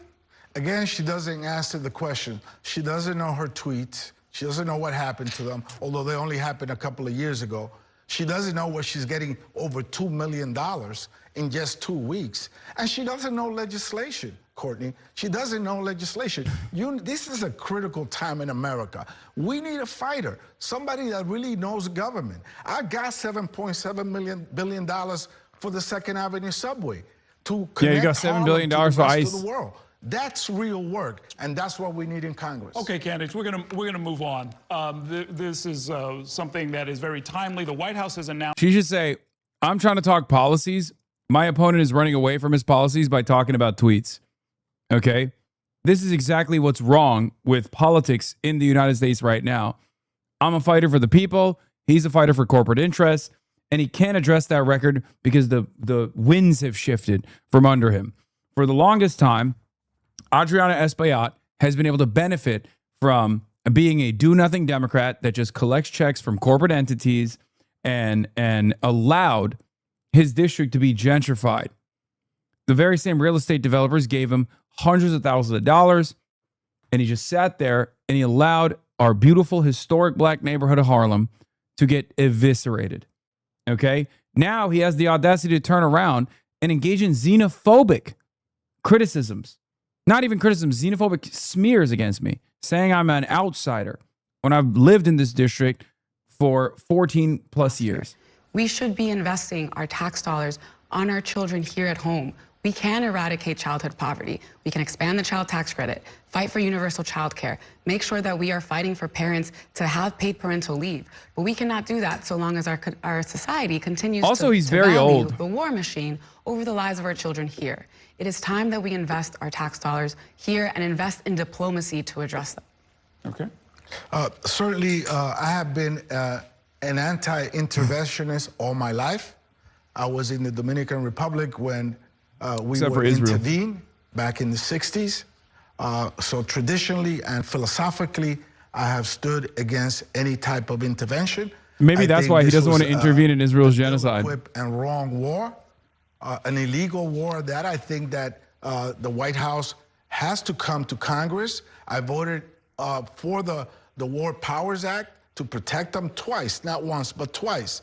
I will continue to ensure that we don't give one penny for that illegal war in Iran. I think that we need to have peace. The way to do that is through, obviously, vigorous diplomacy. We need to make sure that the money that is being spent in the war goes to Medicaid. 480,000 of my constituents are Medicaid recipients. That goes into SNAP. 300,000 households are recipients of SNAP. These are critical programs that must come home. I vote against the NDAA, which is the military budget, consistently because of that reason. Okay. I've got a question for both of you. Both of your biographies, candidates, include time spent in the Middle East. Take a minute to describe where you went and things that you saw there that you would not have known if you didn't visit in person that would shape your service as a member of Congress. Let's start with you, Ms. Chevalier. Yes, so I was in Nablus for almost 2 months. And I visited many cities in the region, both in the West Bank and in Israel. And what I found in my time there was a system of apartheid. And I saw so many connections between what was happening to Palestinians there in Palestine and what was happening to so many communities across the U.S., particularly Black and Latino communities, who have been priced out and pushed out of our homes. When we talk about displacement in the West Bank or in Gaza, it is a very similar, visually similar situation where people who have been in a place for generations are being displaced because of corporate interests, because of folks who are coming in, claiming the land and buying it up and kicking the people who live there out. And I've seen a lot of similarities, not just in the way things are done, but also in the very institutions that are enacting that violence. The tear gas that was being dropped on Palestinians in Gaza in 2014 was the same tear gas that was being dropped on Black protesters in Ferguson in 2014. And that memory, that summer for me, was incredibly formative because it showed me that connection is not only one that is like, but it is the very same system. Thank you. Mr. Esquire. Yes, I've been to, of course, Jerusalem and Tel Aviv. Also, I met with the Palestinian authorities in the West Bank. And my visits there have shaped my opinion about the region in general. I am for a two-state solution. I am for providing vigorous humanitarian assistance in Gaza. I believe that the expansion of the settlements is wrong. I believe that Gaza should be developed by Palestinians, for Palestinians, but I also believe in the existence of Israel. And I think the difference between me and my opponent is that I believe in a two-state solution, and she doesn't believe in the existence of Israel. In fact, the day after the October 7th attack, she went to celebrate, Earl, to celebrate among radical people. Even Mayor Mandani and Controller Landers did not attend this rally. She went to celebrate the death of innocent people.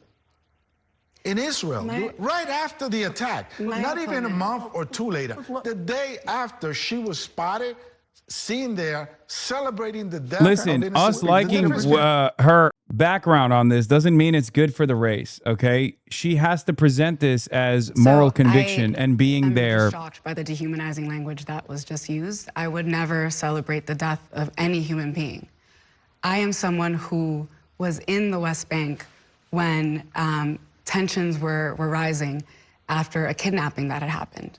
And the day after I arrived in the U.S., Israel began bombing Gaza. And I remember sitting at home, scrolling through the photos of the 1,400 victims of that bombing. The 1,400 Palestinian people who look so much like the people I had just left behind in Nablus, and feeling so incredibly powerless to do anything to stop their deaths. I was there at that rally on October 8th because I remembered what happened in 2014. And I knew that the reaction would be an outsized reaction that would cause the death of thousands upon thousands of people. And that is what I was there to protest. And that my opponent continues to dehumanize Palestinian life, continues to, for caring about human dignity, is something that, frankly, I would not tolerate if not for the fact that this fight for me is a fight for my community. It's a fight to make sure that the people of New York 13 have someone who's going to fight for them, because that is what the people of New York 13 deserve. Someone who sees them as people worth fighting for, not statistics, not problems to explain away, not someone who comes and explains the policies and then ignores the impact that it has on the people of New York 13. Errol, you know, what has happened in Gaza is horrible. Benjamin Netanyahu has committed war crimes. He should be held accountable. And if found guilty, he should be punished for it.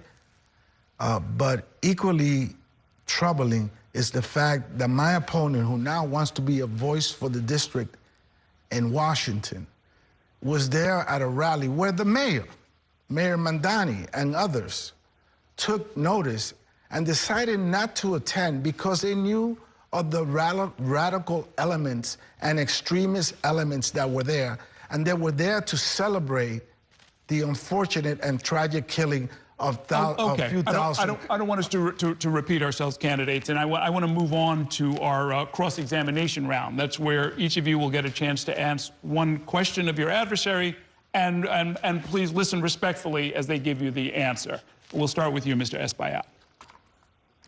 You can ask her a question.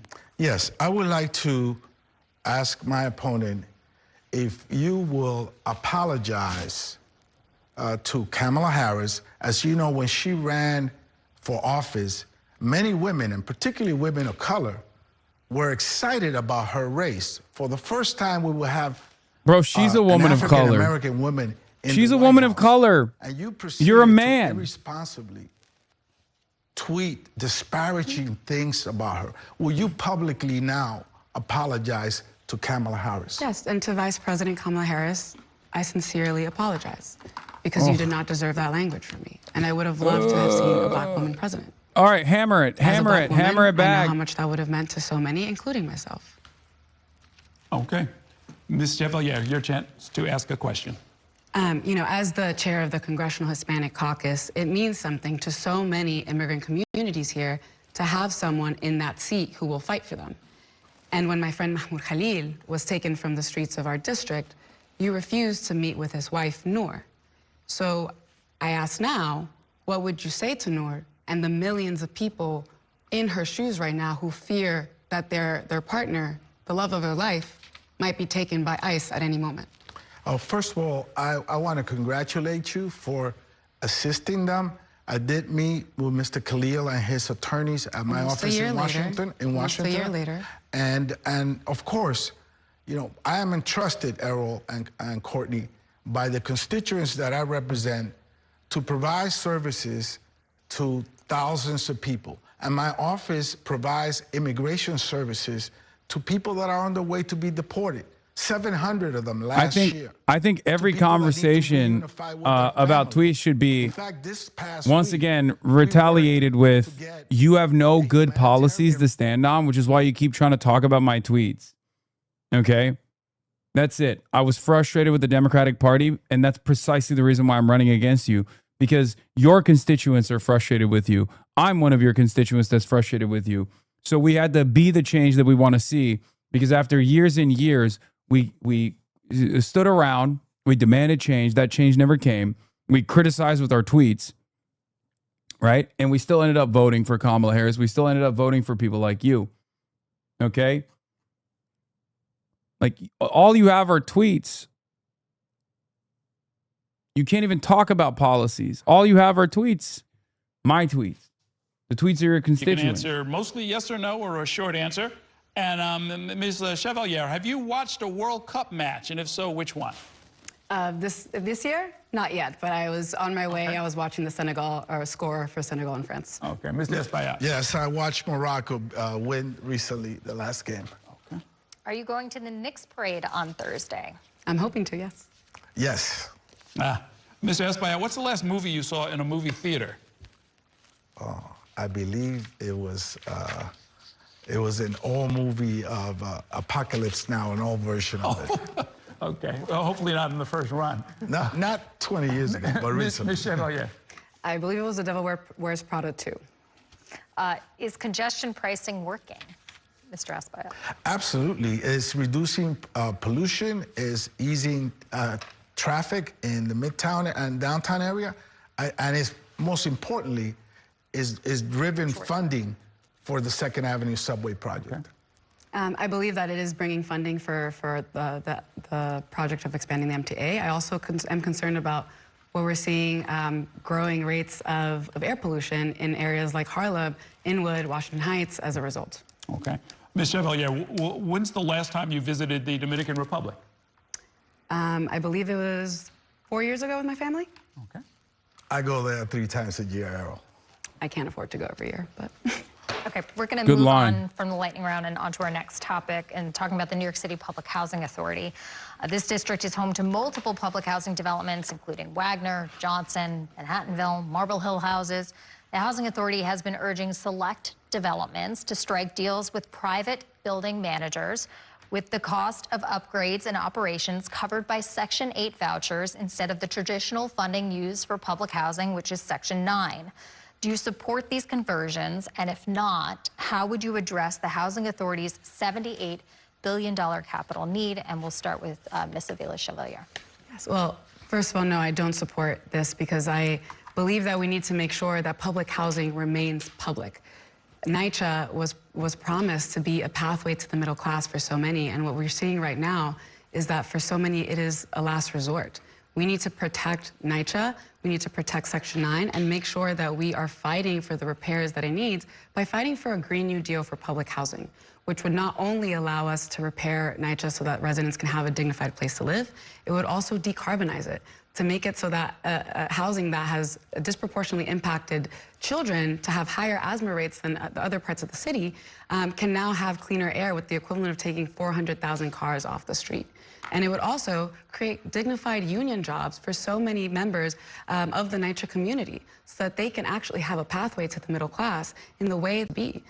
We need to protect public housing because we need to make sure that we have dignified housing for all. And public housing is at the heart of that. Mr. Espaillat, the same question to you. Yeah, I would oppose that program.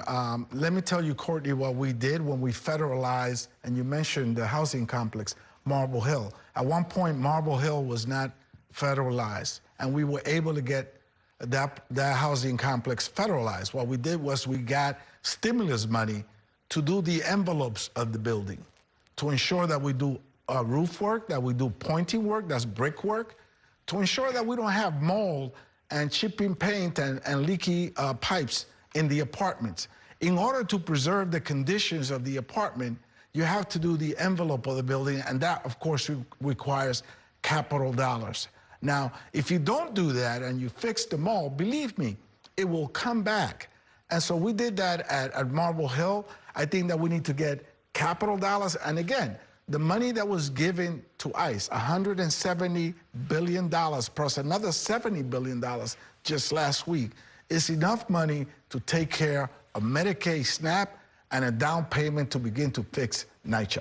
We know that the federal government has been divesting from the New York City Housing Authority for many, many decades. And like I said before, the capital need is $78 billion. That's correct. I know that you said that you could perhaps take some money from ICE, but is that how you can try to close $78 billion?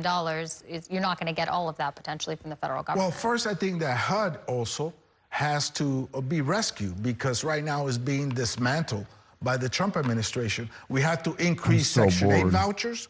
I would like to unveil here for the first time also my idea of a major project for housing, deeply affordable housing construction. That should happen at the Inwood rail yards. I think there's enough space there to build thousands of deeply affordable units of housing. It's a great program. We have the site. All we need to do is now identify the dollars. And Ms. Avila Chevalier, how would you close the $78 billion gap? Yeah, absolutely. Again, I think we need to fight for a Green New Deal for public housing because this is something that we would be able to provide dignified union jobs. There are so many policies that we could be also passing to make sure that we are that we're fighting for affordable housing across the board, right? And to make sure that we are signing on to the Homes Act to create the social housing policy that we desperately need to fund affordable housing. But again, the $78 billion, we can fight for that tooth and nail by funding and advocating for a Green New Deal for public housing. And that's something that I would work with folks across our party to make sure that we are delivering, because this is something that will impact public housing across the country. So the affordability crisis obviously became the central issue in last year's municipal elections and remains a top concern for families in this district. Please tell us your #1 priority to address your constituents' affordability needs, and we'll start with Mr. Espaillat. Oh, first, rent, of course, is right at the center of affordability, and we need to have more housing stocks available for our residents. That is why I'm proposing the Inwood Rail Yard project, one that will ensure that we have deeply affordable housing available for people in the district and in the city of New York. In addition to that, the Kingsbridge Armory project, which we were successful in gaining $200 million for, will provide 600 units of affordable housing for Bronx residents. We must increase the housing stock to ensure that we have available housing that's deeply affordable, but also that it will impact favorably on the levels of rent. Ms. Chevalier. Yes, absolutely. I mean, there are a number of things that we need to do to address the affordability crisis. Chief among them is addressing our housing crisis. We need to make sure that we are investing in public housing. This is the district with the most public housing units in the country. And we need to actually make sure that we are delivering dignified housing for them. We need to also make sure that we are providing good union jobs in the process. We can fight for that Green New Deal for public housing, and we need to make sure that we are protecting tenants' rights to organize, because right now, the only tenants who have that right are public housing residents, and we need to guarantee that right across the board to every tenant and have that be federally protected. We need to also make sure that we are creating pathways to homeownership, because right now, 88% of our district are renters. I am one of those 88%. And we need to make sure that we are expanding access to that through expanding HDFCs, investing in community land trusts, and signing on to the Homes Act to make sure that we have that social housing so that folks can actually be stabilized and find pathways to that. We need to also address childhood poverty, because we are in a point where 40% of our children are living below the poverty line. And we need to expand the child tax credit, we need to invest in universal child care, and we need to make sure that we are fighting for our education system to be fully funded. So the Mamdani administration has proposed building one of its city-owned grocery stores in the district at La Marqueta. Some local businesses are concerned this will hurt their bottom line. Do you support the city-owned store, and how do you address the concerns of those local businesses? We'll start with Ms. Chevalier. Yeah, absolutely. I support the city-owned grocery store, and I also support small businesses. Small businesses are at the heart of what makes our community what it is. It is the small immigrant businesses that take in customers who are in need and say, I can't afford to buy diapers for my children, and the small business owners who say, don't worry about it, come back next week. We need to protect those businesses because they do so much for our community. And we do that by making sure that we are fighting for immigrant businesses to be able to get SBA loans, to make sure that they can actually survive. We need to fight to make sure that the cost of their rent isn't going up, making sure that we are engaging in tax reform that won't have them being taxed at the same rate as these major corporations that are pricing them out. We need to fight for our small businesses because they are the heart of what makes New York City businesses what New York City is. And so we really need to think about how is it that we support our communities who are in food deserts while also supporting these small businesses who need who cannot bear the brunt of these rising costs. Mr. Espaillat? I fought for small businesses. I've been in these neighborhoods, in East Harlem, in Washington Heights, in Harlem, in the Bronx part of the district, where the real commercial arteries are strengthened by these small businesses that provide most of the jobs for our local residents. And I fought for them. I worked to ensure that we installed smart energy equipment in bodegas, refrigeration equipment in bodegas, air conditioning equipment. This guy's been in power for decades, man. Everything in the district sucks. He's responsible for it. I'm tapping out of this. By the way, that's not how this goes, man. Like, I've watched dumbass, clown-ass AI videos over and over again. Like, I didn't make this. I don't use AI. I don't like AI. With the only exception when some right-wing shithead makes something so unbelievably stupid with AI that reveals their horrifying worldview. Imaginary white Christian nationalist society. A butterfly! Careful there, sport. My towel load is almost finished. Mommy, can I have some juice? Sure, honey. MashaAllah. Oh, the baby. MashaAllah. A real honorable and gender segregated society. What do you mean? Baby is crying. Shh, it's okay. Whoa, what the? That baby's seatbelt on the crib was just optional, I guess. Look at that. She picked that baby up without unbuckling her belt. That baby gonna fall out of that cradle. Shh, it's okay. I've got you. It's so nice to be able to do my housework in the company of other women. And the children are all playing, so we can actually get stuff done. How are your chickens doing? Great. One of our hens' eggs have hatched. I guess. I don't get it. Why are they all wearing a hijab? Like, do white American Christian nationalists also want women to wear hijabs now? What's going on? You're going to need another coop soon. We can fit about 4 more, and my sister wants the others. Hey, ladies, where you headed, pretty girls? Hey, what's going on over here? Nothing. I was just saying. Oh my God, the morality police. Oh my God. Oh my God. Wait, what the is this? Dog, this is literally Christian Sharia. Oh my God. The Chad morality police comes in. Yo, the person who made this AI video, do you know how many times they've cracked off to this, dude? Like, this is weirdly sexual, the way that they made this. Saying hello? They are wearing headscarves. This means they are married. Why are you saying hello to another man's wife? Just being friendly. That's against the rules here. Everyone knows this. You stay on the other side of the street. Okay, my mistake. I'm moving on. I'm writing you a citation. You get 1 warning. If it happens again, we're gonna tar and feather you. Chad Bossage. This is literally Sharia law, man. What the? That is morality police. This is like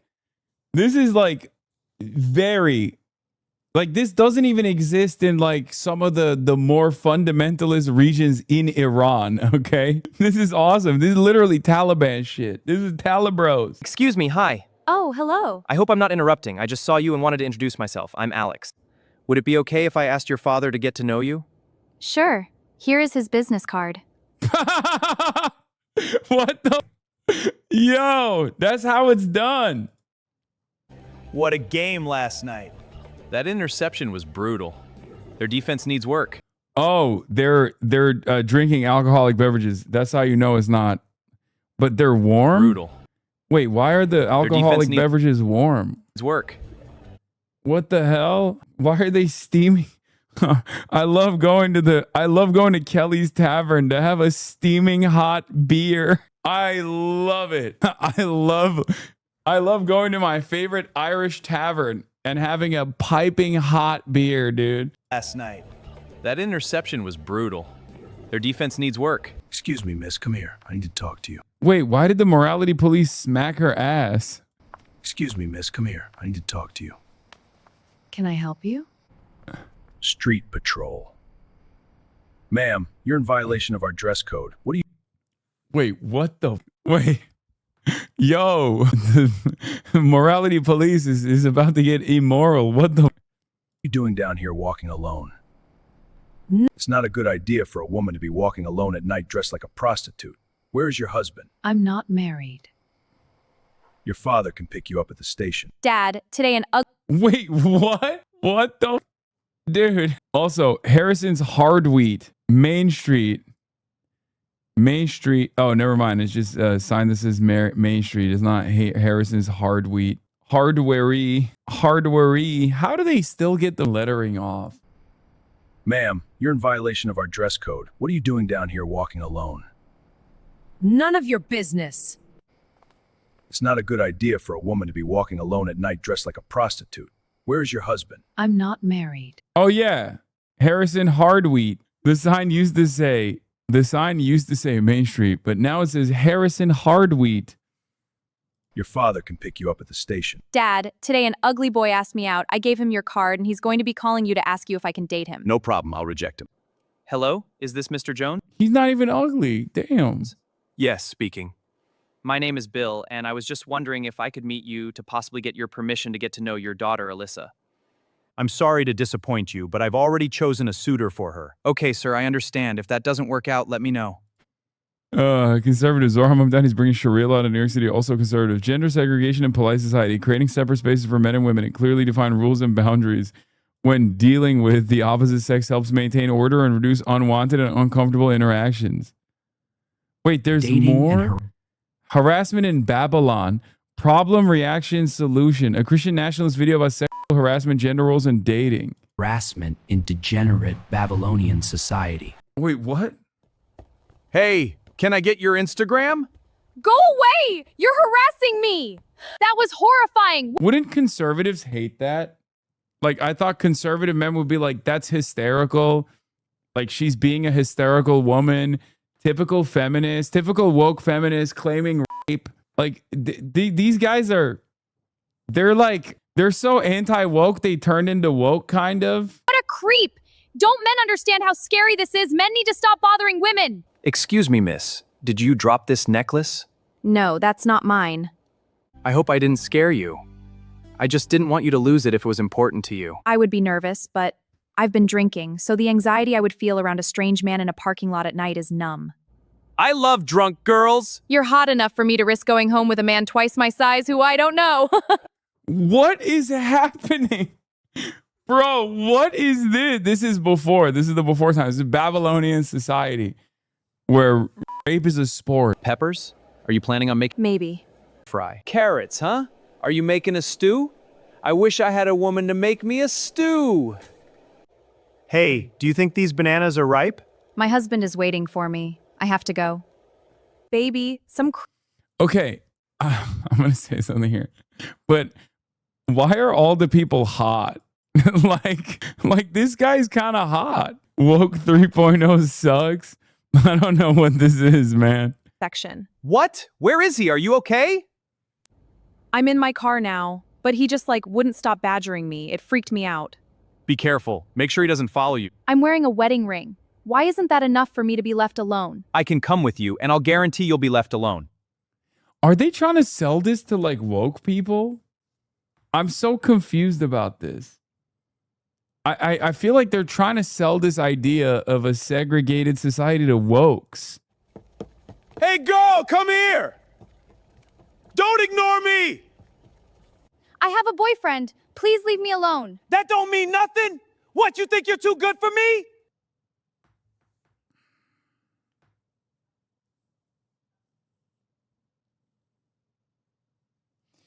Yeah, that's weird, man. That's okay. No, that's definitely not for wokes. Excuse me, miss. Could I join you for coffee? Help, stranger! I'm sorry, I don't mean to startle you. It's just, I don't know anyone here. I just thought... Help, stranger danger! Oh, I see you're nuts. Okay, I'm out of here. Ah! Ma'am, are you okay? A man almost assaulted me! Is there anyone I can call for you? Maybe the police. That guy was a creep. I think he just was saying hello, probably harmless. I've been assaulted before. I do not like men. They scare me. I'm sorry. That must be difficult. I think you might have overreacted because of your... Bro, what is happening? Okay, I'll be honest.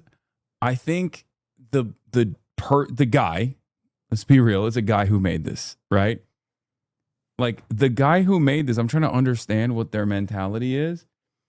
And I guess this is like he's never interacted with a woman before.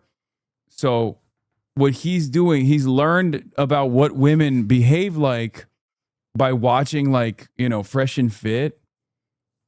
And these are like the tropes of how women behave in like woke liberal society, right? Like this is the guy who made this is an AI. Yeah, it's an AI making this generative AI. This was made by Gamergate. Yeah. Your trauma. Are you in therapy? I love some Ererso in the morning. No. Instead of getting the help I need... Wait, what about Erieps or some RDAs? Could I offer you some ear? I'm going to vent my anger on random men and expect the rest of the world to accommodate me. The media has taught me that white men deserve no respect and that there's no reasonable expectation for me to act like a lady. This is how women actually do think and speak. This is how they are. So I can't believe this guy nailed it. The guy who made this AI video nailed it, dude. Elon made this 1000%. Entitled to act as insane and verbally abusive as possible because I'm a woman. The liberal judge let my attacker out with only probation. I live in constant fear. I'm so sorry. That's awful. Oh. Wait, what? But then it's also like, like this is how woke libtards are. But then also they hate the woke liberal judge. Like, do you see what I mean? It doesn't make sense. Like, there's no consistency within this character, right? If this is supposed to be a woke libtard in your mind, they would say, I'm glad that the liberal judge, released my attacker because he shouldn't go to prison for that long because I'm in favor of prison abolition.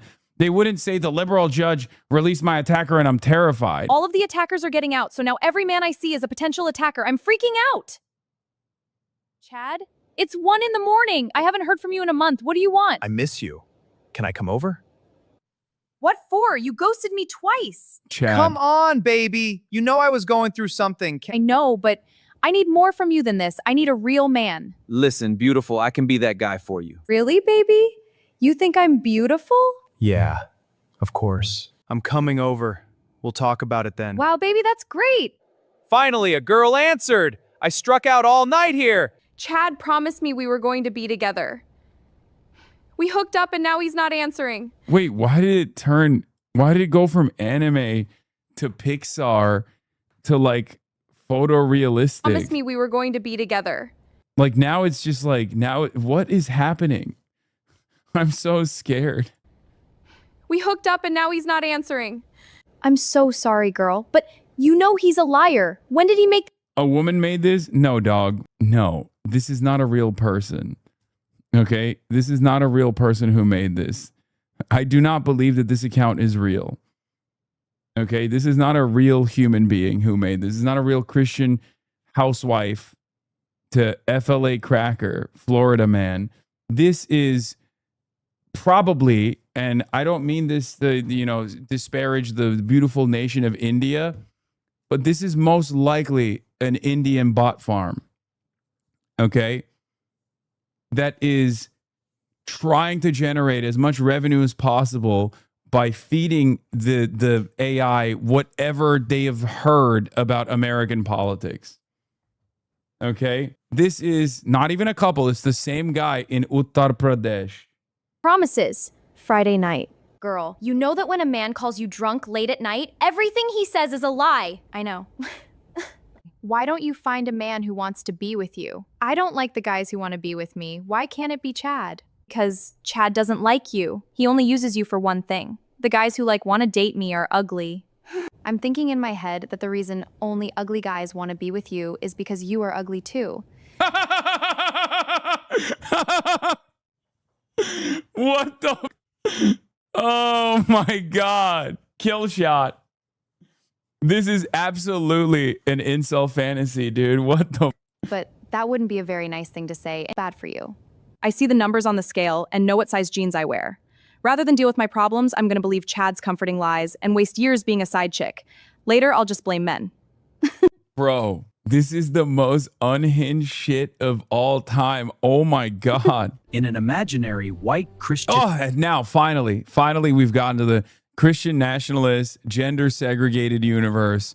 It's no longer Babylon. It's no longer the sex crazed Babylon, okay? Where obviously I reside as someone who has not just a laptop, but an entire home dedicated to masturbation. I obviously am the fucking mayor of Babylon, right? This, on the other hand, is where the good Christian gender segregated society is. Nationalist society. A butterfly. Careful there, sport. My towel load is almost finished. Mommy, can I have some juice? Sure, honey. Oh, the baby is crying. Baby started crying when you picked her up. Anyway, we saw the rest of this, but I want to know where this goes, right? Because like morality police comes and picks up the woman. And this guy gets owned by the dad. No, your daughter. The dad who's like, yeah, I don't want you to fuck an ugly guy. Why would in a trad society the dad would be like, oh, you don't want to have sex with this like guy you find physically unattractive? They don't even know how to do fundy shit right. The dad wouldn't give a fuck about your physical attraction to the other guy. He'd give a fuck about like what stock he comes from. You know what I mean? What family he comes from, like what job prospects he has. He wouldn't care if you find him hot. You know what I mean? Alyssa. I'm sorry to disappoint you, but I've already chosen a suitor for her. Okay, sir, I understand. If that doesn't work out, let me know. What? Hey guys, watch me do squats. Uh-oh, this creep is staring at me. Ma'am, you're under arrest for violation of dress code, harassment, and posting indecent image of yourself online. What? He was the harasser. This outfit violates dress code. You can wear this in the women's only gym, but not here. Wait, Cover up. what? What are they supposed? Wait, what? Why are so many like Christian nationalists also just unbelievably gay? Like there's gotta be something. There's gotta be something going on with their tendencies, right? Because like it's so weird. They're like, yeah, that's right. Only hunks get to wear sexy ass clothing in public. No, bitches. It's like, okay, that's strange. Like that's an odd thing. Like it, and this isn't even like no openly gay person would obviously ever think about this. This is like a very specific type of repressed version of homosexuality where you're just like, you not only hate women, but you literally do not want any women to be around you at all times. Like there's no gay guys ever going to obviously make a deal about this. They're awesome, right? They don't give a shit. They're like, oh, great. But I don't want to walk you to the patrol car like this. You have the right to remain silent. Oh my God. Cover up. I don't want to walk you to the patrol car like this. You have the right to remain silent. Lady, you're a real creep. Female flashers will not be tolerated. How dare you? I was the victim. Hey, Becky, it's good to see you. Can I talk to your father about going out sometime? Sure, here's his business card. I am here to report an assault. We have a female officer here who serves the police force in a limited capacity only to interview female victims. What? Wait, I like that they specify, like, don't worry, there's no fucking female cops in woke Sharia. Woke Christian Sharia. They only come in when we have female victims. Yeah. Yeah, don't worry. Like, we're not doing DEI except on women-related crimes. Only to interview female victims. Sarah, tell me your side of the story. Start from the beginning. Why is she so large? Why is she significantly larger than all of the other people living in woke Sharia town? Not woke Sharia town, Christian Sharia town. Is this creepy older dude in a gray shirt? It looks like Sarah's story checks out. The swab test came back positive for our suspect. We can actually afford to test those kids because our tax dollars don't get wasted on welfare. Great. She will feel much better if he's in.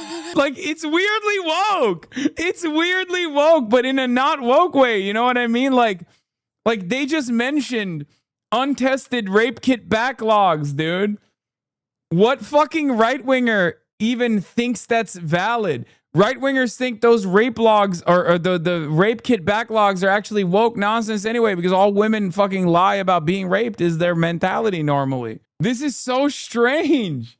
They're trying to sell this not just to obviously like weirdo fucking incels, but they're trying to sell it to like woke people too. What the fuck? Yeah, it's like right wingers be like, we'd be woke if the woke people got out of the way and let us do woke, but in a very militant and very weird way. Jail. Security camera footage confirms Sarah's story. Street Patrol says they've had problems with him too. We should easily be able to get the death penalty. Open and shut. Open and shut case. Oh my God. Bro, this is way more vicious than what like Westerners think Iran is like, dude. What the hell? What the hell? They're fucking ending the lives of street barkers. Case. The threat to our women will be eliminated. So, Steve, what kind of life do you plan on providing for my daughter? I'm in school for accounting. I look forward to getting married and starting my family. In what time frame? 6 months. Why are we always back at the police station? The police are playing a major role in this society, it turns out. Sarah, I called you down here to tell you that we've got the guy. He's in jail and he's facing the death penalty. Thank goodness. Do you want to witness the execution, or would you prefer to be alerted by text when it's finished? I want to witness it. What I think the that would give me fuck? closure. Perfect. Sign here. Thank you. Witness the execution, or would you prefer to be alerted by text when it's finished? I want to witness it. I think that would give me closure. Perfect. Sign here. Thank you. They're using the guillotine. And a Templar is the executioner. Why is it a Knights Templar that's executing harassers on the street, dude?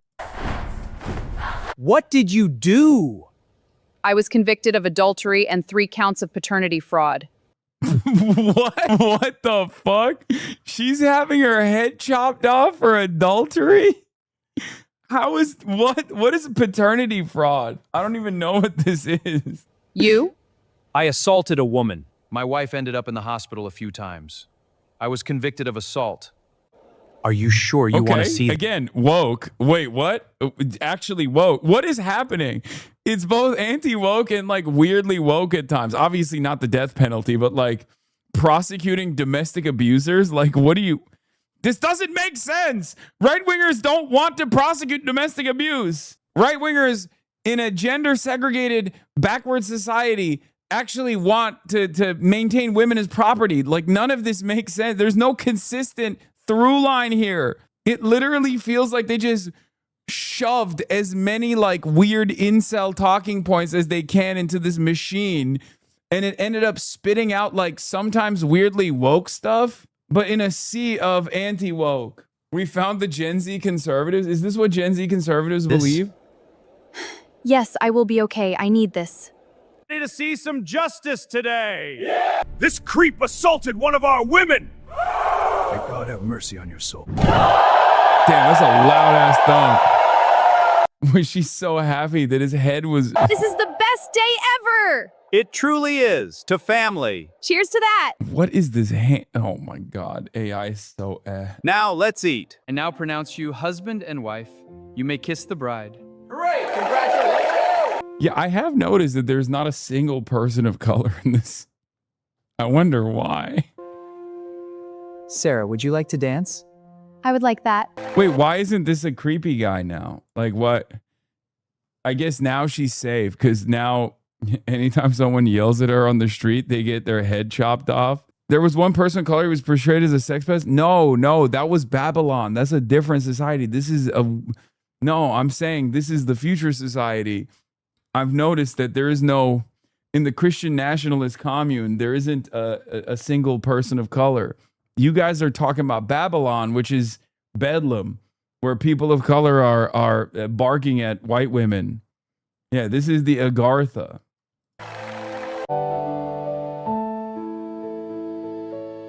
Wait, why is the fucking... Okay, I know this is not the point, but like, why does the art stop dramatically? It's weird. Like, this is a different dude now. What the fuck? In a black Christian nationalist state, Whoa! Black Christians are free to police and govern themselves. I used to be terrified to drive. Every election cycle, the media convinced I spoke too soon. It's not just gender segregated. It's segregated by race as well. Separate but equal. me that white police officers were going to hurt me. Without the white man's welfare, the black woman has to submit to the black man. I now have authority in my home without government interference. I used to hate working with white people. Yeah, they stink like wet dog. Now, I don't have to pretend to like Becky for a paycheck. Or put up with their demands that we clock in on time. I hated having to eat their terrible, unseasoned food. Oh my God. Put up with their demands and we clock it on time. I mean, what was I expecting? Of course, it's still. And then pretend to like it to be polite. I don't want to stand next to white women. Those bleach demons have head lice. And they always yelled at us for twerking. Huh. This will be funny. Young man, we saw what you did. Get over here. Stop right there. No, let me go. You're not going anywhere. You're gonna learn today, Twin cops? boy. No, please. I'm sorry. I'll never do that again. You're going to learn to respect your elders. Without liberal white women sticking their noses where it doesn't belong, we can actually get stuff done. Now we can fix our own problems. Our system isn't perfect, and our people are still struggling. But we've drastically... I like that they... Also, why is the mayor jacked? I like that they're still saying, like, you know, the black segregated society is still not doing all right, you know, because they're obviously, they're black people. So in the minds of the AI guy who made this, they're like, you know, we got to mention that they're still poor. belong, we can actually get stuff done. Now we can fix our own problems. Our system isn't perfect, and our people are still struggling. But we've drastically reduced... Why is the white system perfect and not the black one? ...single mother households. Now we can come up with solutions that work best for our unique people and culture. Here in Maple Ridge, everyone is a white Christian. We share the same values and culture. We're not bogged down with endless disputes between people groups or having to worry about what's offensive to who. Everyone knows the rules, so there is no... Wait, that's literally wrong. There are still serial violators of the rules that you've created in your white dystopian society, and therefore, there are still people who disagree with it. As a matter of fact, a big chunk of the video featured the police station. You behead them. There are people who do not abide by the rules in your perfect society, and you chop their heads off. What are you saying? Why are you debate lording this like it's a legitimate argument? It is a legitimate argument. I figured it. Clarence Thomas made this video. Oh, what Kami says. Thank you for the 20 gifted subs. Confusion. If someone breaks those rules, we punish them. We don't have to worry the media will endlessly exploit racial differences for political reasons. Integration and feminism were an epic fail. We learned our lesson. Now, I love my white Christian nationalist mayor saying epic fail. Yeah, that was a total L, dude. That was an epic fail. Desegregation was an epic fail. Yeah, black society, unruly teenagers. White society, multiple serial rapists and abusers, but somehow perfect. I do find that very funny where, like, in their perfect utopian society, there are still rapists roaming the fucking streets, people constantly doing domestic abuse and having their heads chopped off, which proves, even in this anti-woke utopia, that like unbelievably hard punishments are still not a sufficient deterrent for crime. Okay? Like, women don't vote or hold elected office, so we don't have to waste our time entertaining their hysteria. We've returned to a functioning society. Okay, I need so many more of these. For all the liberals sharing my video, losing their mind, enjoy the beheading scene from the full video. You see that video from C? What is this? White bitches yearn for Islam. No, we definitely don't. We want white Christian men. Don't flatter yourself. This is textbook Sharia law. Being Christian or white does not change what this is. If it's Christian only, then by definition isn't Sharia. I understand the similarities in the gender segregation, but you must understand the meanings of the terms you use. This is Christian nationalism, or a variation of it. Just move to a Sharia law country. This is the exact system.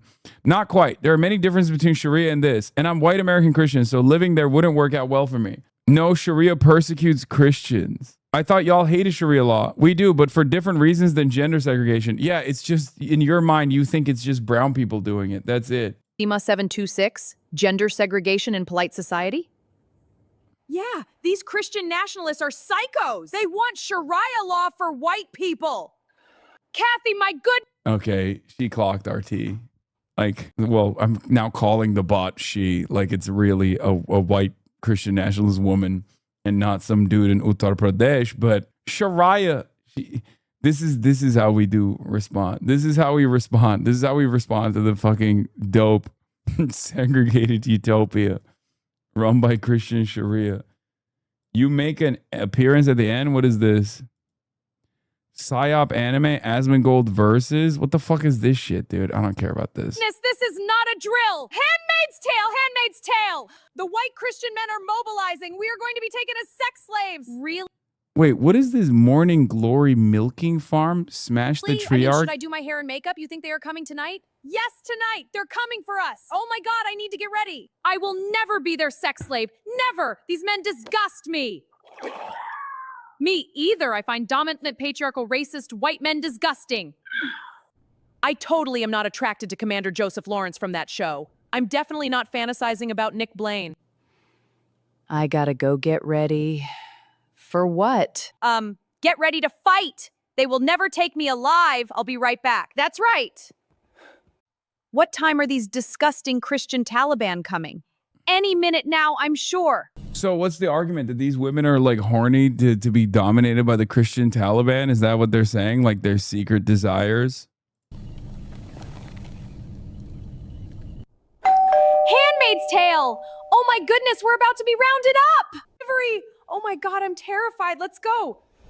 Good evening. I have a delivery for you. Listen, you disgusting racist pig. I will never be your sex slave. Yay! I'm not a baby machine, you sicko! What? Ladies, I'm just here to deliver your package. I'm not sure I understand what's going on. Don't play dumb with me. I will never be your sex slave. I'm not going to your weird little compound. I'm not wearing a headscarf, weirdo. I'll be your sex slave, but a scarf is where I draw the line. What is happening? Wait, is this like a prank? Am I in a viral video? How is he holding the... Oh my God, he's so horny. Okay, his dick is in the box. He is torqued. He's torqued. His dick is in the box. He is fucking so hard right now. He can cut through fucking diamonds, dude. Look at him. Look at him. They were right. They were right. His cock is holding up the box. Oh my God. Or something? Yeah, patriarchal psycho. You ladies are sick. I wouldn't touch either one of you weirdos, even if you were the last women on Earth. Wait, what happened to the house? He ran into the house, which also happened to be... I'm sorry. He runs into the house, but it's also out in the sick. I wouldn't touch either one of you weirdos, even if... What the fuck? If you were the last women on Earth. This is a message from the creator. Yes, I am a woman. So... a lot of you guys are on here saying, Handmaid's Tale, Handmaid's Tale. It is crazy how obsessed with that show you feminists are. This is insane. This has nothing to do with women being kidnapped and forced to be sex slaves to wealthy men or be birthing slaves for rich guys whose wives can't have kids like this ridiculous, Hollywood, degenerate show. You guys have been brainwashed by pedophiles in Hollywood and you're sick and depraved, and that's why you're always going to these crazy scenarios where men make you a sex slave. Okay, this is a real person. This video is amazing. I bet she doesn't look like the AI photo. Of course not. But still, this is a real femcel. This is a conservative white woman. Oh my God. Literally no Christian man wants to make any of you disgusting feminist and leftist psychos a sex slave. Okay, no one's gonna kidnap you and force you to live in this compound. Stop with the ridiculous comments. Bro, this is not AI. I can hear her spitting. Okay, I can hear the spittle coming out of her fucking mouth. Okay, I feel bad hearing the voice because now I know there's a human behind it and clearly they have mental illness. Yeah, the best kind. Please keep making these videos. I don't care how many rivers are rerouted. I don't care how much your electricity prices skyrocket as a direct consequence of funneling this or funding this initiative. This is the greatest initiative of all time. Oh my God. Thank you so much for making this. I want to see if there's more. Literally my life, and it's easy breezy. I'm very grateful to have a good man. She figured it out. Lavender uprising, mood waking up every day with a provider husband. She believes in community safety. She wants to abolish billionaires from a beach chair on a vacation paid for by her father's long-lasting trust fund. Okay. This has shattered my faith in humanity. I love her. This is reaffirmed my commitment to humanity. I think she's incredible. I think she's brilliant. She has a YouTube channel with videos. Oh my God, there's more. Oh my God. Love and Hate 2, War Brides, the dark psychology behind women's choices in men and politics. POV Christian women bathing suit shopping. Oh my God. Kindergarten Congresswoman. Mockingbird Media, Love and Hate 3. Wait, why is Love and Hate 3 before Love and Hate 2? She made the third installation before she made the second installation. It doesn't make sense. Rebellious Wife. Okay, let's see what the most popular one is. I Deserve Better. Jessica, you're my sister, and I love you. Why do you want a divorce? Did something happen? What? Jessica, you're my sister, and I love you? Why is the guy working behind the counter masturbating in front of the jukebox? Also, he's not talking to anyone. We never have any money. All he does is work. I work full time and have to do everything with the kids. He isn't doing his fair share. Has he cheated on you? No, at least I don't think so. Does he hit you? No, he's never hit me. But it's just like, I don't know, I'm so sick of having to work all day and then do it all. I deserve better. I deserve a man who will help me with the kids and the housework. I want to be able to go on vacation once in a while. Didn't you guys go to Florida last summer? Why does the art style keep changing? Why does the art style why? Why is it Family Guy back there now? What is happening? Is this, I've never used LLMs and I've never used generative AI, so I don't understand. Like, is that normal? Does that happen all the time? Not that kind of vacation. A real vacation. I want to go see the pyramids or the Eiffel Tower. He's so broke. Average people can't afford to go abroad for vacation. That's a Damn, he's just getting mugs on mugs. $15,000 trip. You married an accountant. If you wanted a luxury lifestyle, why didn't you marry a doctor? He was hot. We were in college when we met. I didn't know an accountant couldn't afford to go to Paris. He was fun to get drunk with and party. Jessica, you sound ridiculous. You're 35 years old. It's time to grow up. Most people are average. Okay, we're learning a lot. This is exposition. We're learning a lot about the prompt engineer's real gripes here. You can only generate like 30 seconds at a time, so every cut is basically a new thing. You have to try to get it to spit out the same thing. Oh, that's how it goes? Yeah. We're learning a lot about how this person feels about certain professions and about how she also has basically sucked it up. Because, like, obviously, the good thing to do is to be happy with the shitty relationship that you're in with a broke boy, right? Like, That's not true. Look at these influencers. Hey everyone, we're here. Look at this amazing resort. why is this Bratz doll? Why is it a Bratz doll? What is happening? Wow, so great. You can't be serious. None of that is real. These are actors that are hired by the resorts to promote the place. Normal people don't. This guy's like having a hard time getting across this important message to his sister, and basically getting older, and so is the establishment. The establishment is getting dirtier and more beaten down because of her horrendous vibes. Do this? Name one person we know who has this lifestyle.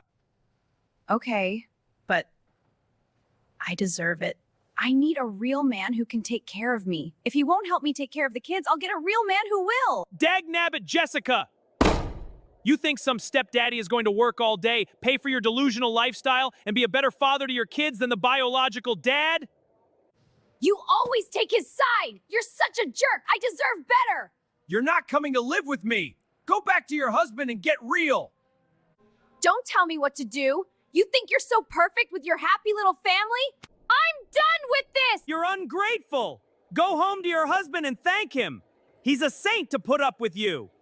Dave, I deserve better. You never take me to Cairo or Paris. We don't have any money. I deserve. Honey, please calm down. Deserve. We can't afford that. I took you to Florida to the beach. How about I'll take you to California? You broke piece of crap. I deserve better. It's over. Brian, I brought you here because I need your help. What is it now? I'm having a really hard time since my divorce. I work all the time, do nothing other than It's been 5 years and they went to the same diner and they're wearing the same clothes. That's crazy. She just wanted to go to Cairo, man. clean and take care of kids and can't afford to make ends meet. Whatever happened to you marrying a millionaire and traveling the world? Thought you had it all figured out. I'm trying. I'm on all the dating apps. These guys just want to play games. They don't want to be a real man and step up to the plate. Millionaires date supermodels. You need to get real. Go back to Dave and apologize. Do the right thing. What? I can't. He has a girlfriend. She's 26, that little tramp. Anyways, I need a favor. I just need to borrow $5,000 to move. I'm getting evicted. Absolutely not. I told you not to do. Why does this establishment have mugs that say world's okayest mom? Actually, I kind of like that. That's kind of funny. Random diner and all the mugs are like world's okayest mom. This. You broke your home and ruined your children's lives. What you did wasn't very Catholic. I will not enable. Brian, please. My kids are going to be in the street. I really need your help. I wouldn't ask if I had other options. I'm sorry, but I will not bail you out of the consequences of your sin. Your divorce was not just in the eyes of God. The kids can come with me or go with their dad, but not you. Wait, so it's beneficial for the kids to be with their dad who's like fucking a 26-year-old? That's the Christian way? That's what we're doing? So I've been living in my car a few months. I'm a single mother working a full-time job, door dashing, and doing Instacart. Wait, hold on. I mean, she's popping on TikTok though. At sleeping in parking lots. She's popping on TikTok. So she figured it out. She figured out the method. So she's bringing it back around. 12K likes. She's monetizing her demise. This is literally Darman for the far right. I mean, Darman is Darman for the far right. This is awesome, dude. I love this fucking, I love this show. This is my favorite show, okay? Incredible. How was her phone outside the car? I mean, if she's popping as a TikTok content creator, maybe she's found like new ways of making engaging cinematography. This is Nazi Coco Melon, has a bright career ahead of her as a prompt engineer. Okay, it won't surprise you that she's an anti-Semite. TV shows, they make the father figure a big dumb guy, the women trashy, and the young boys weak little troublemakers. They're Zionist media subversion. doing it on purpose. The promotion of dysfunctional families and glorifying of bad stereotypes. Whatever stereotypes the media puts out there does become self-perpetuating and influences in society. Not only that, but they mock and look down upon good, nice families like the Ned Flanders types. Remember on old TV before Roseanne, all families were like Brady Bunch, the Huxtables, or the Partridge Family? It was strictly only the promotion of good family stereotypes and shows that would work through family situations each episode to... What's the argument that like Jews weren't making these TV shows? Is that the argument?